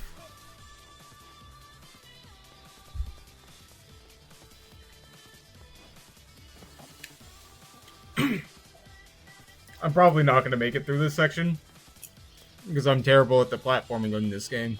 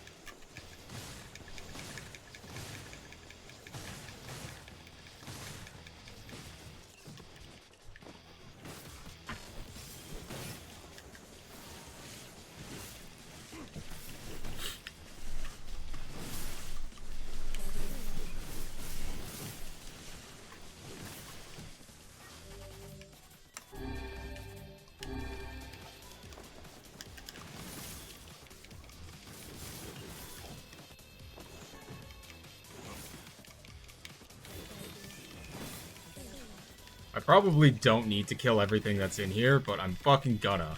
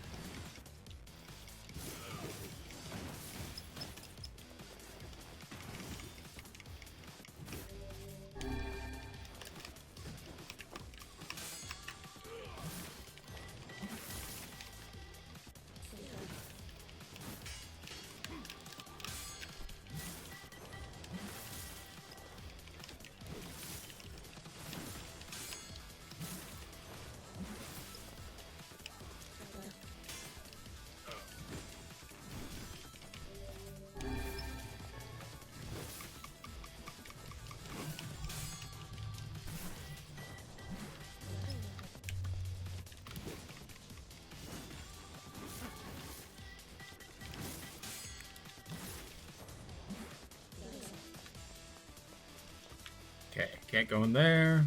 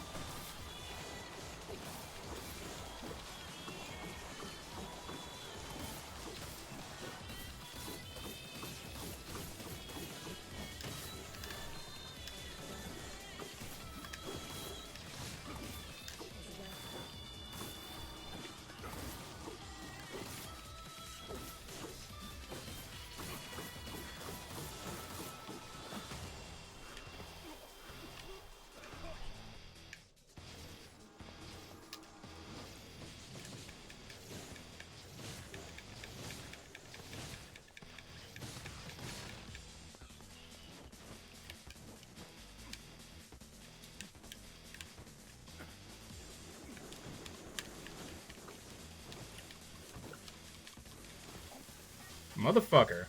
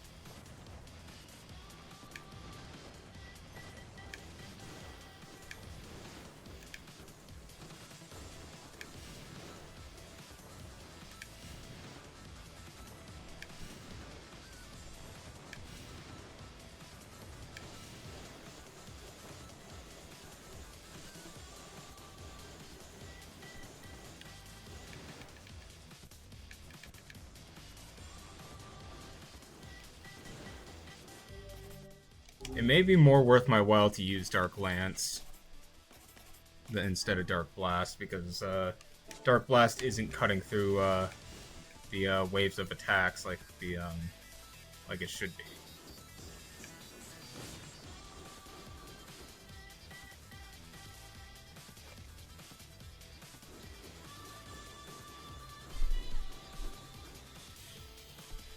Give it a little bit of time so I can recharge magic.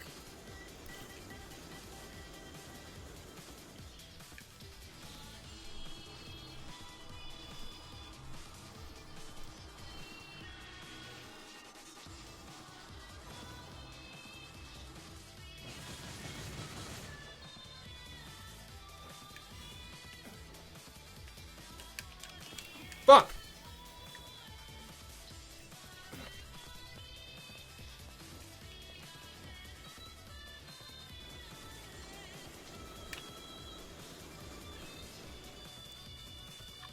This thing is annoying.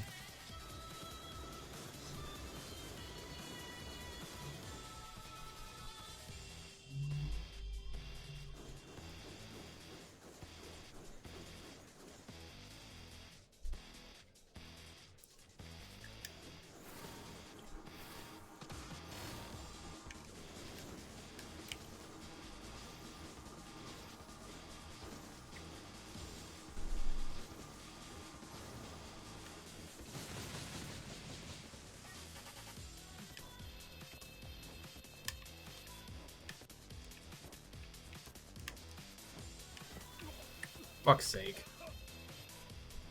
Just because I killed that thing doesn't mean that I'm gonna have any easier time getting through this.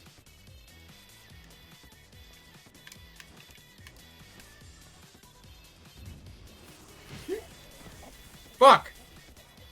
Okay.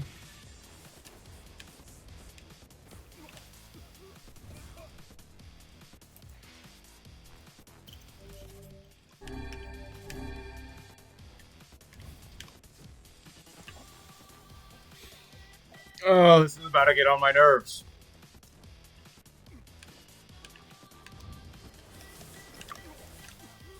Okay.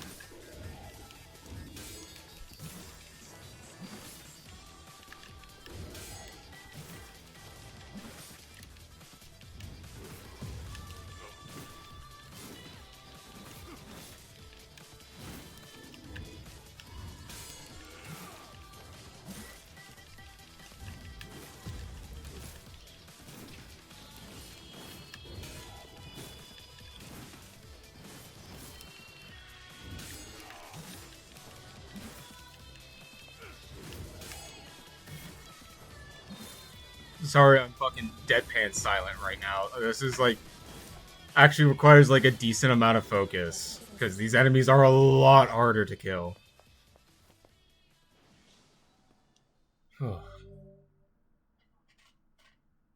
Kabuki outfit. 1,000 experience points. 3 medicinal herbs.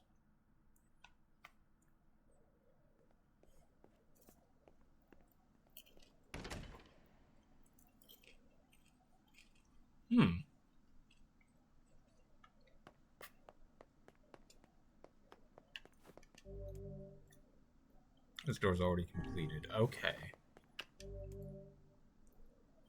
Let me message the homie real quick.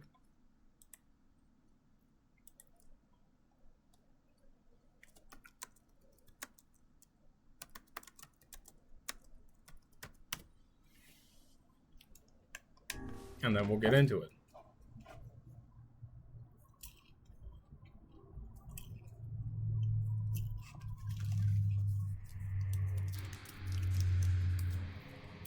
The apocalypse divided the world in two. The one that knows not the day. Fuck, man. That is not enough time to read that.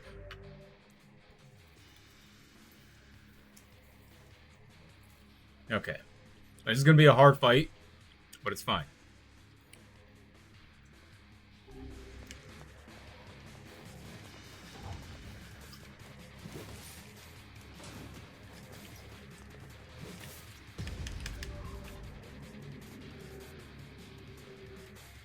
The following actions are prohibited in this room. Man is spewing bad.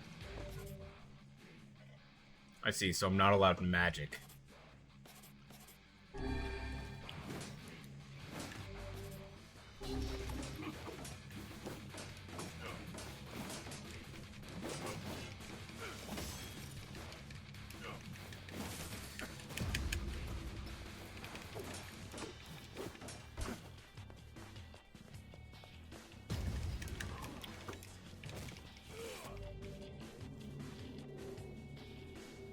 Ah, I see.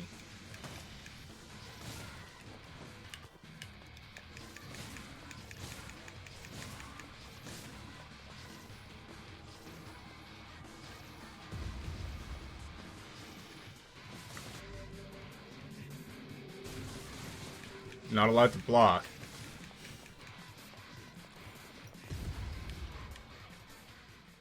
Fuck. He got me. I got my shit rocked. This is gonna be a hard fight.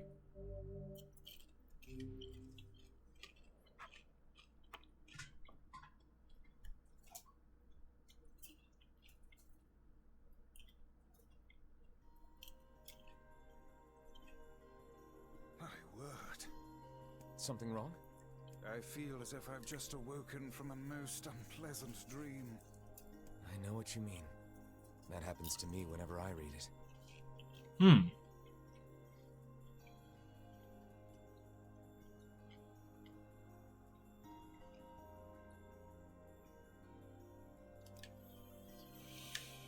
diary again? Yeah. The work.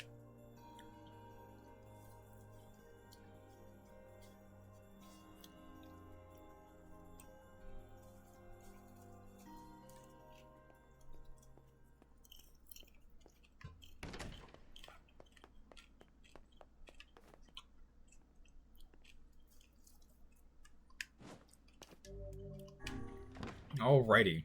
This is gonna be fucking rough.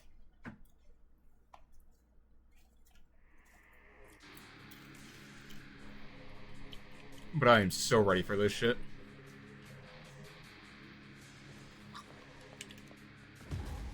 Ah, fucker.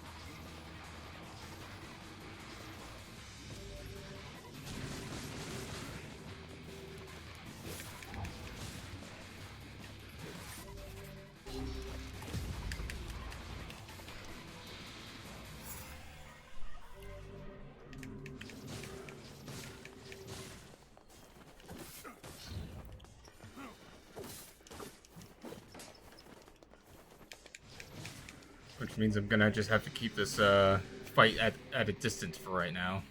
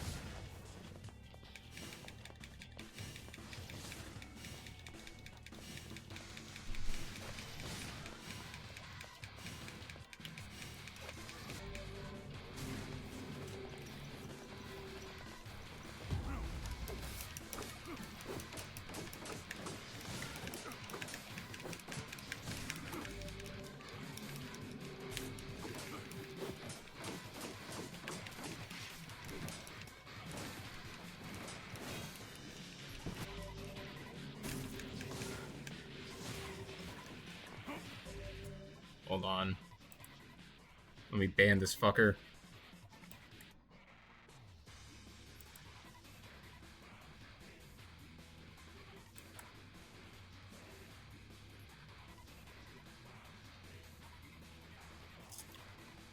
Sweet. I hate that these bots seem to be getting more active, bro.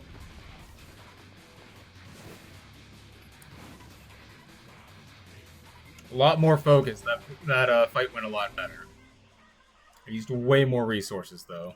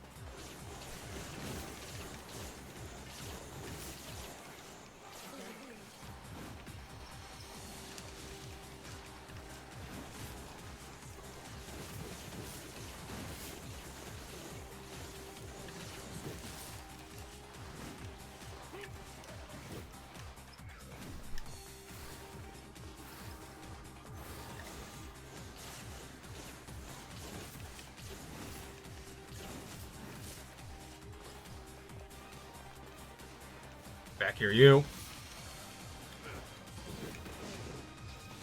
Okay. I am going to adjust my, lettering on this.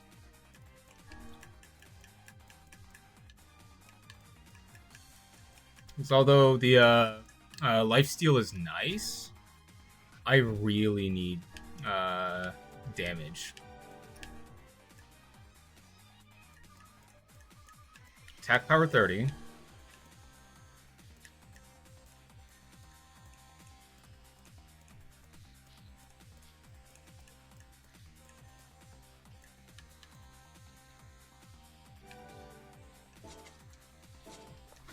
%30 more damage.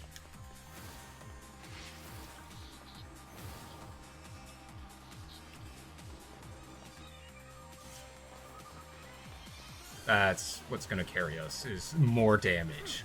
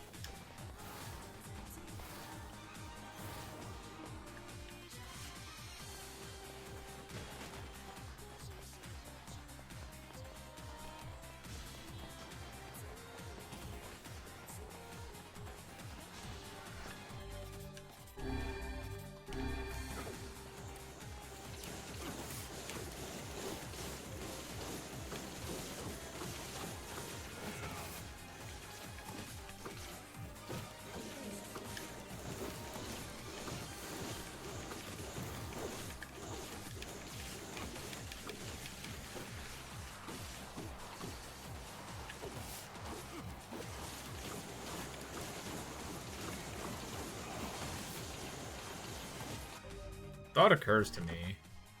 I don't have new words on Dark Whirlwind.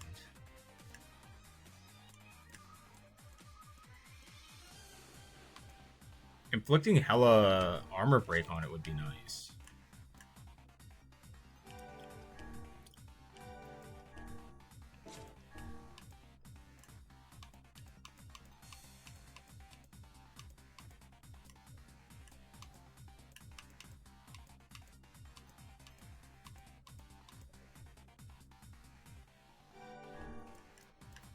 Although, inflicting HB steal would also be pretty fucking good for the Dark Blades, you know?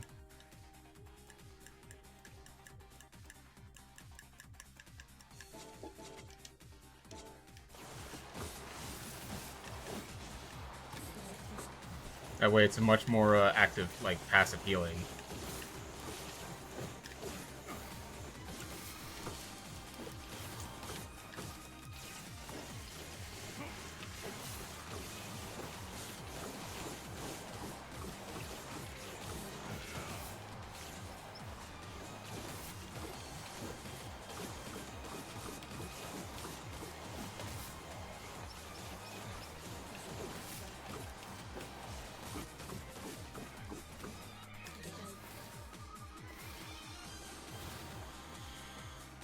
Alright, let's get into this next fight.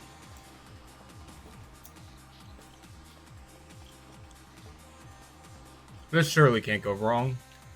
It seems we have been shut in. Thank you, Vice.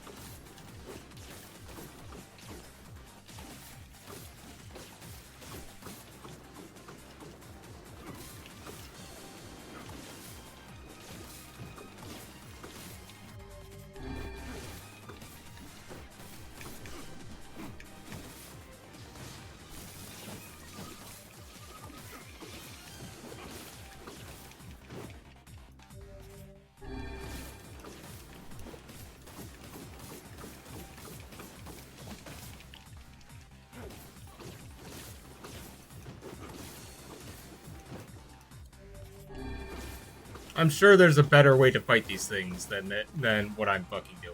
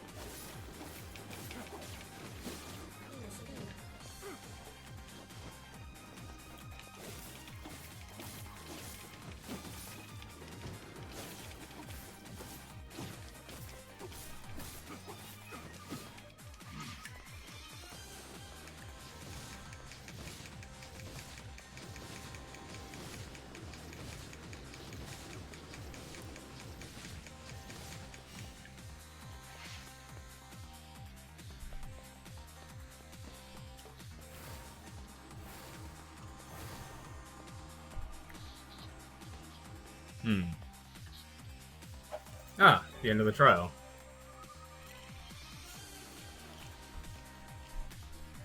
Quinitar, thank you for the hydrate.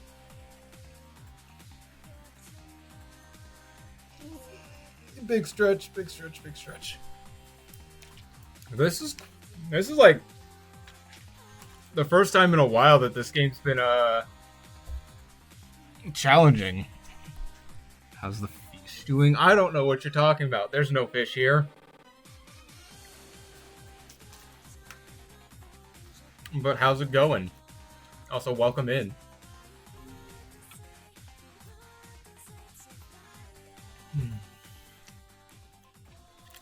Song of a man drowned out in this place, a scream of something human. Oh, dear gods.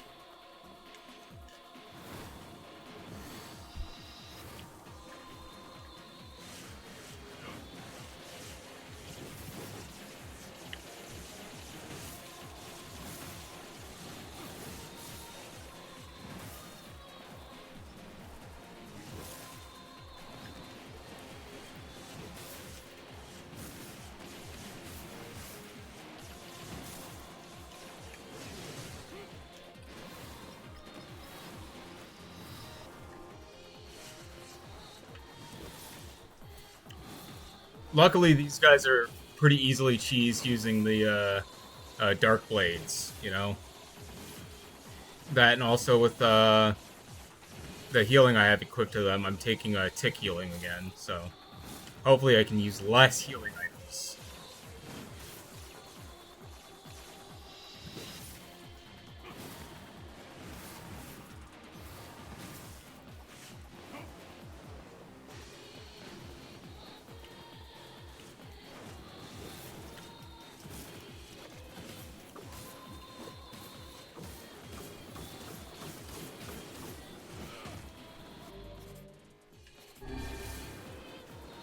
Okay, they are a lot harder now, because they're shooting the, I don't give a fuck about your magic defense, bullets, which is kind of a problem. They're doing, going back to Warframe, games aren't being as tasty anymore. You know, fucking understandable. That's why I've been playing a lot of, like, strange indie games as of late. It's just, I want something new. I want something completely different to everything I've ever done.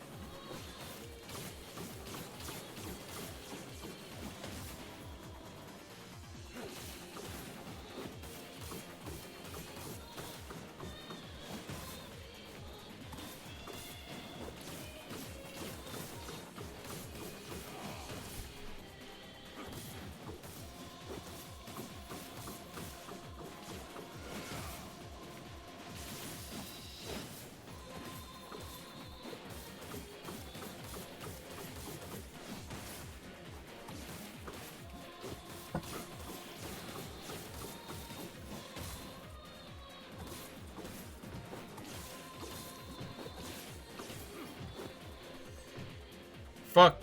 This is not going well. This is, like, going pretty far the anti-well, you know?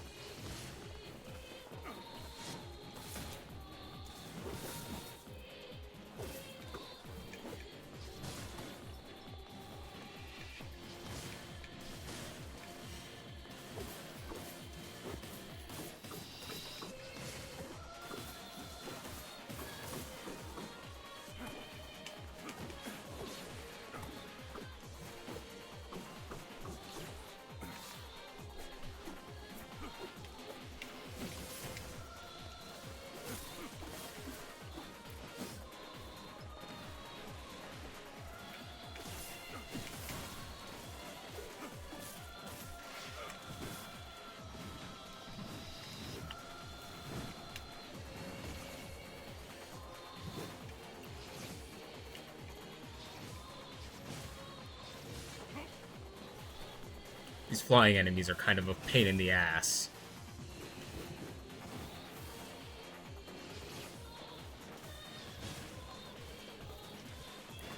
But it's fine.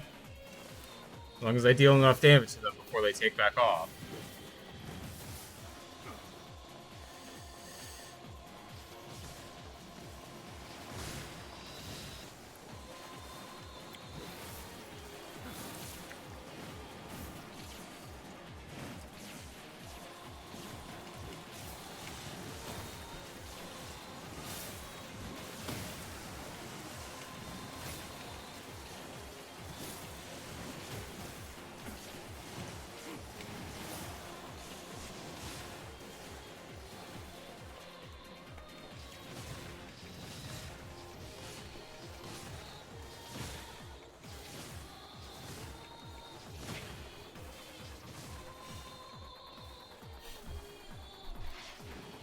I just gotta evade for a little bit so I can regain my don't fucking touch me blades.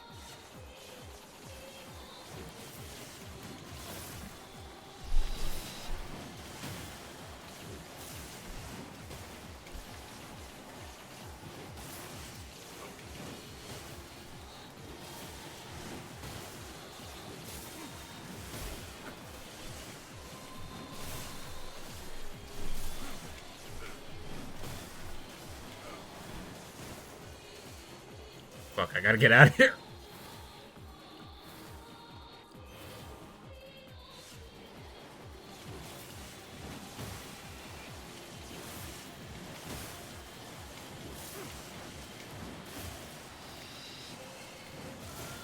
Some of them are starting to drop out of the sky, which is good.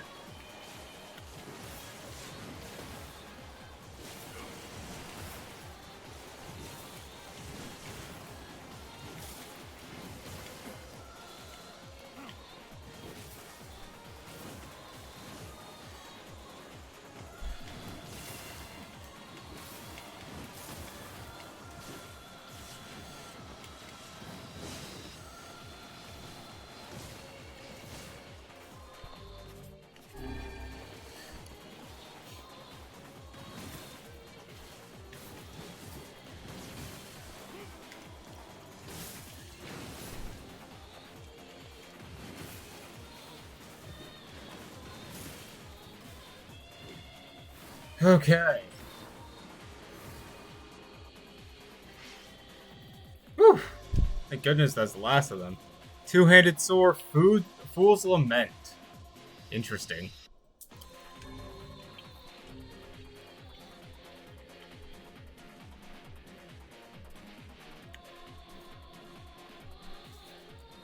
Fascinating, even.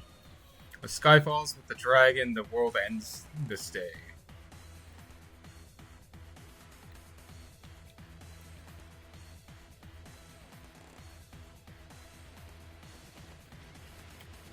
Oh, shit. Fuck. Fuck, shit. I was not paying attention.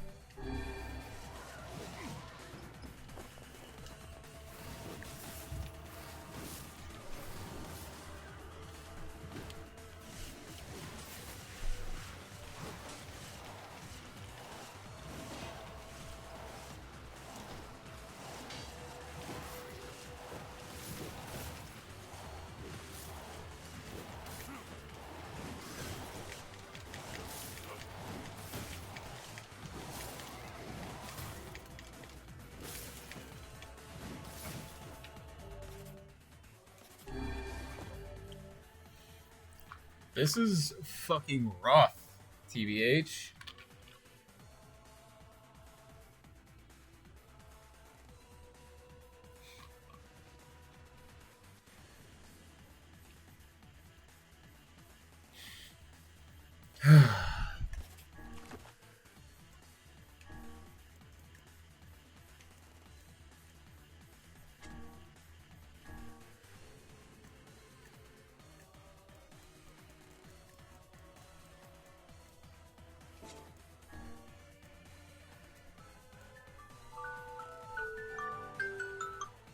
I guess I can see what Confused does.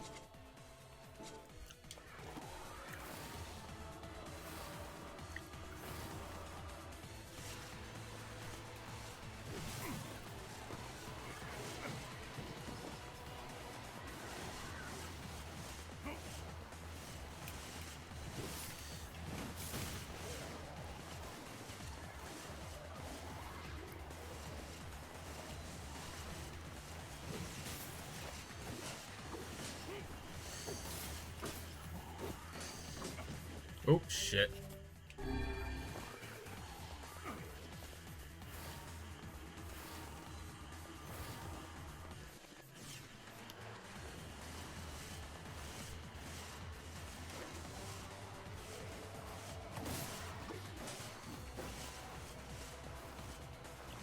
Confused doesn't seem to be super helpful in this situation, so let's go for a different status effect.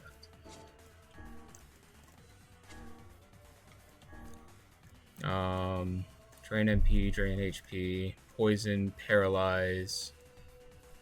Let's do paralyze.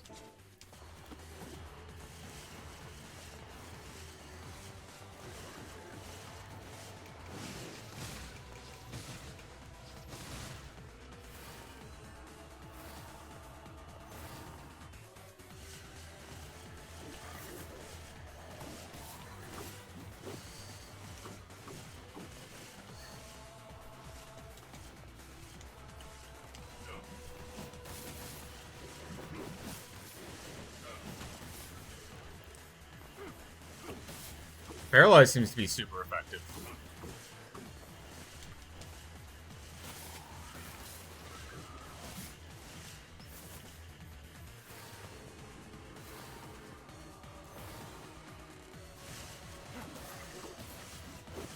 Because it holds them still long enough for me to deal damage.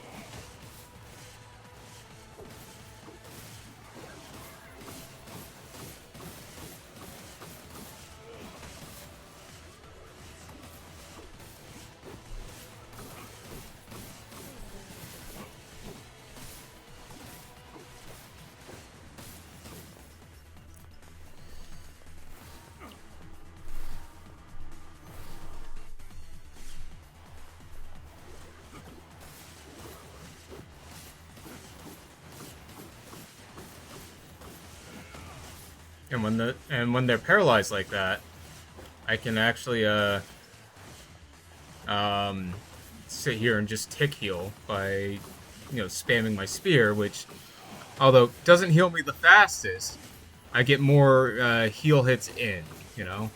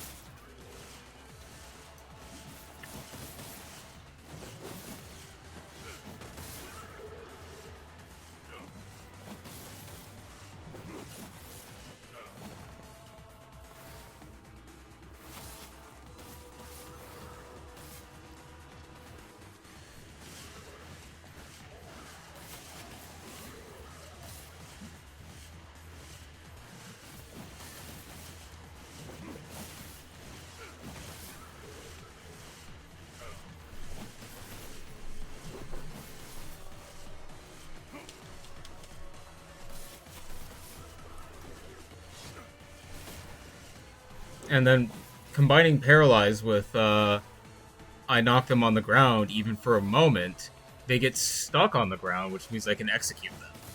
Which is actually super fucking beneficial. This is a great thing to have on this attack. Oh, fuck.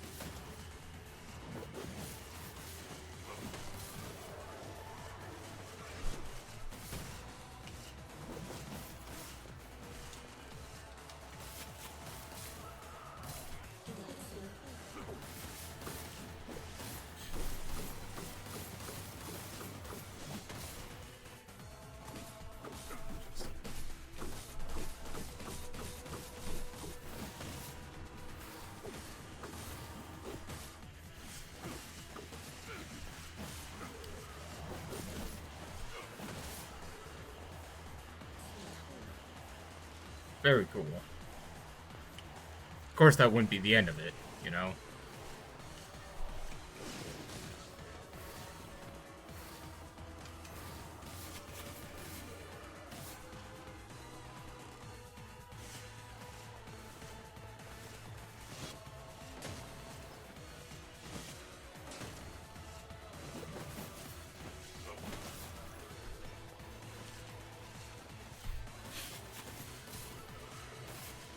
This is a really good, like, test of, like, your ability to adapt and build around the enemies around you, you know? Other campaign missions are just, you know, kind of pick a thing that you enjoy doing, continue to do it until you win.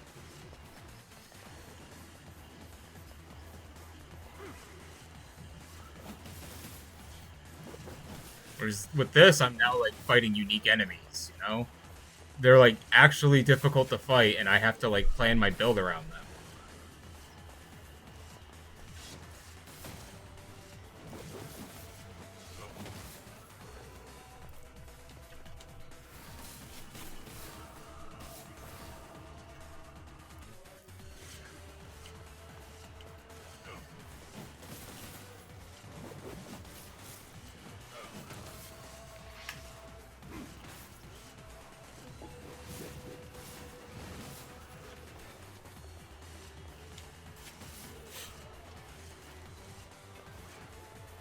Are you not just rotating?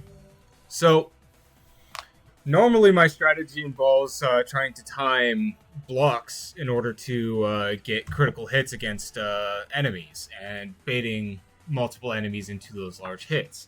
However, what I'm doing right now is I've inflicted my Dark Blades magic ability, which is the spinning blades you see, with a % chance to paralyze. But because they do tick damage, it is a almost guaranteed paralyze. So, instead of struggling to time my parries and blocks against enemies, because as you can see, it's just spawning more. I've been fighting this one right here this entire time, and it is just spawning more. However, the reason they haven't completely murdered me yet is because when they get close enough to actually attack, they get locked into this paralysis, you know?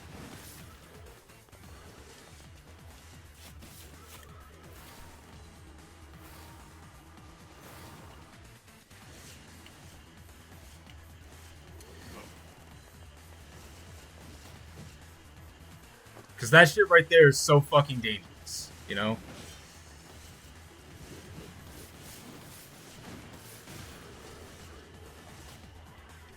Yeah, that nearly killed me.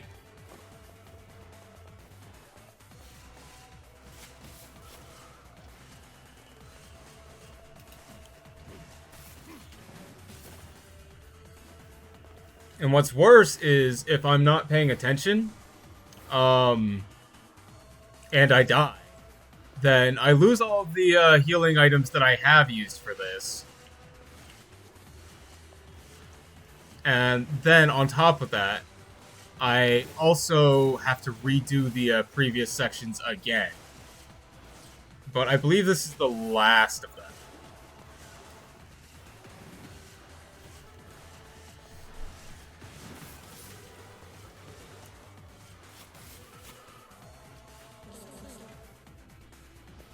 I finally killed one.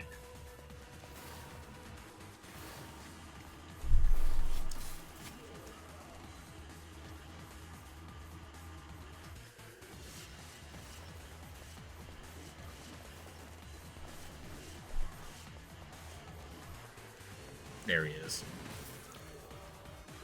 I have to focus my efforts on one at a time.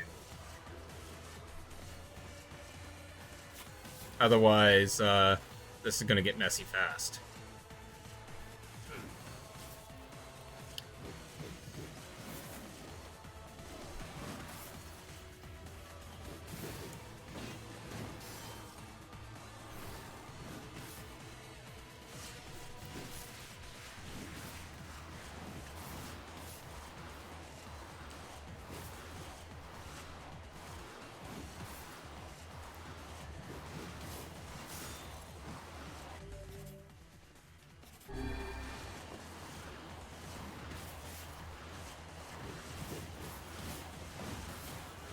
Fall over, damn it.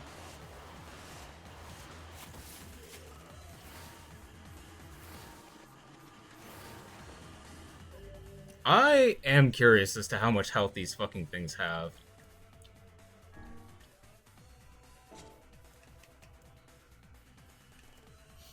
Game.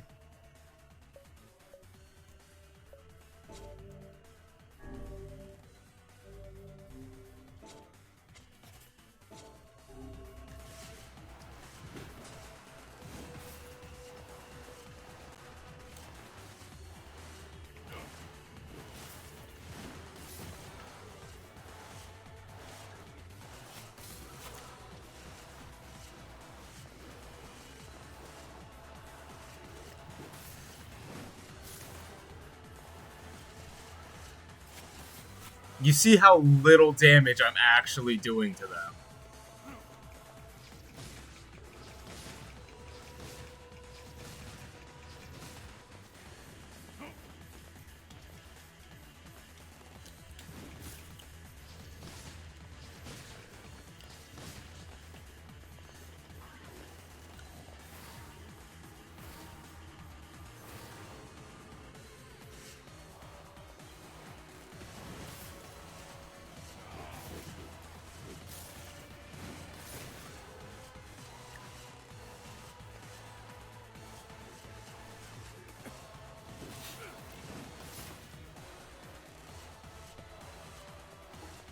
Kind of slow attacks. They,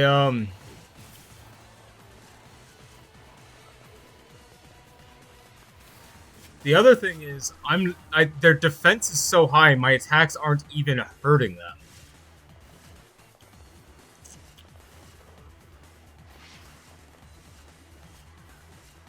Like,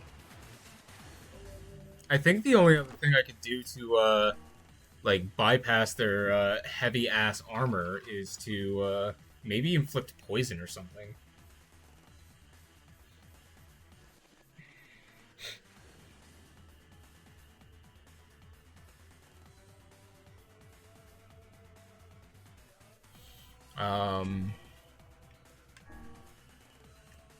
Paralyzed, drain HP. I could try drain HP and see if that's just, like... Because that is passively healing me.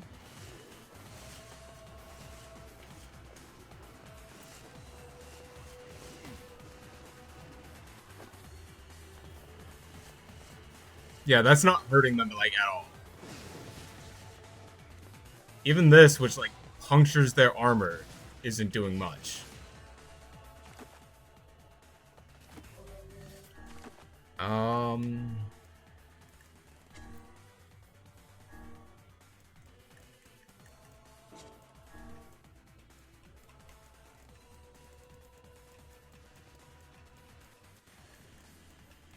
This does poison.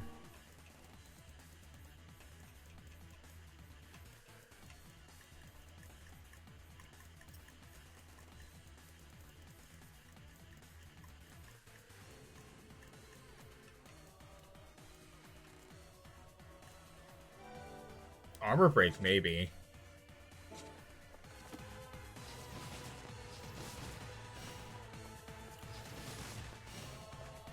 Because if I can destroy their armor, then mayhaps, you know?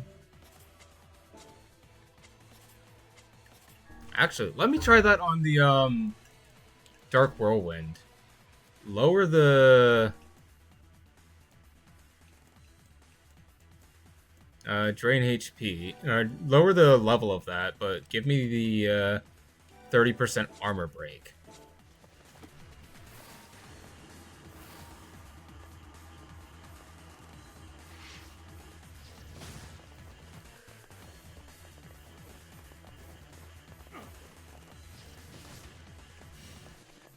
Poison actually seems to be effective.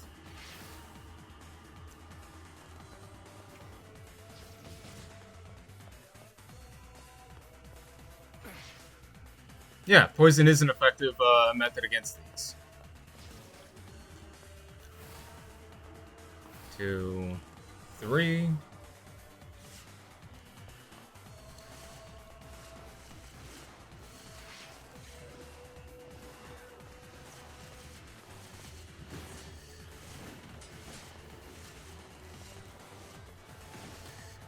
fuck? Okay.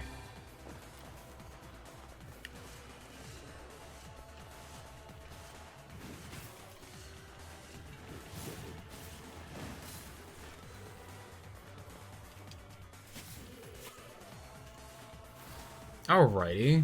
So these things are so heavily armored that I have to use something that reduces their armor outright.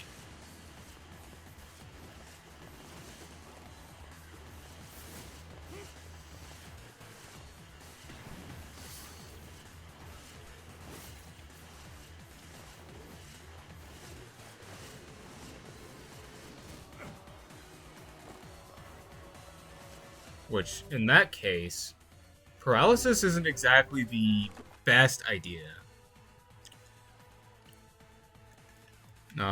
So... what if I... did poison instead?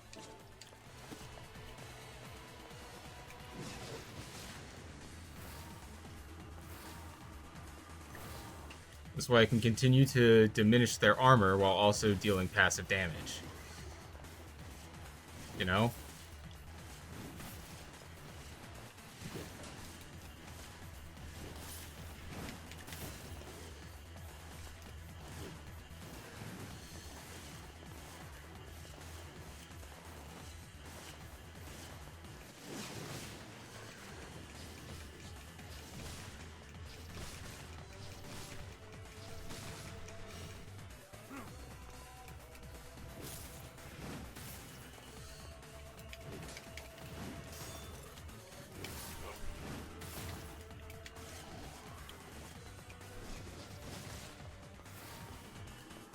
Two, three.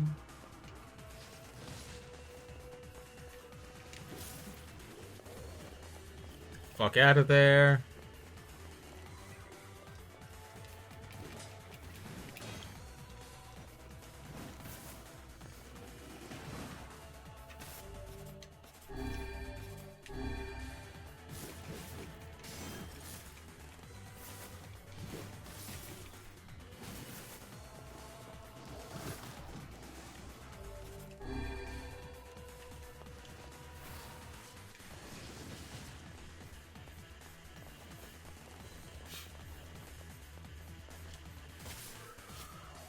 It's another one down.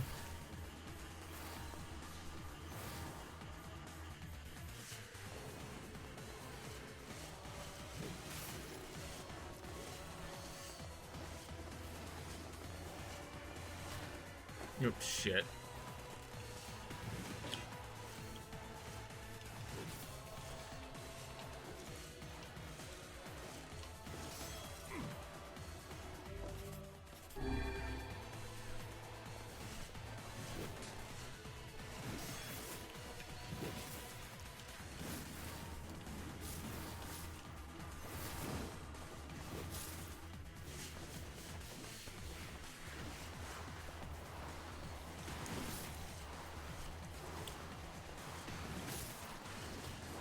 Fuck. I didn't mean to use that. No! Shit. This is kind of rough. This is not going well for me at all.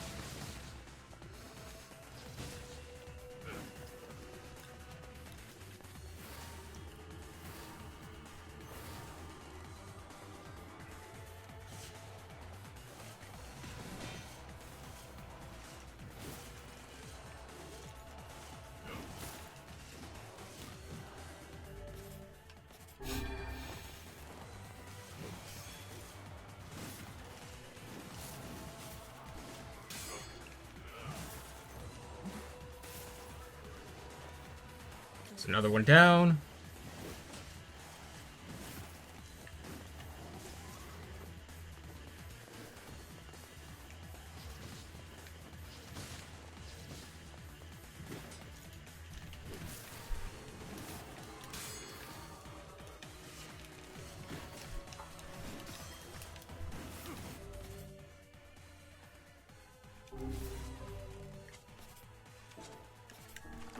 Okay, I'm gonna put paralysis back on this.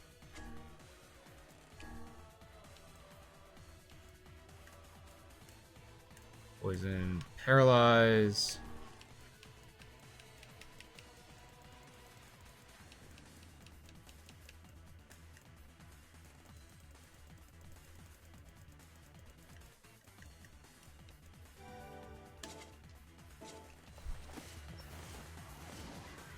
Shit! No! Fuck! Damn it! Oh, fuck. Oh, that's so not good.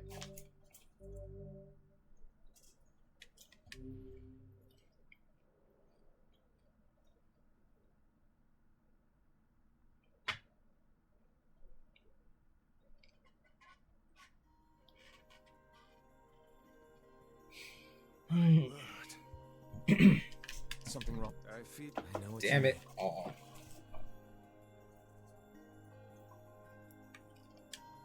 The diary. Yeah. The. Oh, that's so fucking annoying.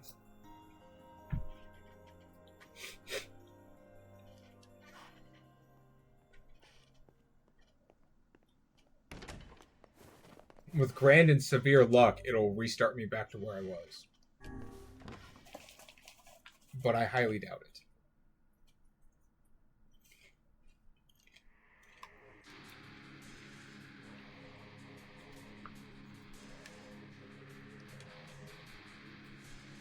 Yeah, figures.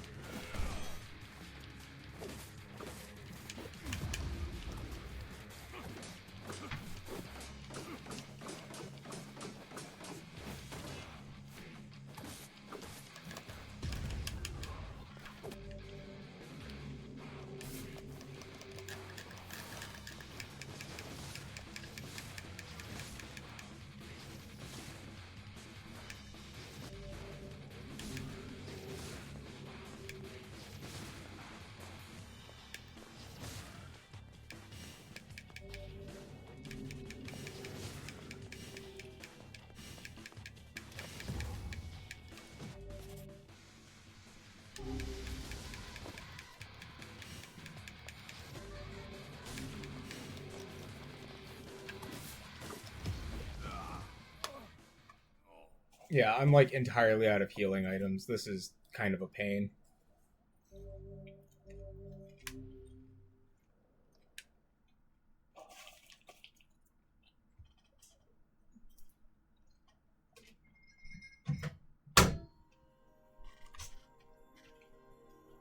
Snapped. Something wrong. I feel as if Well, I've thank you just for that. awakened from I the do have dust one of right my here. It's a life. bowl of popcorn. But just for the redeem, I'm also gonna open up a couple more of these wafer cookies.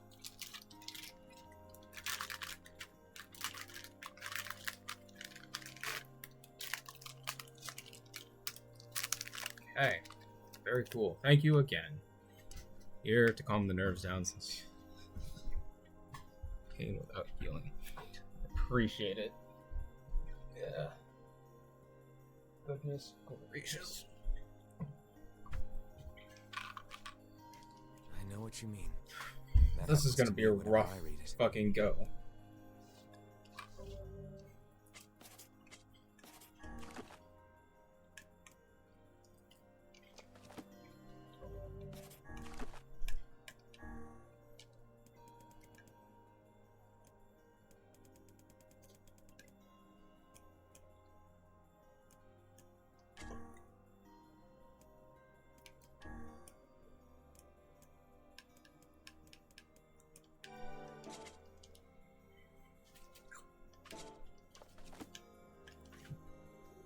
Yeah. Let me give this another try.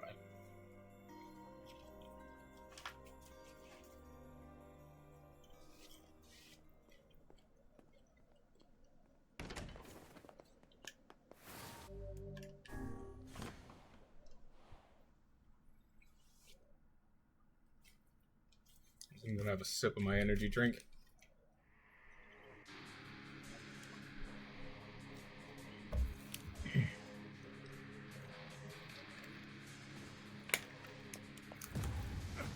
Ow, fuck.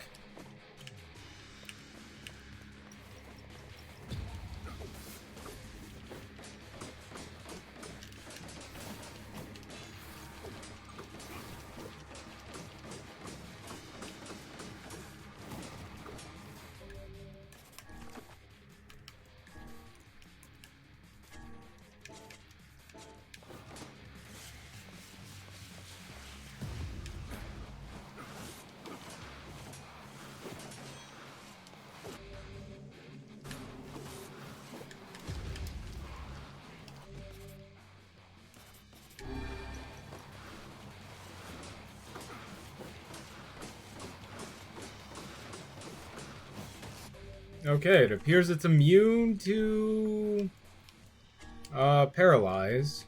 So let's do poison.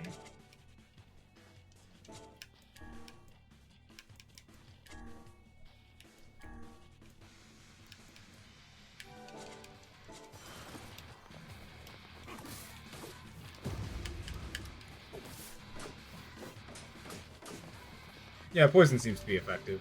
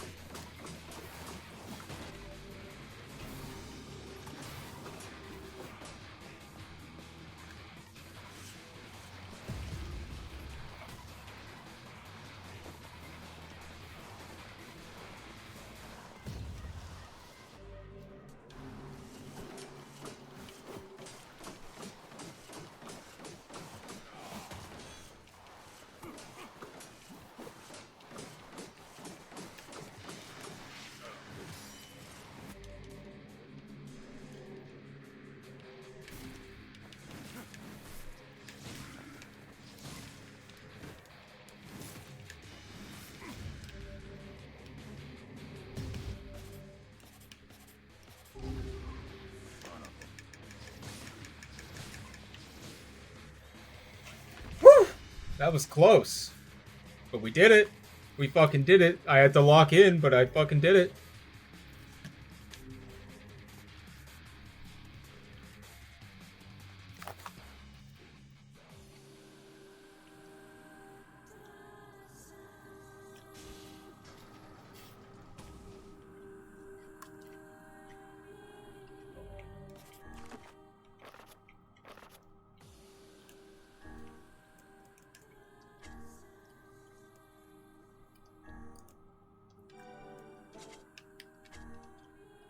And then the Dark Lance.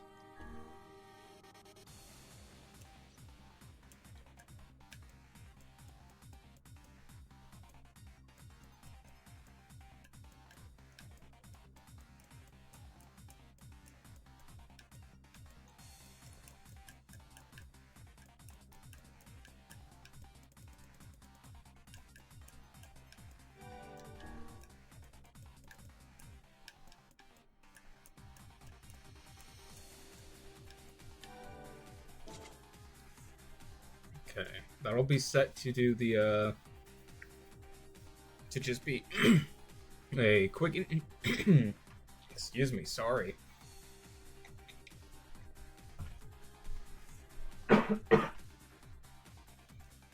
That'll be set up to do, like, quick and easy spamming. And then this one, I'm going to set up to be a paralysis thing.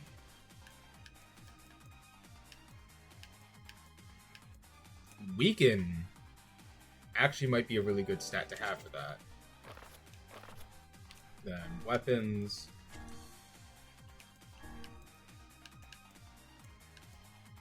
Gonna do HP drain on this.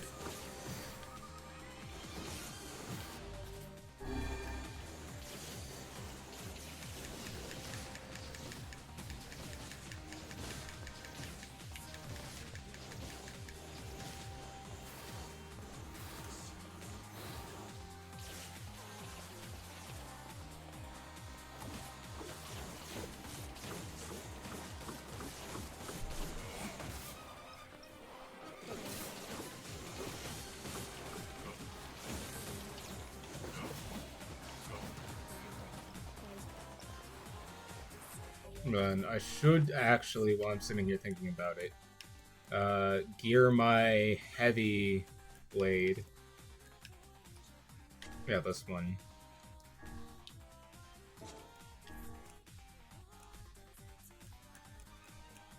To do something. I'll do light HP drain in addition to its like attack power.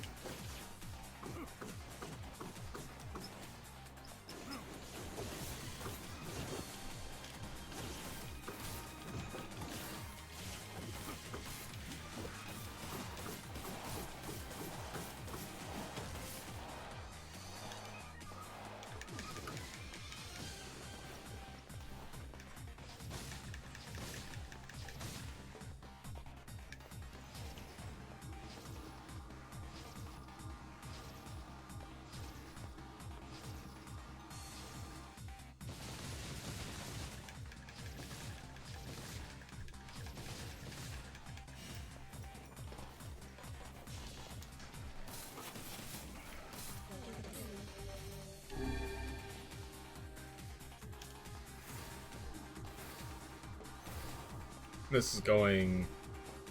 Well, it could be worse.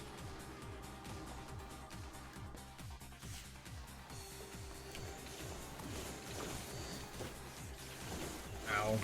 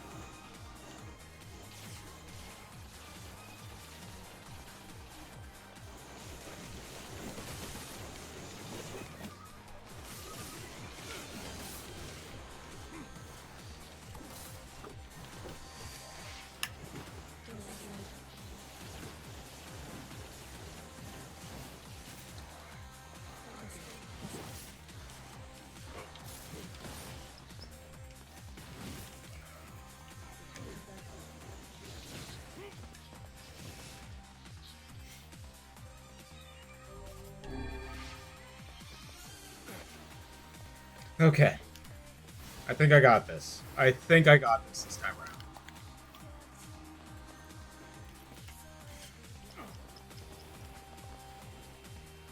See.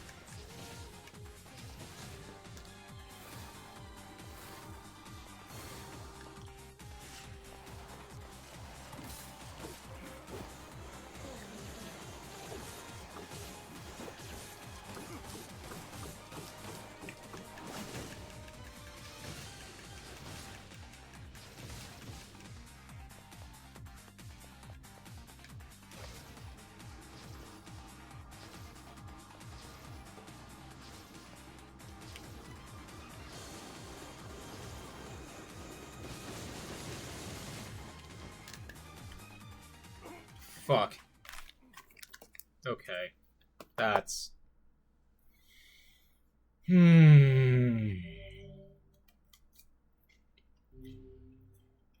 fascinating, but also horrifying.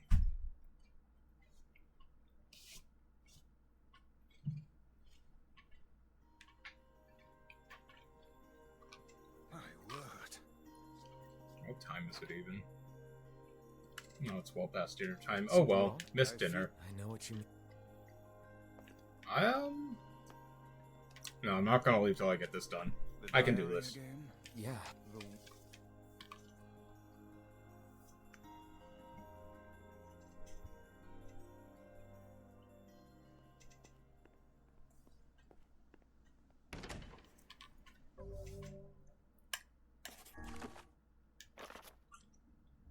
Got 90% of the weapons already, though, which is nice.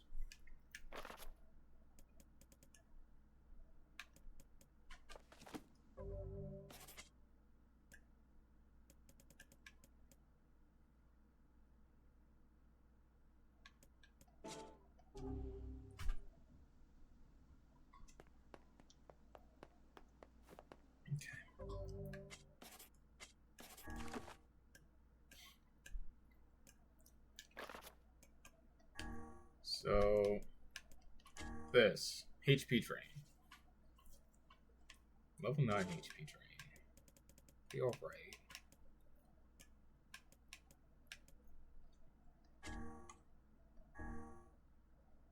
Attack power, magic power, physical strength, guard resistance, armor break, and guard break. There's not an attack speed. Unfortunate.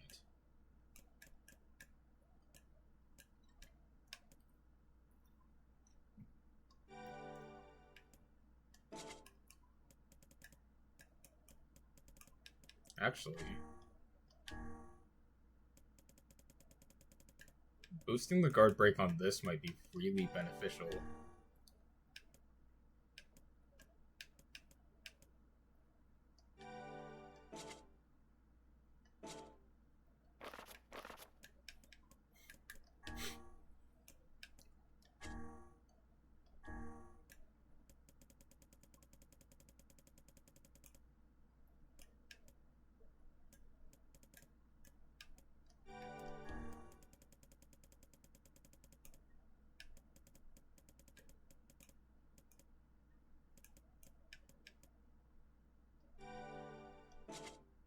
Interesting. I forgot that there was words for block and evade, but this is gonna come in pretty fucking useful.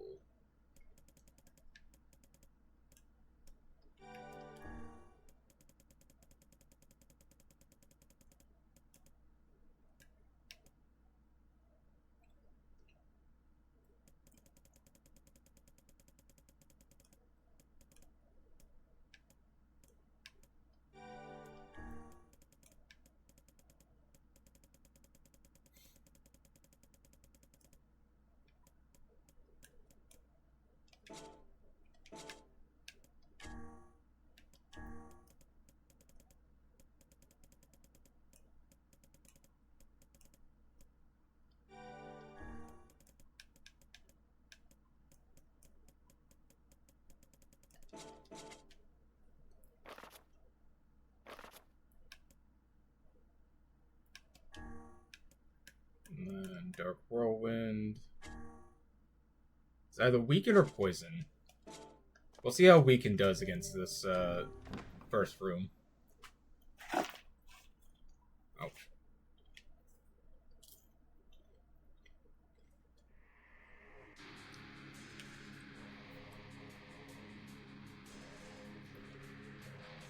May or may not have just bit the shit out of my lip.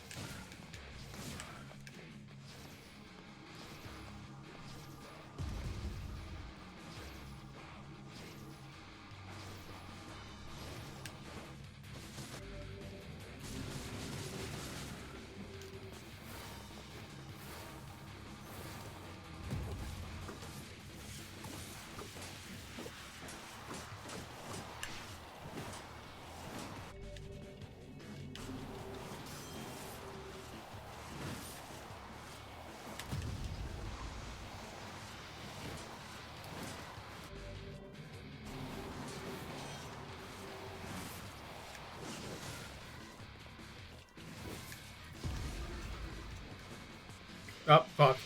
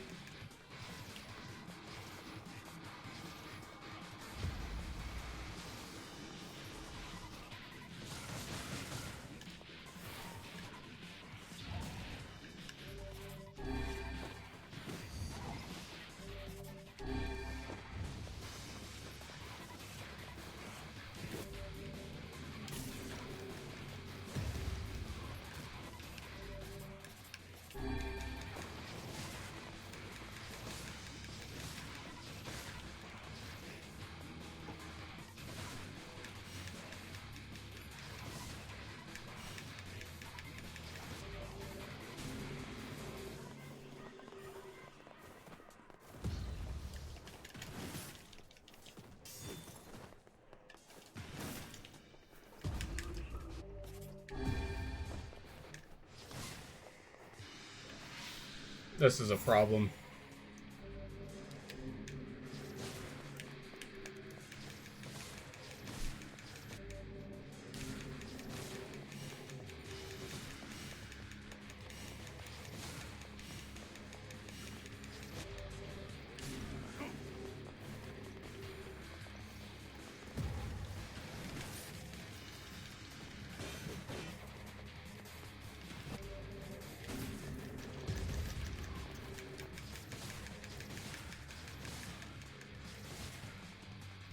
Oh, fuck.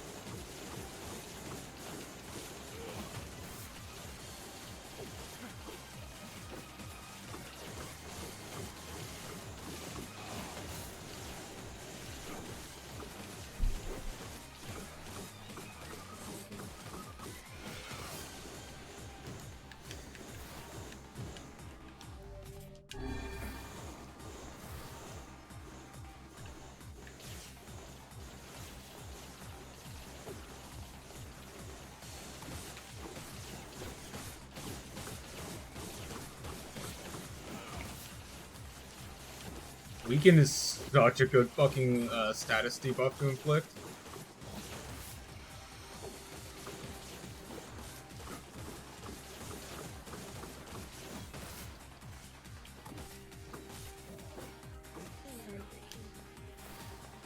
Oh.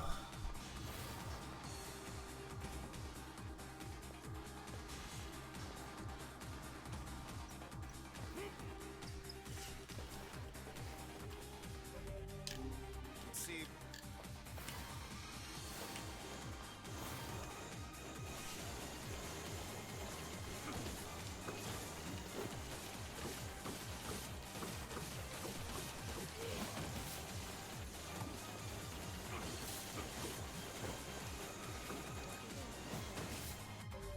Although I am gonna switch it up to paralyze for the upcoming enemies. Paralyze, here we are. Because the enemies upcoming are fucking my Dark Whirlwind prevents is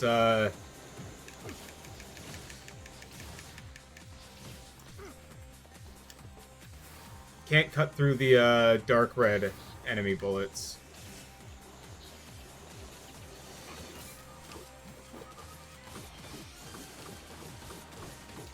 Which is kind of a fucking problem.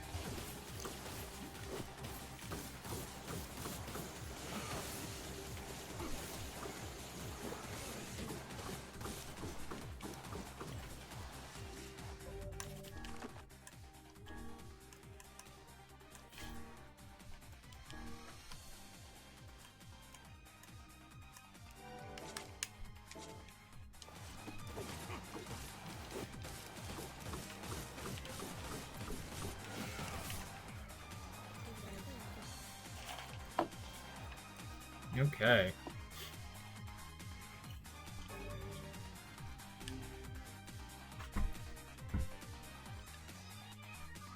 Still not any form of a net positive, but...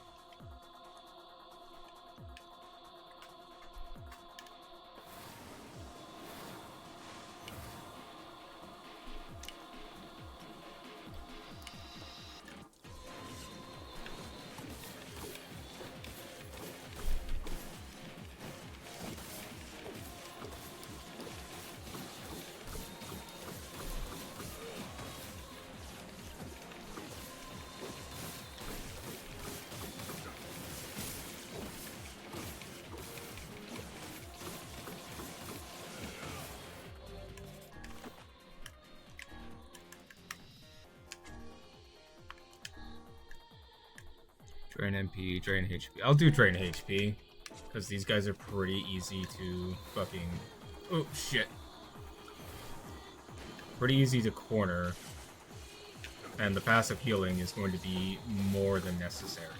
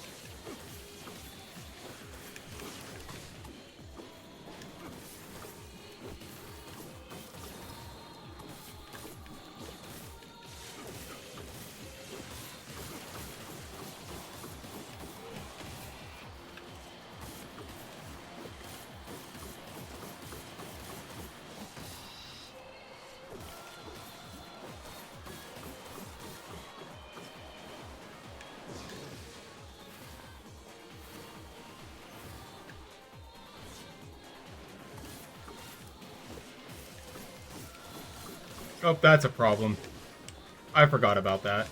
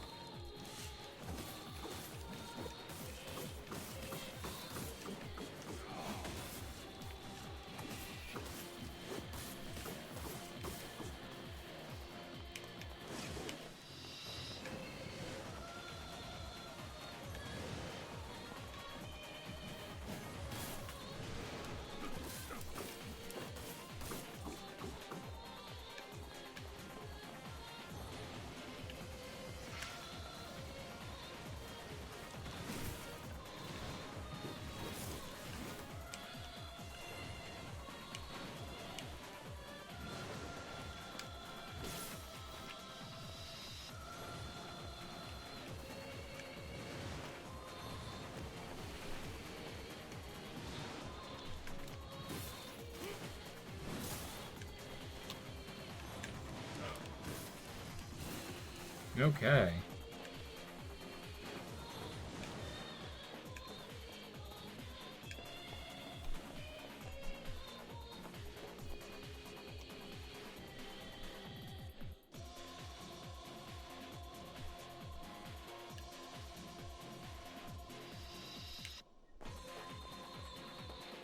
Oh Lord, he coming.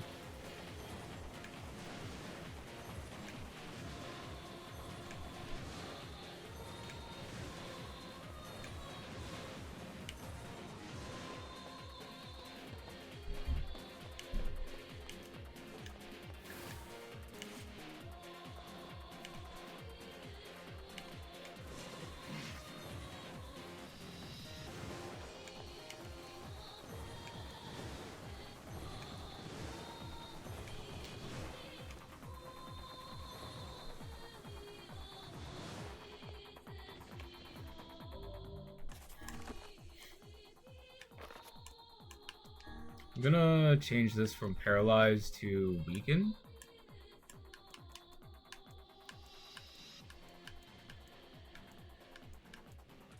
There we are.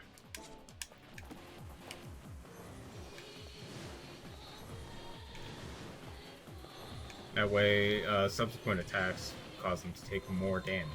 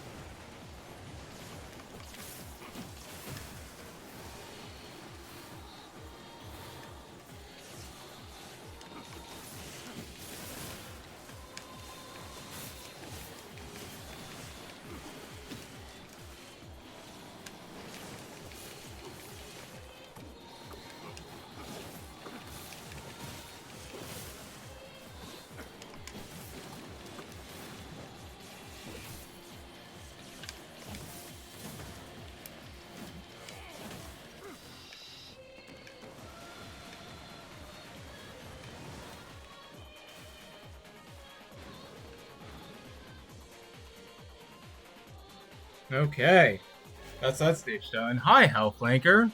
Welcome in. We bopping today. Can't hear the music is an absolute bop.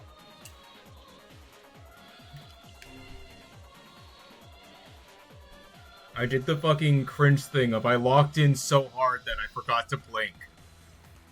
You know?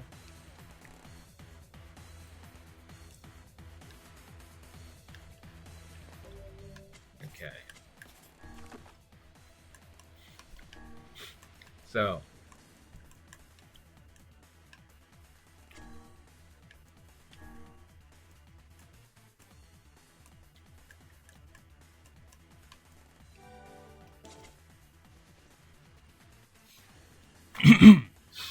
Aura. Does that make you happy, Mag? Is that what you wanted to hear?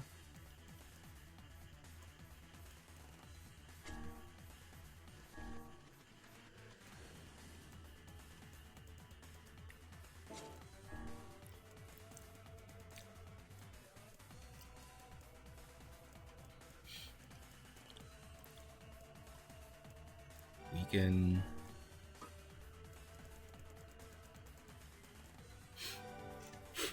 hit him with that thunderous, weakened blast.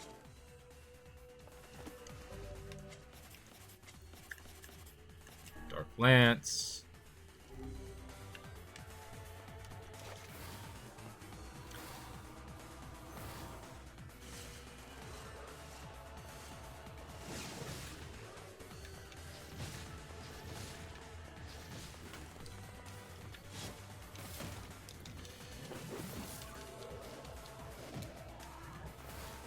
Oh fuck.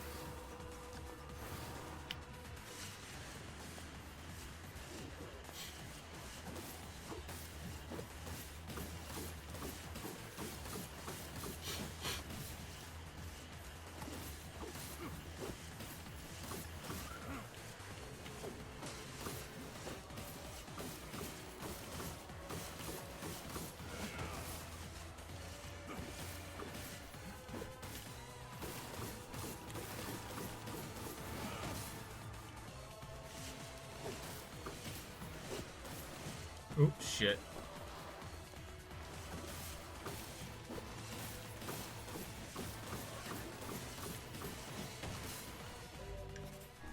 I wonder. So this is drain HP. Confuse, poison, drain HP. I could put weaken on the spear, which would actively make their lives harder, you know?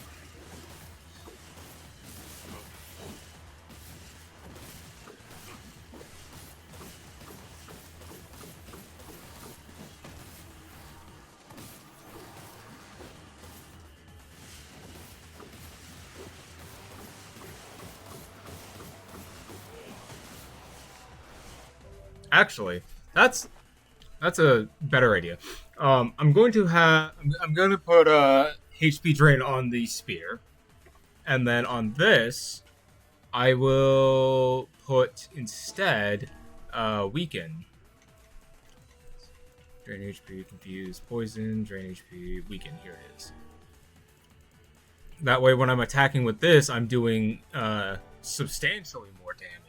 Because that'll be my damage dealer, and then the spear will be I need to heal.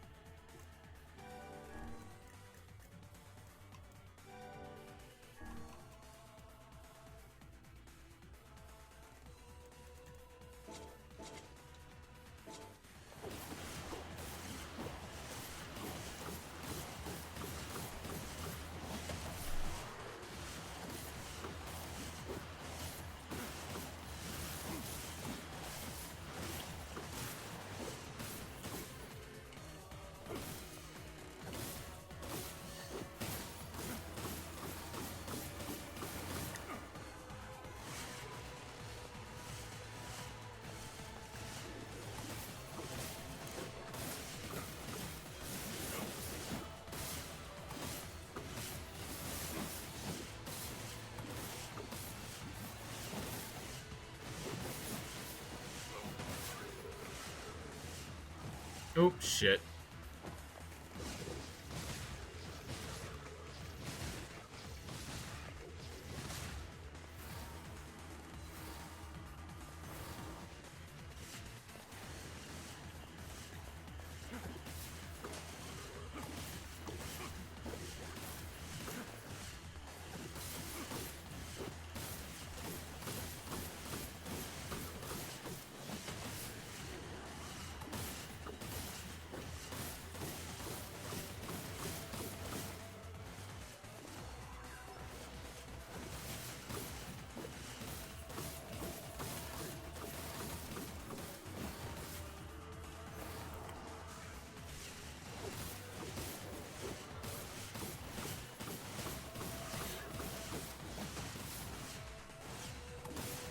Is this cheesy? Absolutely. You think I give a fuck? Absolutely fucking not. This used so much of my fucking resources that I just want it to be done.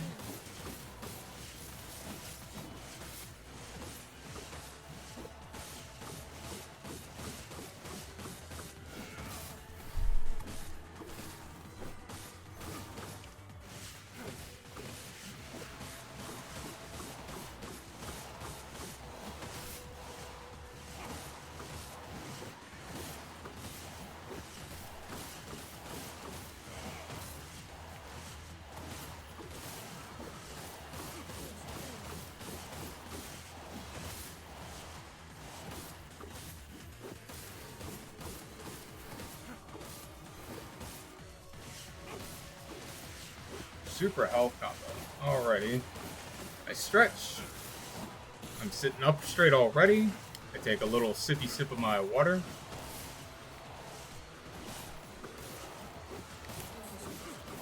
And I have a snack already. Thank you for the super health combo there, Health Linker.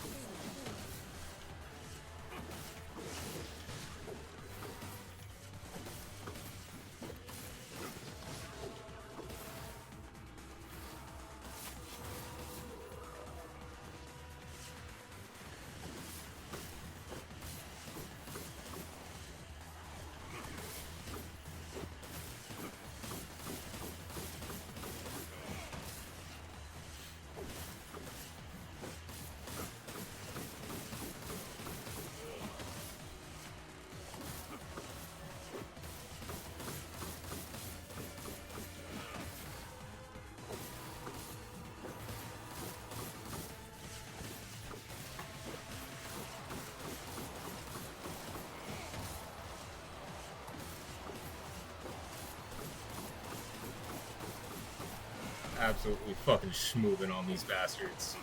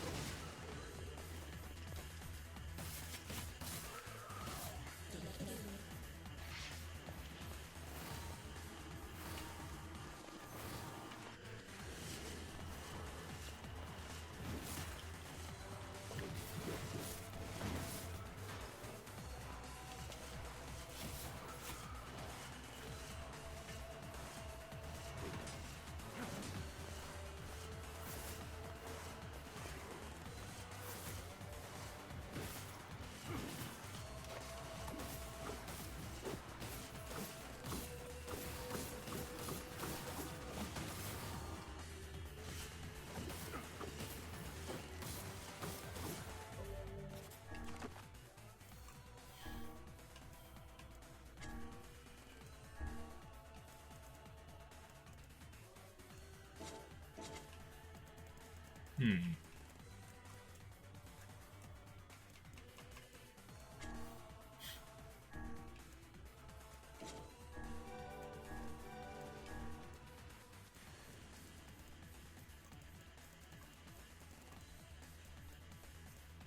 %30 armor break.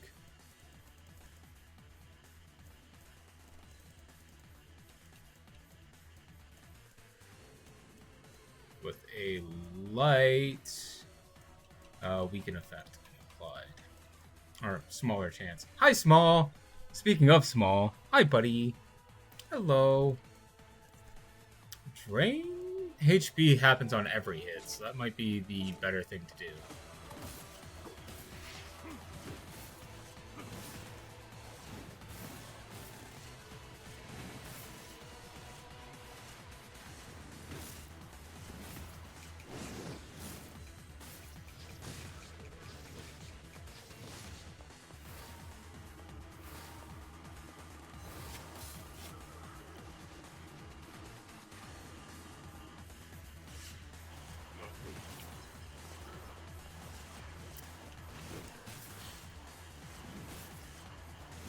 Nier is going pretty alright. I've gotten ending 1, and I'm working on the other endings right now. It's just at the moment, there's a challenge mode I've unlocked, and I really want to beat it. So we struggle busting through the challenge mode. I'm gonna do poison instead, because poison is continual tick damage as well.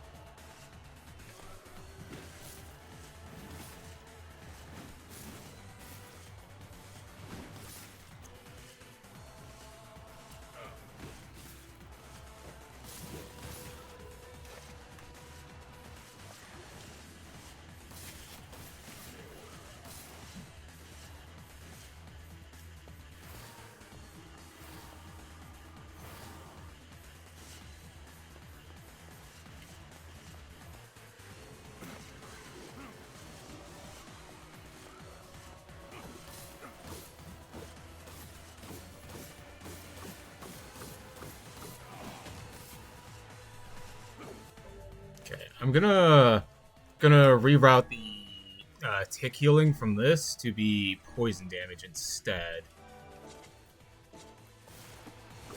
That way I can actually penetrate through their armor without having to worry about these big ol' hunkin' men fucking me up, you know?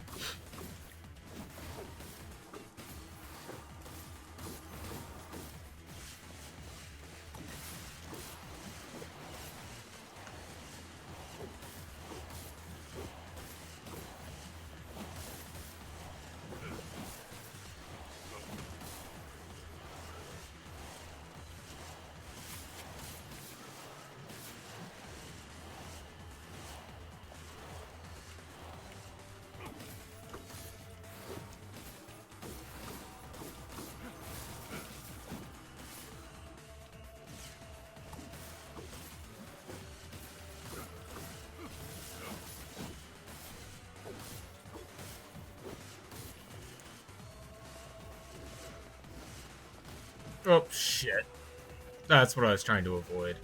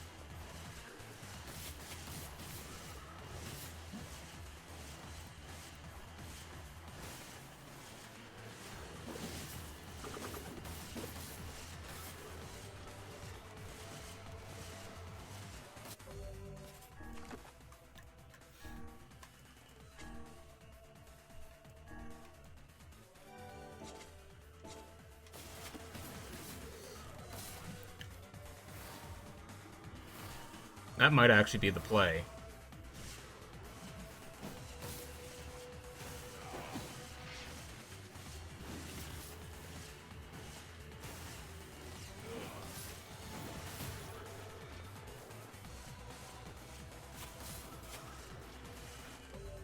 Yeah, okay. That's what I gotta do. Because it is much faster to just knock them on the ground and deal extreme amounts of damage.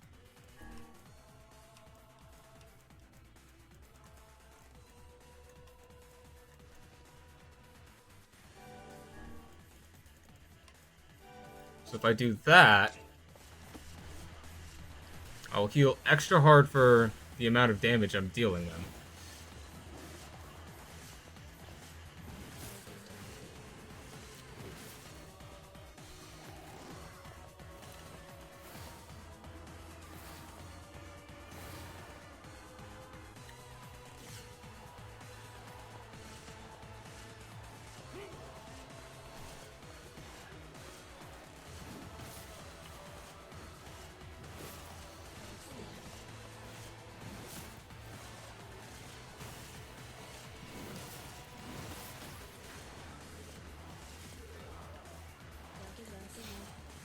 Last one.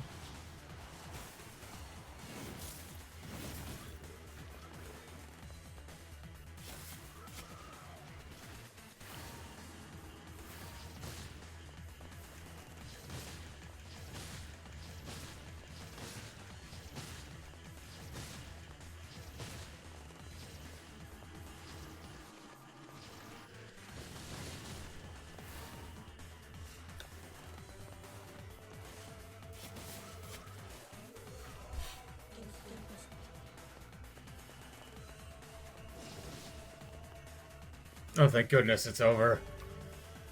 Oh. Felt great today. No cough, no fever. Watch out, world, because Yona's coming out to play. Oh, gods, what else?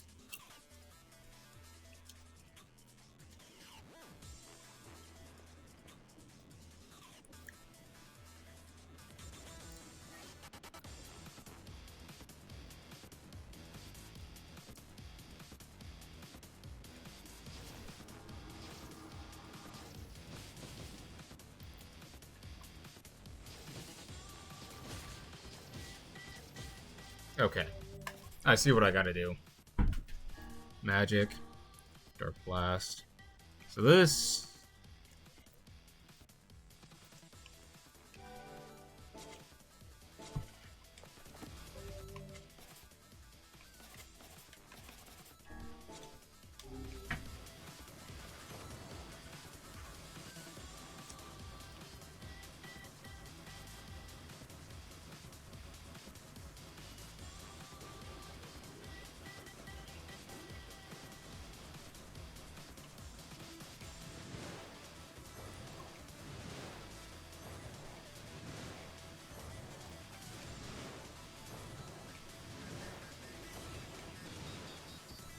Well, this should be a nice, easy, relaxing, section.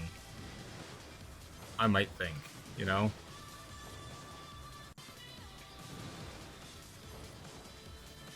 Music is far too cool for this area, though.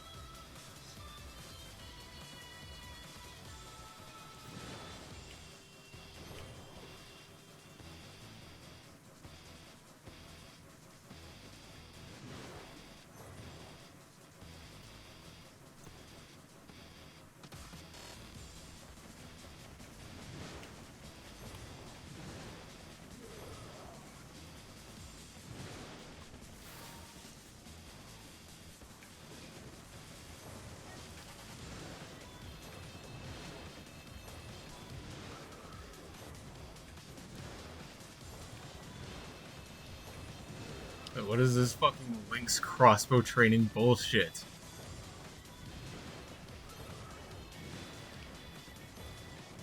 God, if anybody actually played that game, you qualify for fucking military retirement.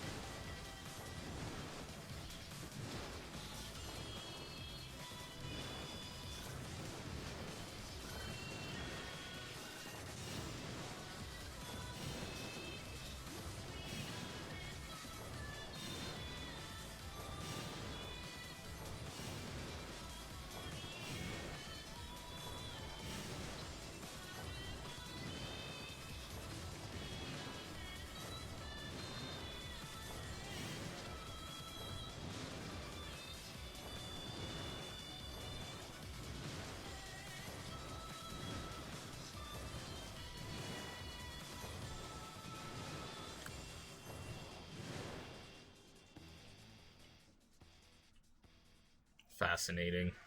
What a strange section. The samurai outfit. Ooh. Link's crossbow training. It's one of those you had to play back in the day, but if you didn't, fucking womp womp, you missed your chance.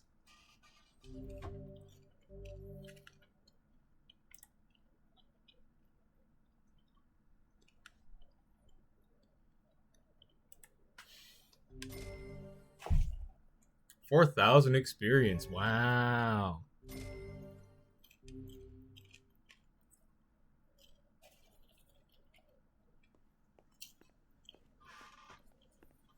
Okay. Door number 3.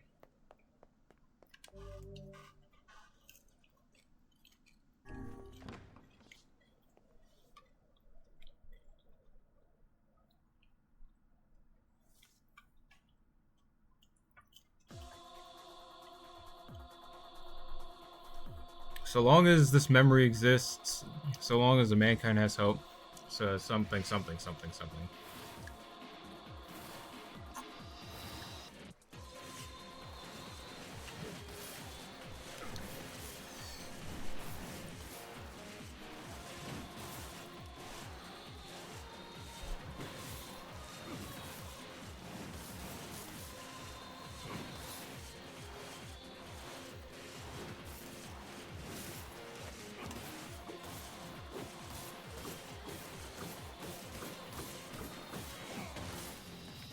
What do I have on my spear?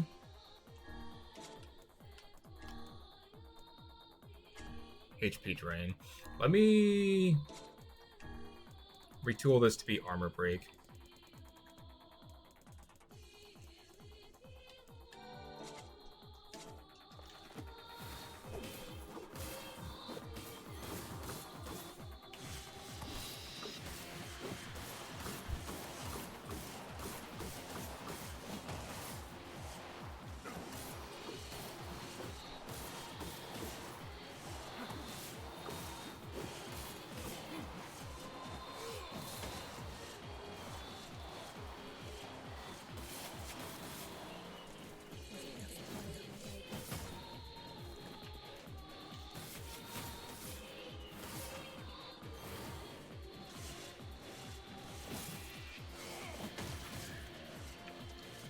threw his ass into the fucking water. Get got, my guy.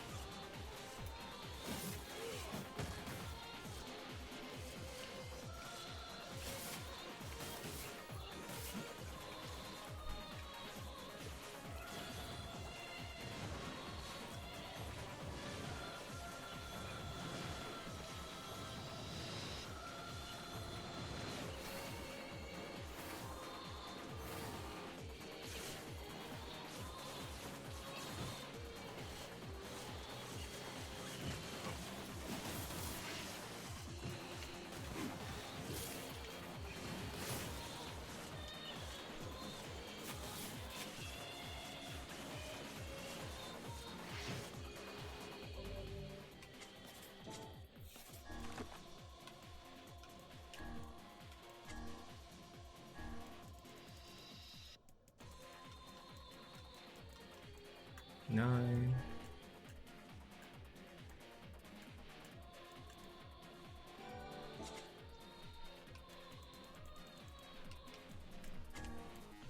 And this is drain HP.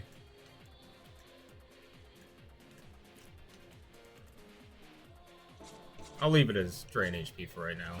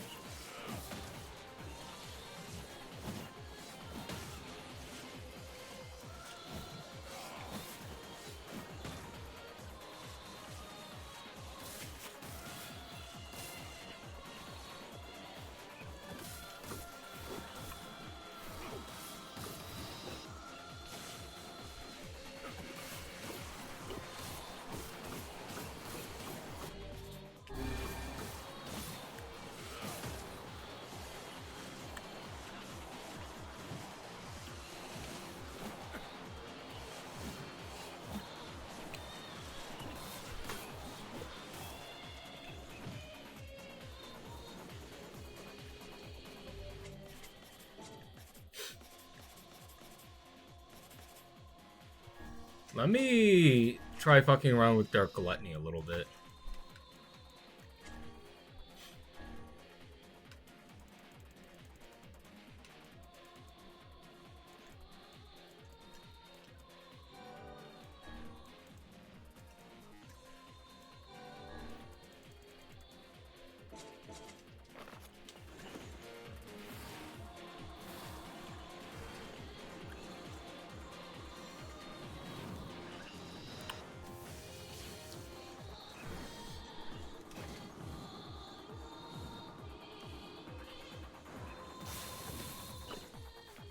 Yeah, I didn't think that that would go well for me. I need to do a quick BRB. So I will be right back, friends. But yeah, please forgive me just a moment.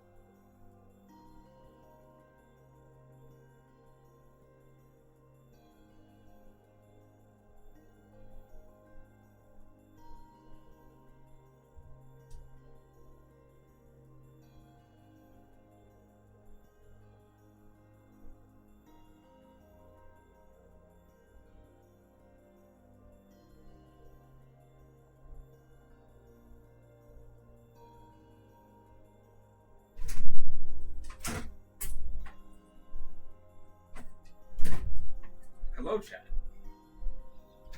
What is going on? Something wrong? I feel as if I've just awoken. I know what you I mean. apologize for the That absence, happens to me but I am whenever back. I read it. Not to worry.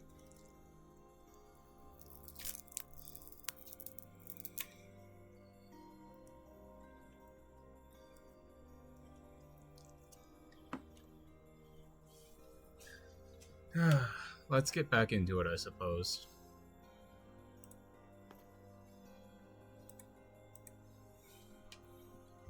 Yeah. This shit kind of fucking hard. I don't know what I need to do for this upcoming area.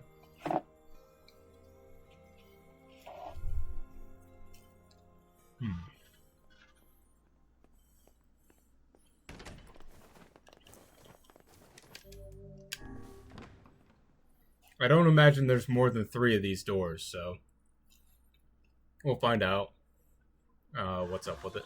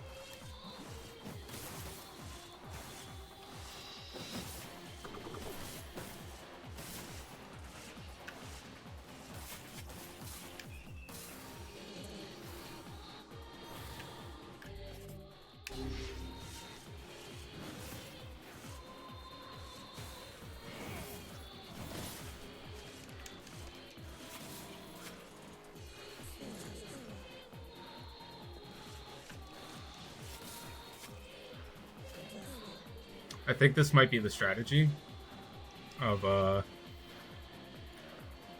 you know,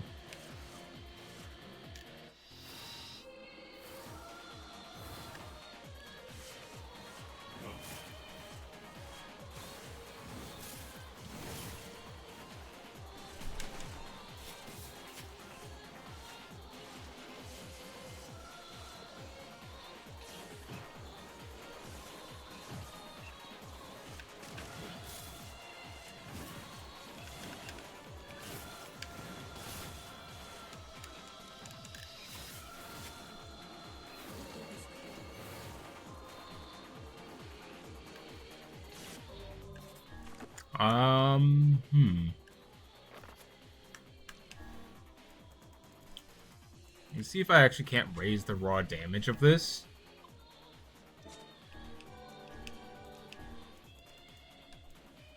Attack power 30.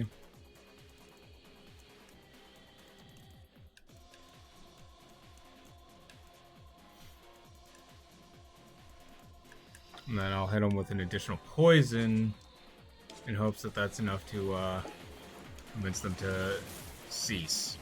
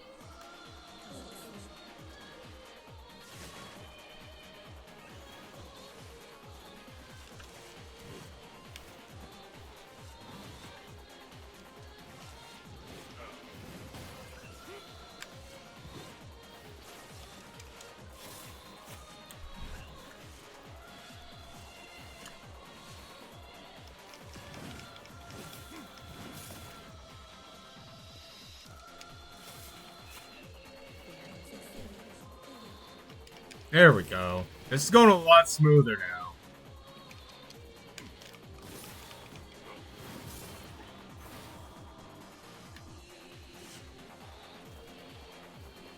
Back here, you.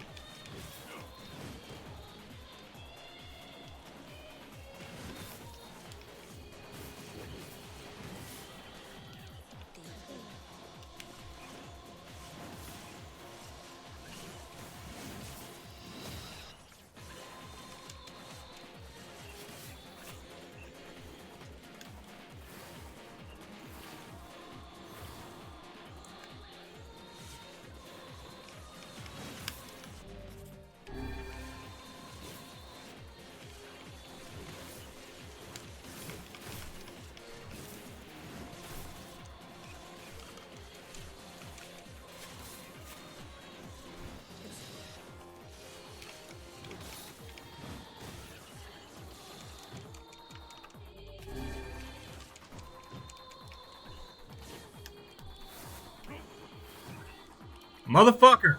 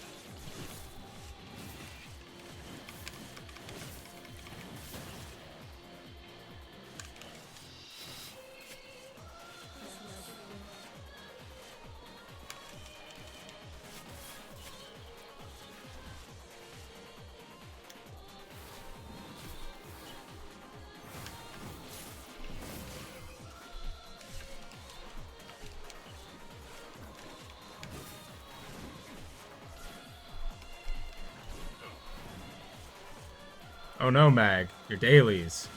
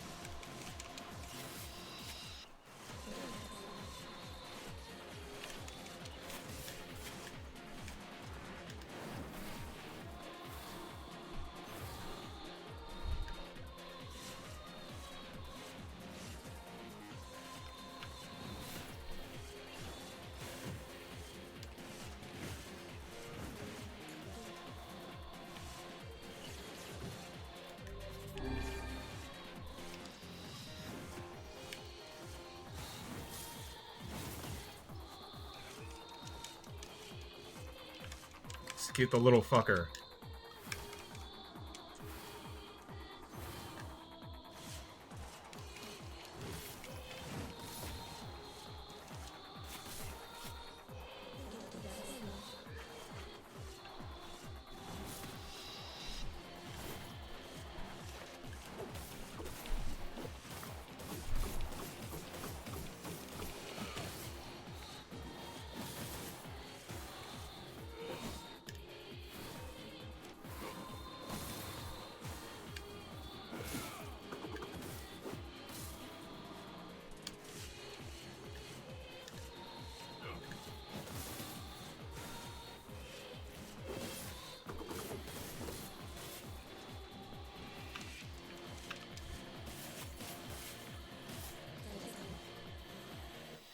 Okay. Safely navigated this area.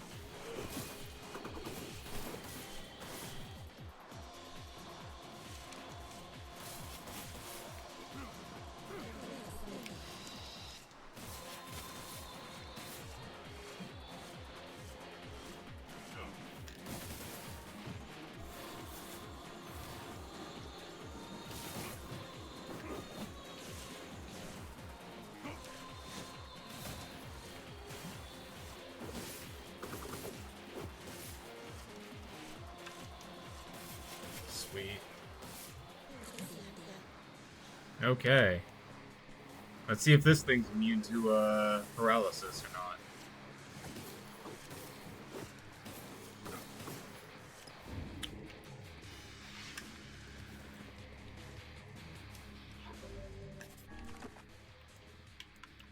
Since it appears to be immune to paralysis,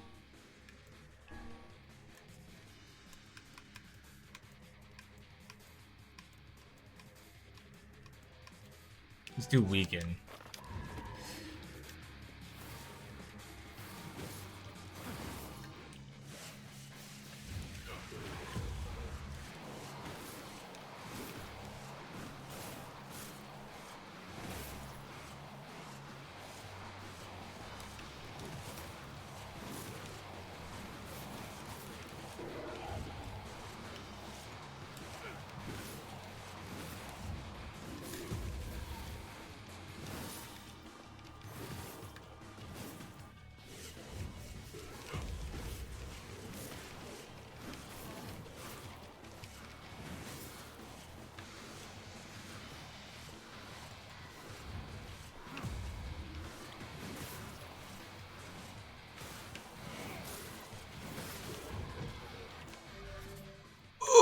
Oh, fuck, that thing is...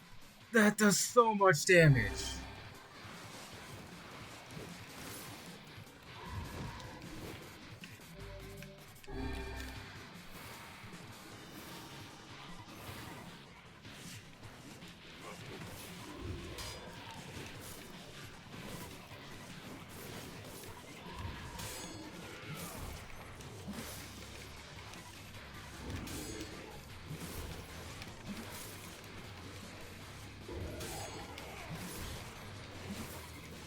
There we are.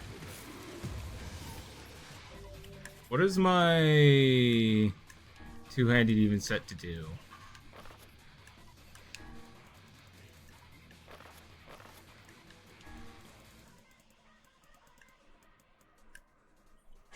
Attack power and a light amount of poison. Let's change that up to actively heal me.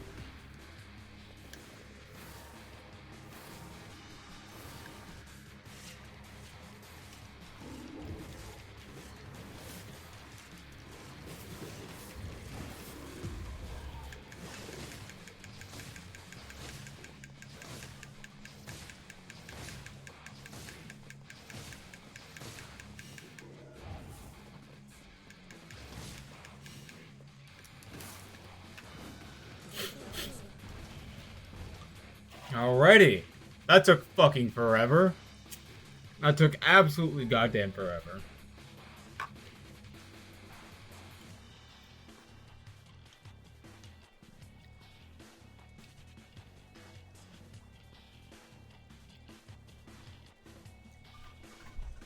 But that's part 1 done. Of like, what is it, 5 per door? Something like that.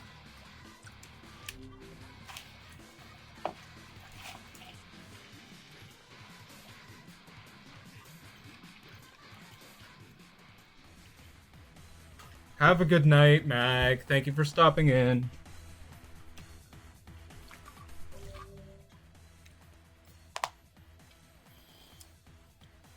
Three pigs, huh?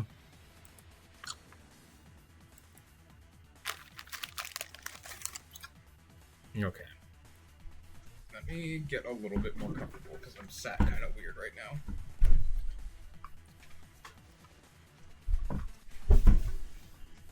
No, my back support pillow. Okay.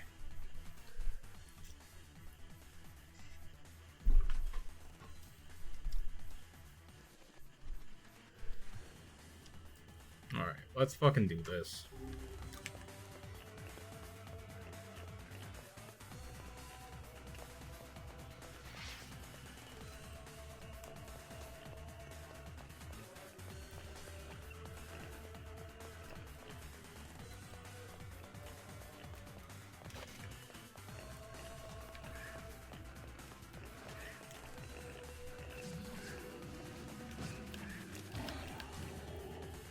There we go.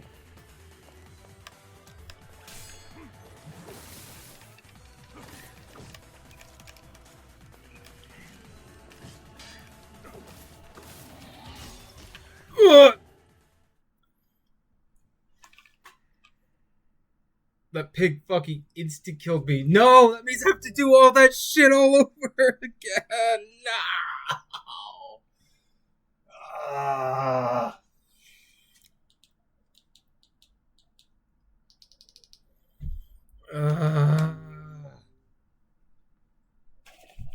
Oh my god.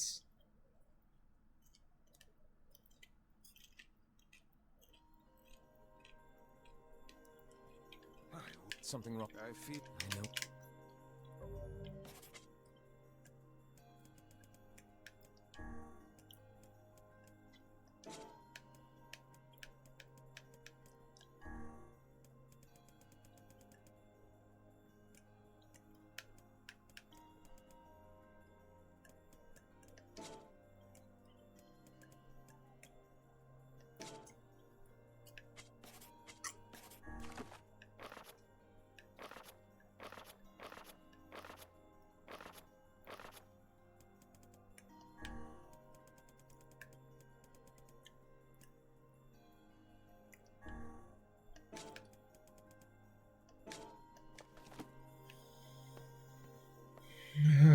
Fuck's sake.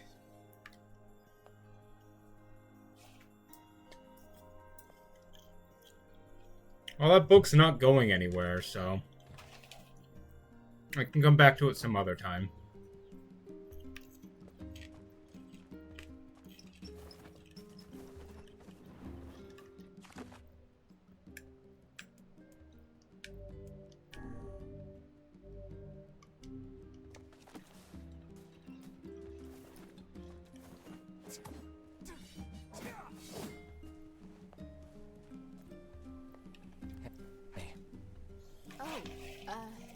Hi. I kinda thought you'd never talk to us again. I understand you're doing this for the village, and that you don't have a choice. Pretty much, yeah. But look. I'm headed there next. Oh, and Devila? Yeah? Sorry about yesterday. I shouldn't have lost my temper like that. You don't need to apologize. Anyone would be upset when their friends are hurting. Let Emil and Kaine know. All right.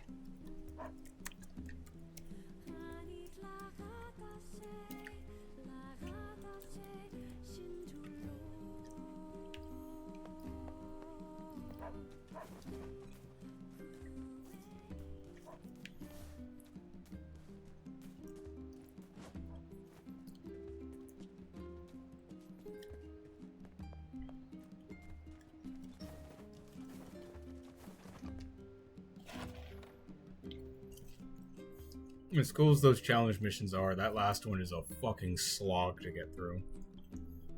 So I'll come back to it at a different time.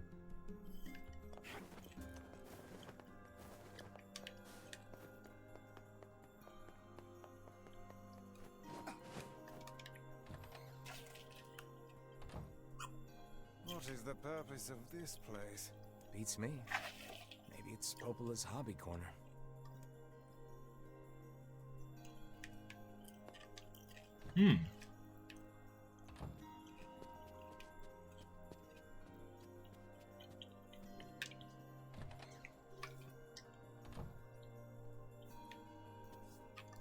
Popola? Oh. Hello. After this, we're headed to the scrap heap so that I can upgrade some of my weapons. Look, I want to apologize for Stop. You didn't do anything wrong. Yeah, but neither did you. You're just trying to protect the villagers. It's very kind of you to say so. Regardless, please don't let it trouble you. Ahem. I believe there was something you wished to discuss with us. Oh, right. Yes, about that. You know about the lost shrine, right? The temple where I was first discovered. That's it. Well, it seems that the Shadow Lord's lair is connected to it somehow. Oh ho. It was right under our pages the whole time. But the bridge that leads there is unusable. So take a boat. A boat? Yes, the canal's finally been repaired. It took a lot longer than expected, what with the shades and all. I also asked them to provide a boat at the path to the Lost Shrine's back entrance. The ferryman will let you use it free of charge. That should make it easier for you to move from town to town.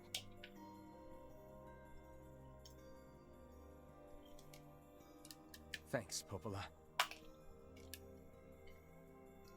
feel like you've done so much for me. I'm really grateful. All right, I'll see you around. And for the love of everything, be careful. Okay. With that, we can go see if we have any side quests, and if we don't, scrap heap. Or junk heap. Whatever the fuck it's called. We'll head there, and then after that, The path above the entrance to the shopping district should lead to the boat landing. How excellent to know the canal is finished. Hopefully this puts our days of running all over behind us. The faster we can move, the faster we can save Yona. Let's use it as often as we need.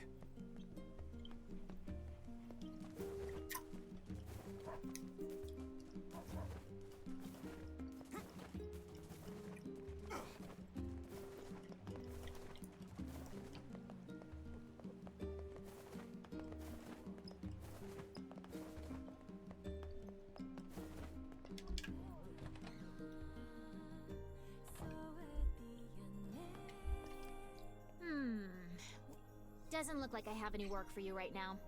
Come back next time you're free, okay? literally nothing to do. So let's go over by, let's go upgrade our weapons.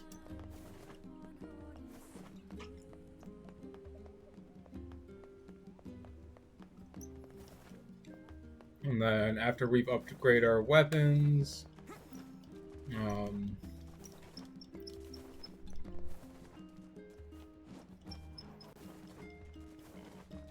I'm not sure. Because, like, if there's literally fuck all to do, then there's literally fuck all to do. You know?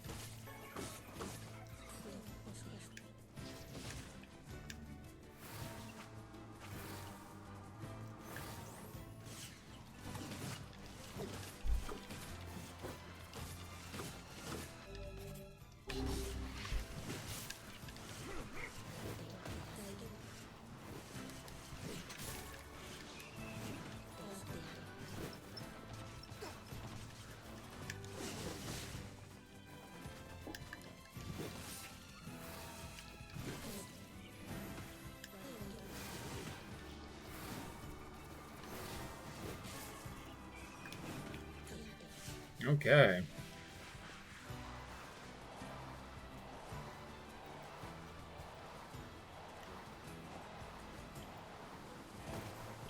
I'll say if for some reason I can't upgrade my weapons, then I will just call it there. Because I think I'm going to save the entirety of the plotline again for next time I'm able to stream. Which, I feel really bad that I'm not able to stream as often as I'd like. You know? But, unfortunately, I kind of be, my schedule is not exactly the super best.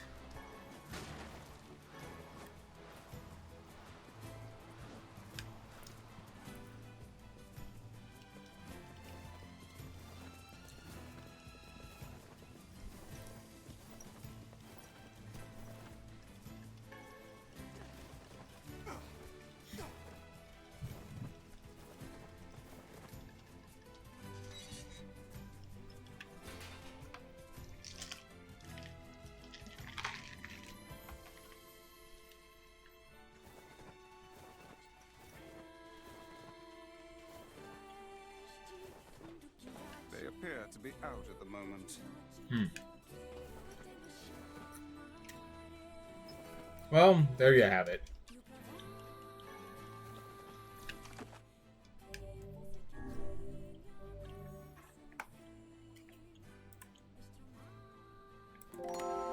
I thank you guys for coming to hang out. I would get more into this, but it's getting kind of late, so I should probably be looking at bed here soon. My schedule is like the fucking worst right now because I'm working odd hours and I can't hang out with my friends as good as I used to be able to, so kind of suck. But I hope you all had a wonderful time. Thank you for coming out. Okay. Links are already in chat, but raid message if you need that sort of thing. I prefer to use it because I like the emotes. They're really cute. Done by our wonderful and absolutely lovely Small X3. I'm forgetting how to spell artist. Yeah, no. Hope you all had a fantastic time, and I will see you guys later. Maybe this week, but we will find out.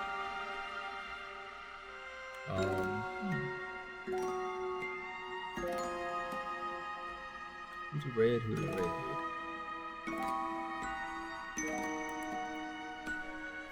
I believe this person should be fine to raid. Let me just double check that they're not doing something strange. You know how people be doing strange shit. Okay.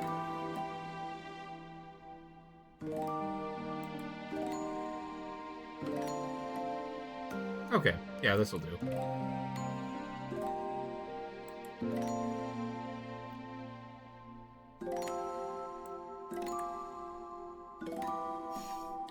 Yeah, go be nice to them.